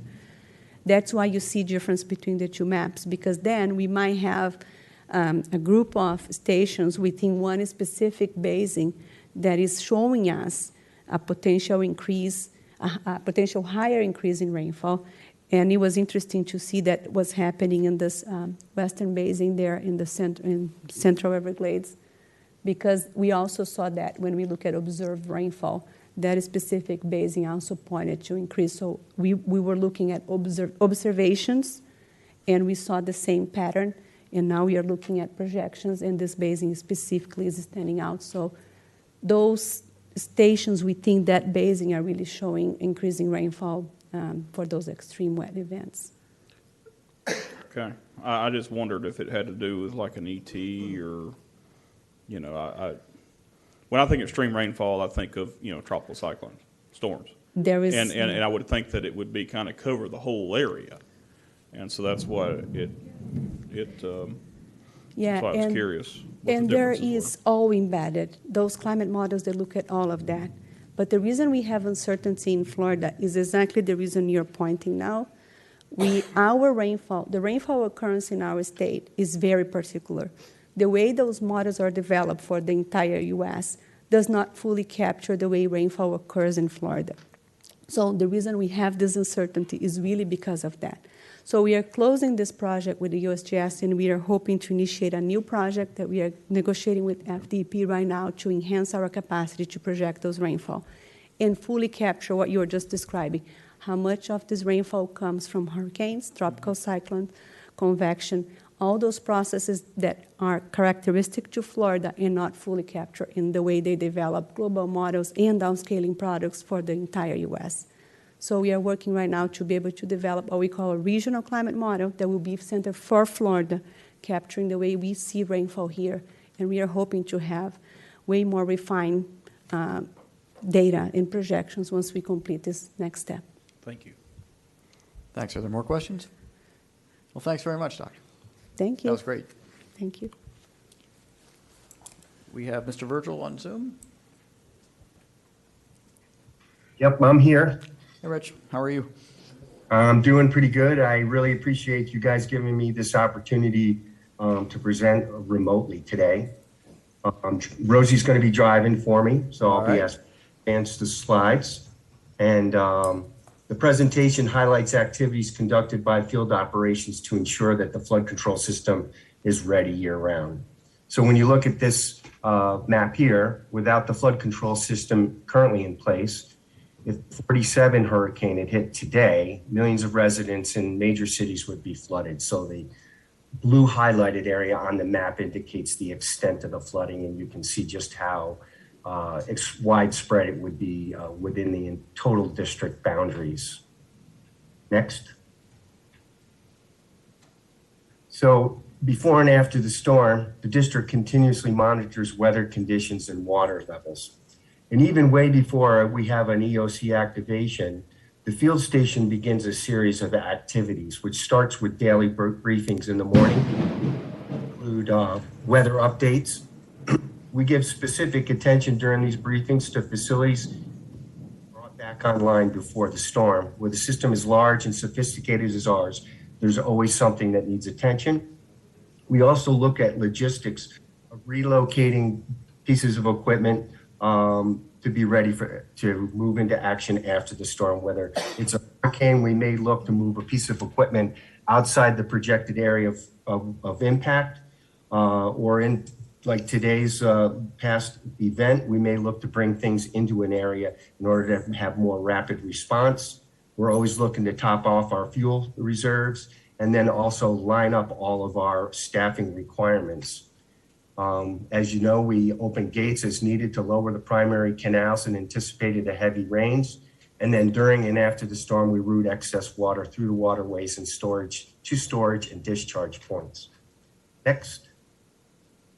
So field operations is broken down into 3 regional areas.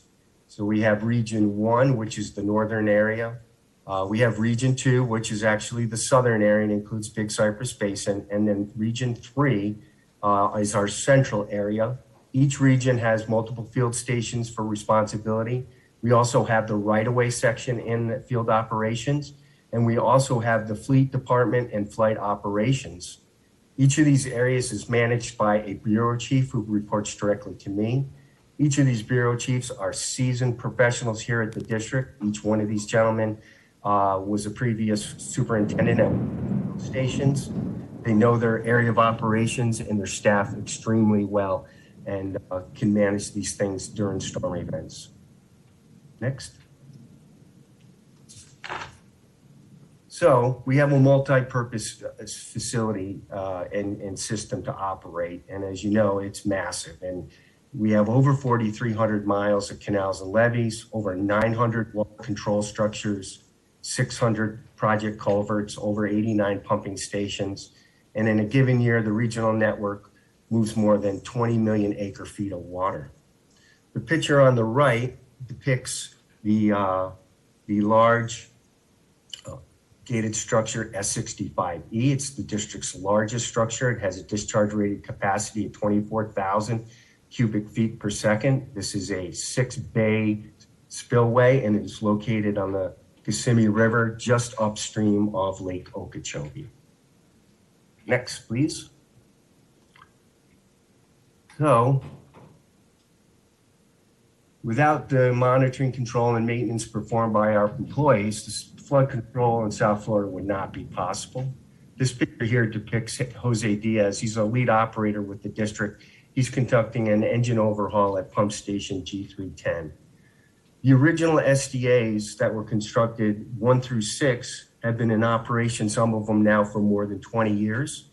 And refurbishment of these pump stations, 6 pump stations that inflow and outflow for the SDAs is currently underway. The field station is heading up this effort. Our trade support group is doing the major pump refurbishments for the removals and installs, and the pumps are being overhauled off-site. When the units are out for refurbishment, that's the time to do these engine refurbishments. And we're also upgrading and refreshing our automation packages within all of these pump stations. This is a multi-year effort because we can really, even in the dry season, only have one pumping system offline at a time so that we would be ready should we get some kind of one-off event during the dry season.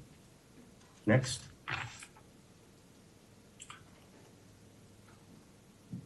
Dedicated staff keep the more than 900 water control structures operational and ready for the wet season. The district has over 100 major spillway structures, and on a 10 to 15 year cycle, each of these structures goes through a refurbishment cycle for the gates. The field station that's responsible for that gate has to do the gate removal. So you're seeing crews here from the St. Cloud Field Station. They're going to be loading and installing what we call a dewatering beam into the structure. So the beams are installed upstream and downstream of the gate so that you can facilitate dewatering the area around the gate for removal. And then when the gate is out, it prevents water flow through the structure. The gate is then shipped down to West Palm Beach. It's sandblasted, it's repainted, it's repaired as necessary, and then it's sent back to the structure for reinstallation by that field station and get it back online. Next. Project culverts. So we have more than 600 project culverts in the system. A project culverts, so to give the short version of it, when the canals were originally dug back in the 50s and 60s, culverts were installed to facilitate draining the adjacent lands into the canal through controlled discharge points into the canal. You never want overland sheet flow of water into a canal because it would erode the canal banks and cause issues. So all of the off-site flow into a canal comes in through a controlled structure. You can see Richard and Robert here placing flowable fill around the S361 discharge culverts. You can see the close proximity of these culverts next to each other.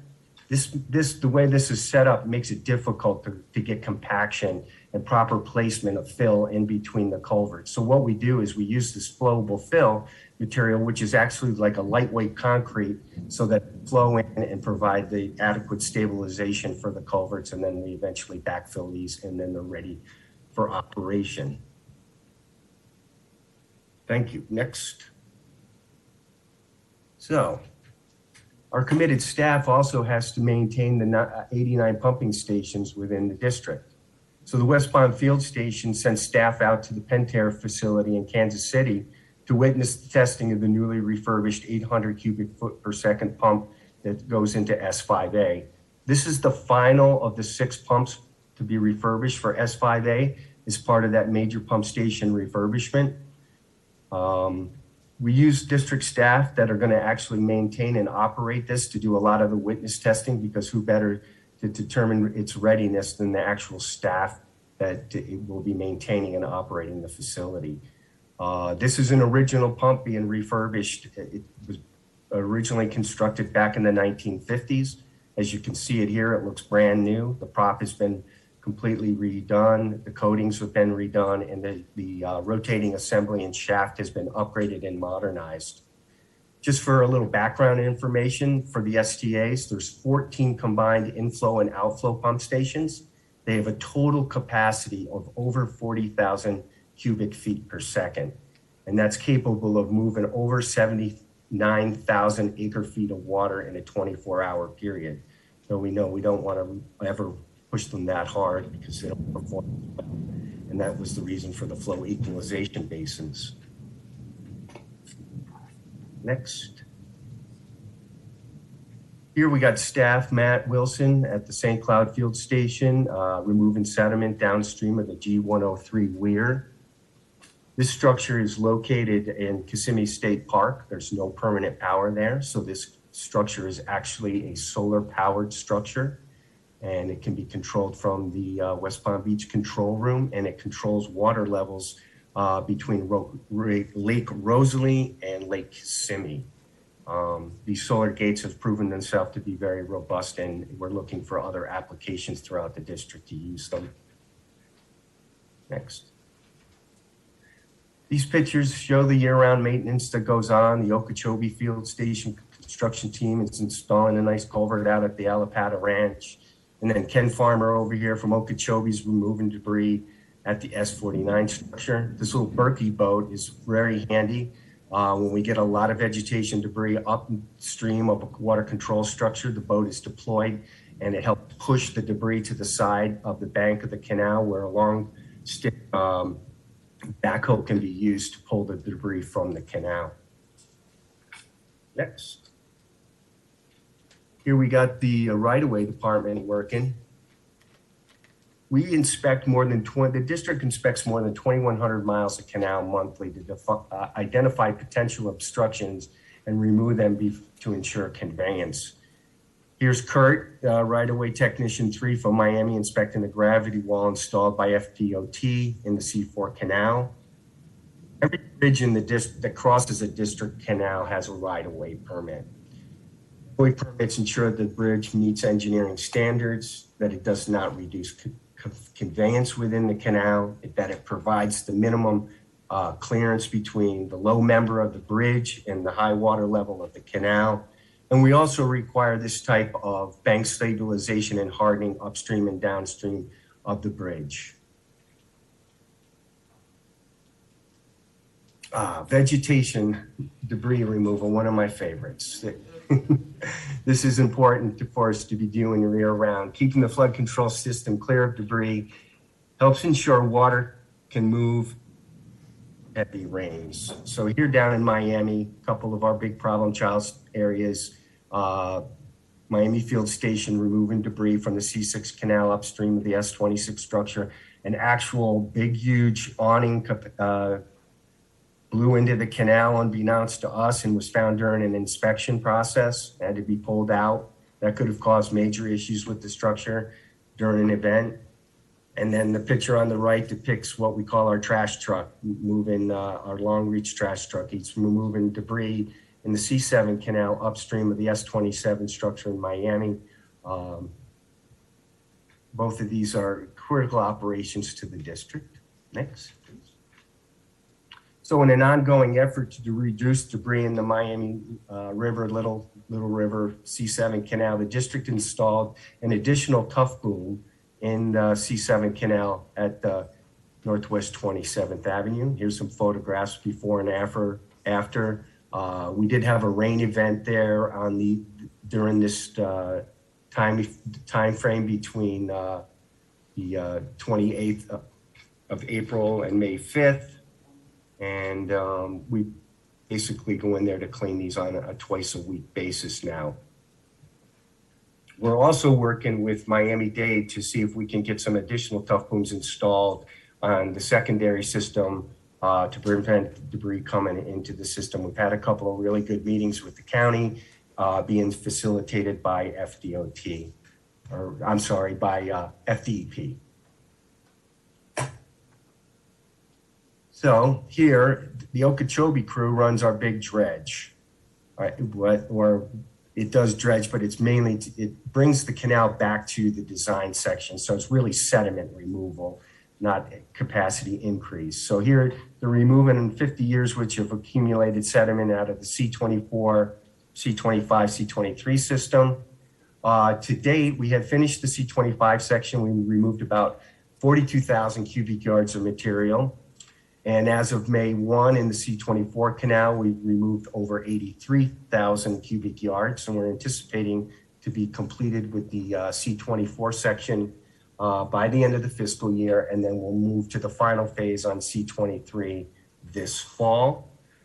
This project's going to ensure that the C23, 24, 25 system is ready for the new restoration projects that are going to be coming online in the future. Next. This depicts the Okeechobee Field Station working on a culvert installation on C25 canal. This shows the massive cofferdam that had to be installed to facilitate this structure. You know, field operations has over 440 employees working in the 8 field station, and they're critical to keeping the flood protection system maintained and water moving. Next. So here we had a major gate overhaul this year at the S54 structure. So during the major gate overhaul, the Okeechobee team went in and cofferdammed off the inflow side of the structure to do shoal removal and bank stabilization work on this. So this was done in concert with the gate overhaul so that it didn't have a double downage or outage of the structure all being done at the same time. Next. So another big improvement to the system, as you know, is the C44 reservoir coming online. And at this time, the Okeechobee Field Station has operation and maintenance responsible for the embankment during the initial fill phase of this new reservoir. The mowing of the reservoir embankment has to be done on a much higher frequency than many of our other areas to ensure that it's in good condition. And we also had to purchase a water truck. So we'll be watering this embankment to keep the turf in good condition during the dry season. Next, please. And on to the Big Cypress Basin. The Big Cypress Basin in Collier County. The field station maintains over 160 miles of canal over there and 46 water control structures. And now we have 3 major pumping stations that serve the Picayune Strand Restoration Project. The Mare Pump Station S4 is depicted. And that basin over there moves over 825,000 acre feet through the system in a given year.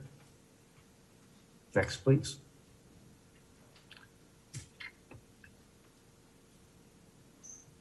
So here's the truck saw machine.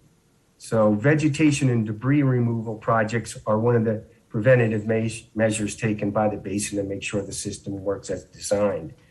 The canals over in the basin are smaller and shallower than many of the larger canals that we have throughout the rest of the district. They provide a big challenge for keeping them clean. They also have limited access along the right-of-way. So we need a piece of equipment that can work in deep water, like having a boat, or in shallow water. So we've investigated several different pieces of equipment over the last few years, and we've kind of fallen upon this truck saw machine. It operates as a boat, and it also has a track system so that when the water levels are low, it can actually drive along the bottom of the canal and remove vegetation. We had a contractor working for us over the last year or two using this in our system, and we have settled on this as something that the basin is going to purchase one for in-house use in FY23. Now, the remainder of the presentation is going to highlight district staff. It's kind of in an automated mode, and it's going to highlight district staff doing the unsung hero type jobs that we have.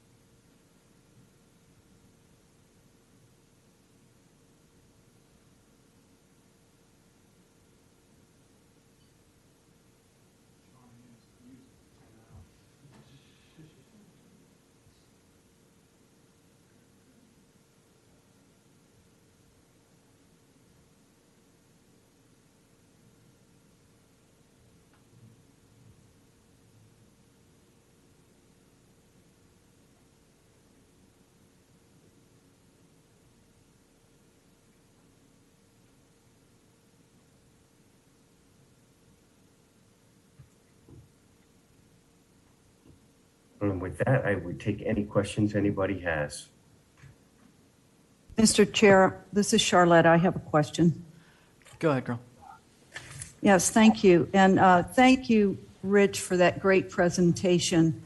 I can't tell you how impressed I am with the work that the field station folks do.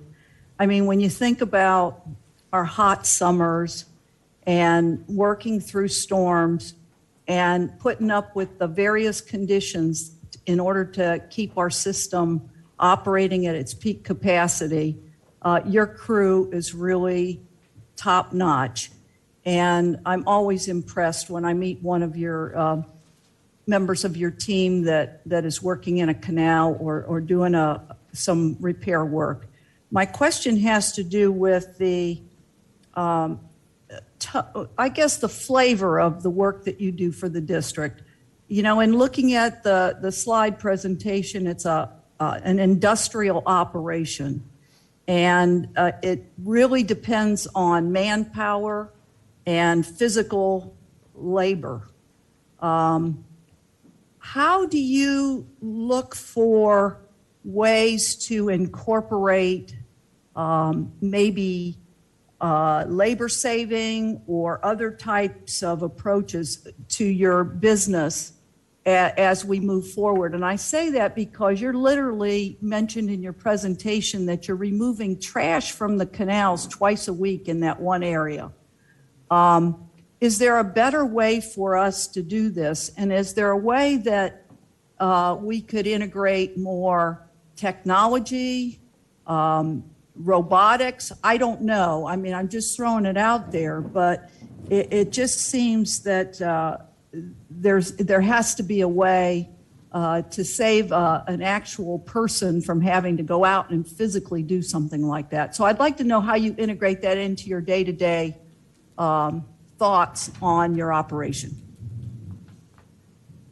Thanks for your words of support, Mrs. Roman. We greatly appreciate it. The South Miami system is a challenge for us. It is.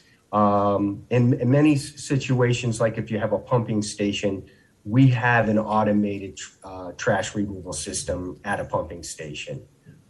You have a gripper system or a belt system that pulls trash up onto a conveyor that is disposed of, and it minimizes the amount of manpower required for that type of operation. Down in Miami-Dade, we have these spillway structures, and we do have a lot of debris in the canal that we collect with booms. Now, you would think potentially we could install automated trash rake systems and things on these structures as well, costly, but one of the challenges there is that the structures need to be maintained open for ingress, egress of manatees within the area. We have a high population of manatees within this system in Miami-Dade. And in fact, our structure that has the most amount of trash cleanup required, S27, is our highest number of manatees are always there. I mean, anytime you go to 27, there are manatees there. So as we move forward in the future with forward pumping stations, of course, they'll come with automated trash rakes, but we're also investigating trying to put a land-based conveyor system and collection system at a S27. I've had a couple of vendors down. We're pretty close to getting to the point where we may prototype something at one of these locations. We also have to keep in mind that the system either has to be very robust and can withstand a storm, or needs to be mobile enough that we can remove it during a storm to prevent it from ending up in the canal. But we are looking at that. And then, like I had mentioned, trying to work with Miami-Dade and other 298 districts to place their own collection booms upstream of our system, have them manage their debris before it comes to us. So we are looking at a lot of different ways to manage this trash debris. Other things that we're doing to manage and reduce labor things is a lot of the newer pumping stations are at automated facilities like the North Shore at Lake Okeechobee. That's 5 of the pumping stations are run from a command and control center, and everything is completely automated, more like what a wastewater treatment plant would be. And we also have that in the South Dade conveyance system and are looking to have command and control centers located potentially in the EAA and other locations as well. And, if we are successful with the regional project in the Big Cypress Basin with the Naples Botanical Garden to find some ground cover that can serve the purpose without needing the care and feeding of water and mowing and all those other things, it might have some implications to where that might be some savings for an application in other areas of the district. But it just seems like your area of operation is just so highly industrial and manpower intensive. And I'm happy to hear that you are looking for some ways to, incorporate more of the automated parts of that. And sometimes trash is just a problem.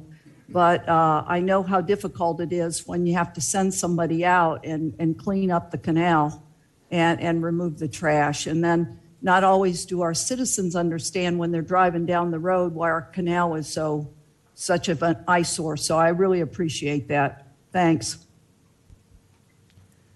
Thanks, Colonel. Rich, thank you very much for that presentation. It really gets back to the roots of why the district was formed, and it shows, all the things that go on in the background. I don't know if you were listening earlier, but Mr. DeLisi in his public comments spoke a little bit about sort of ongoing O&M and who pays for that and where does that come from. It's fun to do sexy new projects, but your presentation very much showed that this is the behind the scenes work that happens day to day to keep the people of South Florida from flooding and to keep our operations up and running. And I really appreciate that. I wish you'd been in the room when your first slide showed, because I think our jaws were all on the ground when you showed what the flooding would look like if it weren't for our structures right now. And then you probably don't know this, but Mr. Mitnick called in a thunderstorm like in the middle of your presentation. So I don't know if you could hear the thunder. It was sort of putting a punctuation on everything you were saying. Mr. Olepich. Hello, Mr. Burgle. I noticed on page 5, it says flood control scope, regional network moves more than 20 million acre feet during an average year.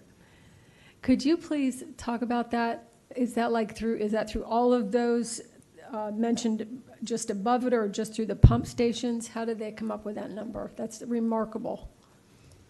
That's a total combined number through pumping stations and spillways and all the water control structures.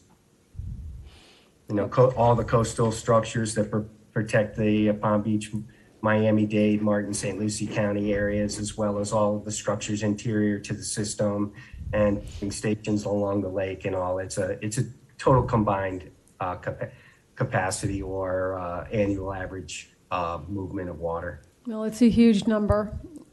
And on page 16, it's quite a photograph. I was wondering if you could tell me more specifically where that is on the C25 canal. And that's great, all the work that you're doing on the C23, C24, and C25. Thank you very, very much.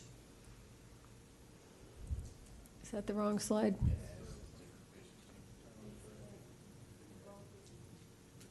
It's like a giant wall. I mean, of C23, C24, and C25, the way I look at it anyway, C25 is the smallest, seems to be. Maybe it's because it's the least destructive of the three of them. But what is this?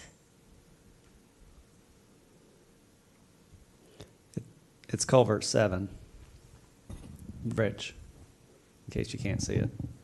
So I'll jump in. So this particular location, as you can see by the text at the bottom there, is along the C25 culvert 7. They're replacing the culvert itself. So the sheet pile wall there is just to dewater that area and get down and work in and replace the culvert itself. Okay, so do you know where culvert 7 is located? Is there something that you can bring to my attention to let me know kind of where that's located? Is it further west? Is it further east? Is it closer to Indian River County? Where is it? Unfortunately, I do not know exactly along the C25 where it is. Do you know off the top of your head, Rich? It's of course, in St. Lucie County, and it's going to be upstream of the coastal 199 structure, right? I'll send Jackie a. I can find the 199 probably, that. but I don't think I could hunt down Culvert 7. So that is remarkable. And again, you know, when I first got on the board, just only a little over 3 years ago, one of the first things that I asked Mr. Mitnick to do was to put C23, C24, C25 on our map, you know, when he was giving his report, because they used to not report on it, you know, like not report on it. I mean, it's huge, it's significant. It's not attached to Lake Okeechobee, but it's a huge part of the Central and South Florida plan and totally affects Martin, St. Lucie, and Indian River County too, which is not even in our South Florida. We don't talk to them as much as St. Lucie. So I really appreciate these slides and what you're doing. And absolutely what Colonel Roman said. I mean, it is the work that, you know, here we're in this technological age, you know, it's like, oh, let's just make an app for it, you know? I mean, what these men and women do, you cannot make an app for. And we thank them for their work, and I hope we are giving them everything they need to do what they do. Thank you. Thank Mr. you. Lipich. Any further comments or questions for Mr. Virgil? Well, thanks very much. That was a great Mr. Chair. presentation. Yeah. So I think we have our team did a video for recognizing one of our employees and what they face.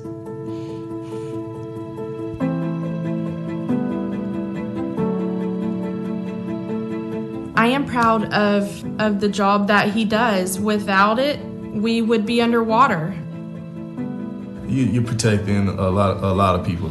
However, I'm thankful that he's able to get out there and be that frontline worker that our community needs. And I know he's safe out there. My name's Tom Diebold. I'm the Bureau Chief of Field Operations for the South Florida Water Management District. The field stations are where the rubber meets the road. This is where the action happens. So during a storm, there is what's called an onset crew that goes to each of the manned pump stations, the major flood control pump stations. They'll stay there around the clock. And from the time that tropical storm force winds start until they stop, they are there and they operate the pump station as needed to provide flood control during the storm. You're standing at the pump station until they give you the okay to come home. That can be 24, 48, however many hours that storm set on you. Pump station is important because we get the water off the communities down south, and we're pumping the water into our filtration system. Then after that, we pump it down south to the Everglades.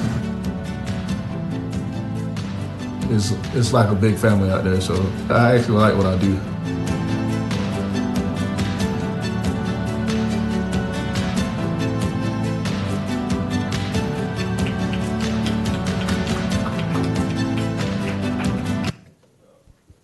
Very well done. Thanks, Drew. Sean, did you guys put that together? Well done. We need one for every employee and every job.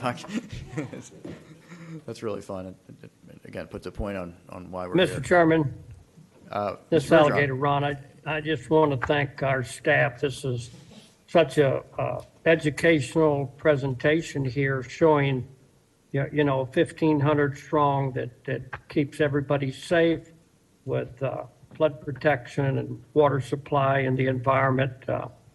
Just really, really proud of all of our staff. Thank you. Well said. Thank you. Any more questions, discussion?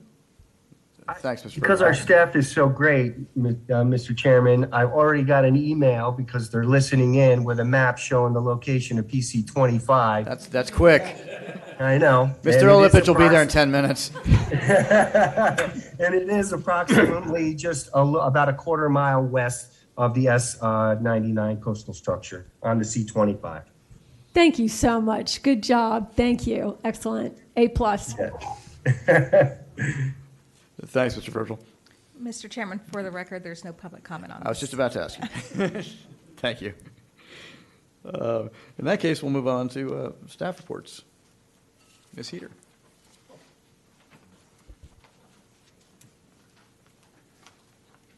Good afternoon. Thank you. Wonderful seeing each of you. The monthly financial report in your packet is through the month of April. The highlight for this month is that we collected over $101 million in one single month. That's quite a bit of money. 86 million of that came through state appropriations that have been appropriated to us for Everglades restoration, which illustrates all the work that Ms. Reynolds' group is getting through this year. We also collected $10.9 million of our ad valorem taxes. We're at about a 96.1% collection rate, which is ahead of trend. So we're doing very well, a little different than last year. Last year we were a little behind.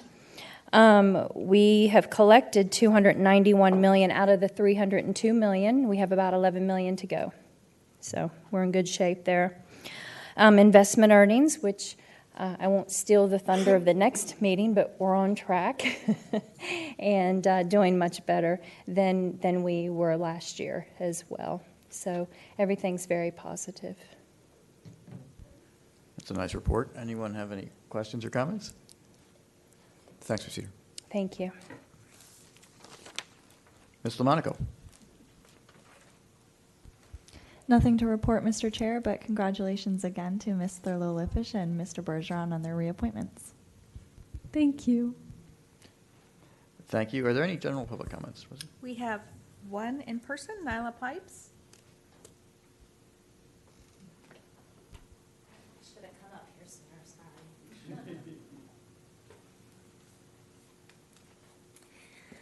Nyla Pipes, One Florida Foundation. We talked earlier about water quality, and we talked about potential algal blooms, and we talked about algae that's already been spotted north of the lake. I wanted to bring to everybody's attention that we've also had algae in the C-44 canal. And that's really important because, A, that C-44 canal had to be discharged to us in preparation for the storm we thought we were getting, which of course helps to seed that algae into the lower estuary, where our septic tanks during the rainy season go ahead and feed that into bigger blooms.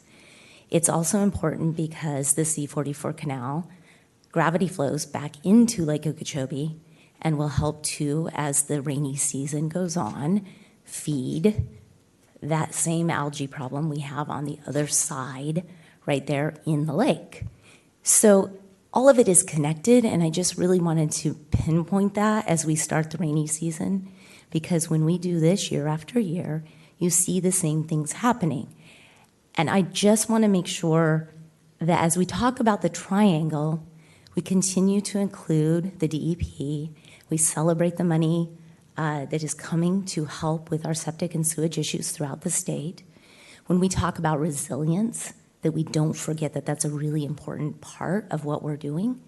I know it's not under your purview, but I do think that triangle, Jackie, and I'll give you full credit for this, you've been really good about making sure everybody's working together, and I think it's very important.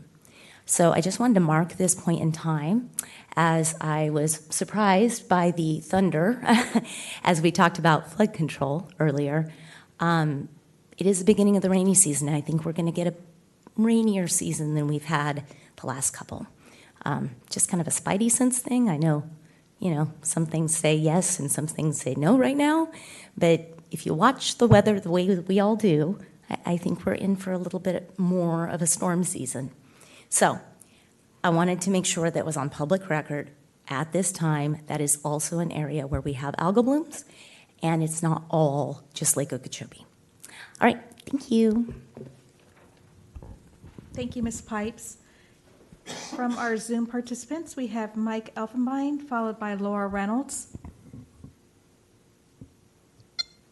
Good afternoon, everyone. Can you hear me? We hear you, Mr. Elfenbein. Oh, fantastic. Happy Friday Eve, everybody. Sorry, I was a little busy today and didn't get to listen in as much as I would have liked to, but I'm here on the lake sitting in the pouring rain, so that's a great thing. And it's pouring north of the lake and on the lake, and I think Nyla's onto something with the rain. But I just wanted to share with you all that this week has been fantastic. You know, we've been working on a exceptional nutrient reduction project on Lake Okeechobee for the last several months, sponsored by FWC and partly funded by the DEP. And General Kelly, if he's listening or his team is listening, and Colonel Booth and Lieutenant Colonel Polk took the time on Tuesday to come out and take a look at that. And I think everybody's pretty excited about the direction we're headed in. So looks like we might have another tool in the toolbox for nutrient reduction to try to resolve some of our lingering problems. So I, again, encourage you all. I know you're very, very busy people and you're doing some great work. I've sent every single one of you an email with an invitation to come see the great work we're doing. Charlotte Roman took us up on that offer also, and it was a joy and a pleasure to have her there. There's few people on the face of this planet that are as dedicated to conservation as Colonel Roman is, and I appreciate her participation. Ben Butler afforded me the opportunity to learn something about dairy cows this week. All my life here, Miami having had dairies in it, probably before I was here, I'd never seen one. So thank you, Ben, for helping me understand how our milk gets into the jug at Publix. So again, if any of you all would like to come see the great work we're doing, I'd love to have you. You know how to reach me, and thank you all for all of your hard work. Have a great day. Thank you, Mr. Elfenbein. Laura Reynolds, you're recognized to speak.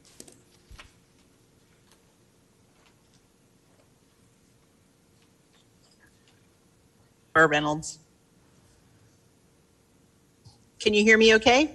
We hear you, Ms. Reynolds. Okay, great. I just wanted to take the opportunity. I represent the town of Cutler Bay, and we wanted to thank you so much for all the help. You know, like you said, the pumps are still active. There's still flooding, and you know, this has been. I lived in Cutler Bay for 25 years, and it's been unprecedented. And, you know, from the predictions in the future, we really would like to maybe sit down and brainstorm about ways that we can put some things into place that will make Cutler Bay more resilient, that will get ahead of Everglades restoration, that will help us, you know, deal with these kinds of events in the future. And it seems like there's a lot of different opportunities, potentially funding opportunities, partnerships, for us to make Cutler Bay much more ready for these types of flooding events. And so I look forward to working with you on finding ways to do that and partnering and finding funding to put some things in place. So thank you very much for all the assistance. Thank you, Ms. Reynolds. Mr. Chairman, I have no additional raised hands. Great. Hey, thank you all for your comments. We'll go now to board comment. Ms. Butler? I have none, Mr. Chairman. Thank you. Ms. Martinez? None. Thanks. Mr. Lipich? Sorry, I have something to say. You don't have to apologize. It's not, first of all, thank God it's not 1948. It's great that we are getting way and way further from 1948. Great meeting today, all the resiliency especially. Just wanted to say that I didn't really do a presentation, but I had my first Purple Jacket event, and it was at the Rivers Coalition, and it was really, it went okay. But at the end, Colonel Polk walked up to me and he straightened out my jacket, and because I guess my collar was all messed up the whole time, so he straightened my collar. So I was like, okay, I think I need to have myself a little more put together next time, but I'm going to try to do another one.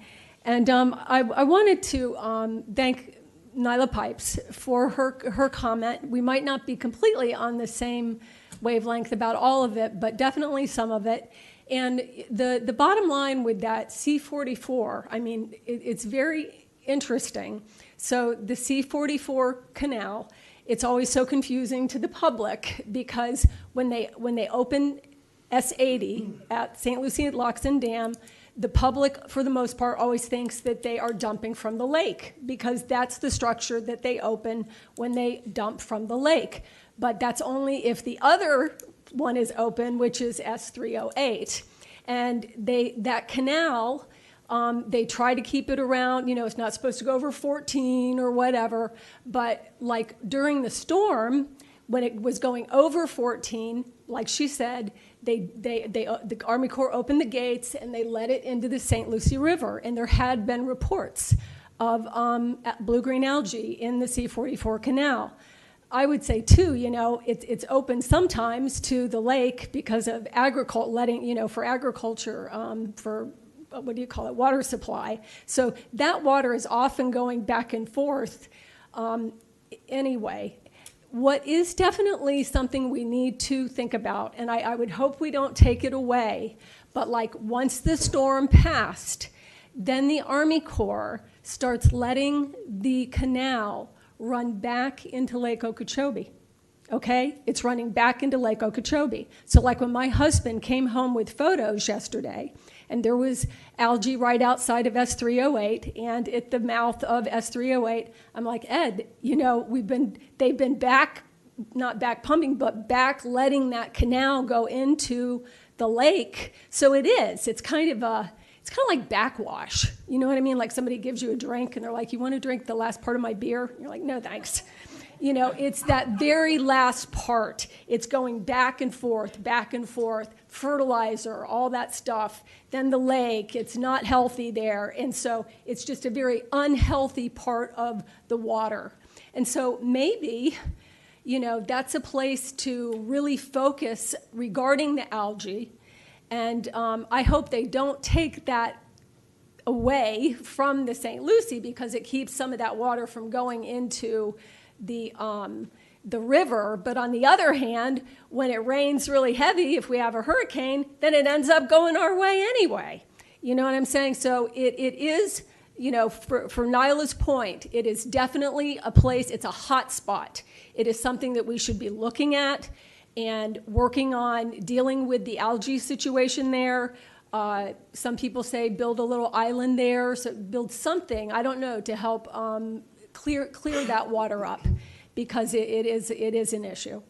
So thank you very much, Ms. Pipes, for that. And thank you for saying the triangle. And I can say, with all of the stuff that goes on, Nyla, and you and I have been doing this a long time. We know each other from the very beginning. If we can work together, we can make this work. If we can work together, we can make this work. And it's the tension between all of us that is actually the gas in our engine, other than the millions of dollars Governor DeSantis gives us. And so, I really look forward to the next 4 years. Thanks, Ms. Love. Mr. Steinle. No comment, Mr. Chairman. Thanks. Vice Chair? If you're on, okay. Let's see. Mr. Thank you. Mr. Bergeron? Yes, thank you, Mr. Chairman. All I want to say is I look forward to working with all my fellow board members. It's a great honor to work with all of you and our great staff. And I think we've got a great future moving forward to benefit 9 million people in South Florida. So thank you very much. Thanks, Mr. Bergeron. Ms. Meads? No, sir. Great. Colonel Roman? Yes, thank you, Mr. Chair. I have a couple of items, and I'll be brief. I wanted to share that I had the opportunity to get out on the water at the mouth of the Caloosahatchee and San Carlos Bay and Pine Island Sound. And I was very, very impressed with the fact that it was a stark contrast from one side of that area, for example, at the mouth of the Caloosahatchee, to the other side of that whole area, which was near Pine Island Sound. And what I probably haven't really comprehended the whole time I've been listening to Lawrence Glenn's briefing is how close the mouth of the Caloosahatchee is to that entire area. When he shows that map, it seems like it's a ways away. But when you're there on the water and you're actually seeing it, it's right there. It's right in San Carlos Bay. And it was evident to me the impact that having optimal flows for the Caloosahatchee the impact that's been made with that area. It appeared to be in pretty good shape. Not great shape, but pretty good shape. And that's due to the way that the lake's been managed. So I just wanted to share that observation with you. But the way that map looks in the briefing is not how it appeared to me on the ground. They were all very close together. The other thing is I'd like to follow up on the executive director's report from beginning in the meeting when he gave us an update on the Caloosahatchee Reservoir. I'm a little concerned about the fact that, you know, we put a full court press on going out to the Caloosahatchee Reservoir job site before our meeting in Sanibel. We met with the senior leadership of a contractor, and all of that effort seemed to pay off when we got to the meeting and our discussion during our board meeting about the way forward. And we had specific commitments by the individual that was the CEO at the time about what he had pledged to do. I'm a little concerned that he's gone now, and I'm not sure if maybe we need to engage again based upon the executive director's report today. So I would leave that for you to think about, and also for Drew to think about, in the sense that if he needs to think of another option, since he said that there was little progress since the last time. But the guy that we talked with and got our questions answered is no longer there. So I'd leave that there.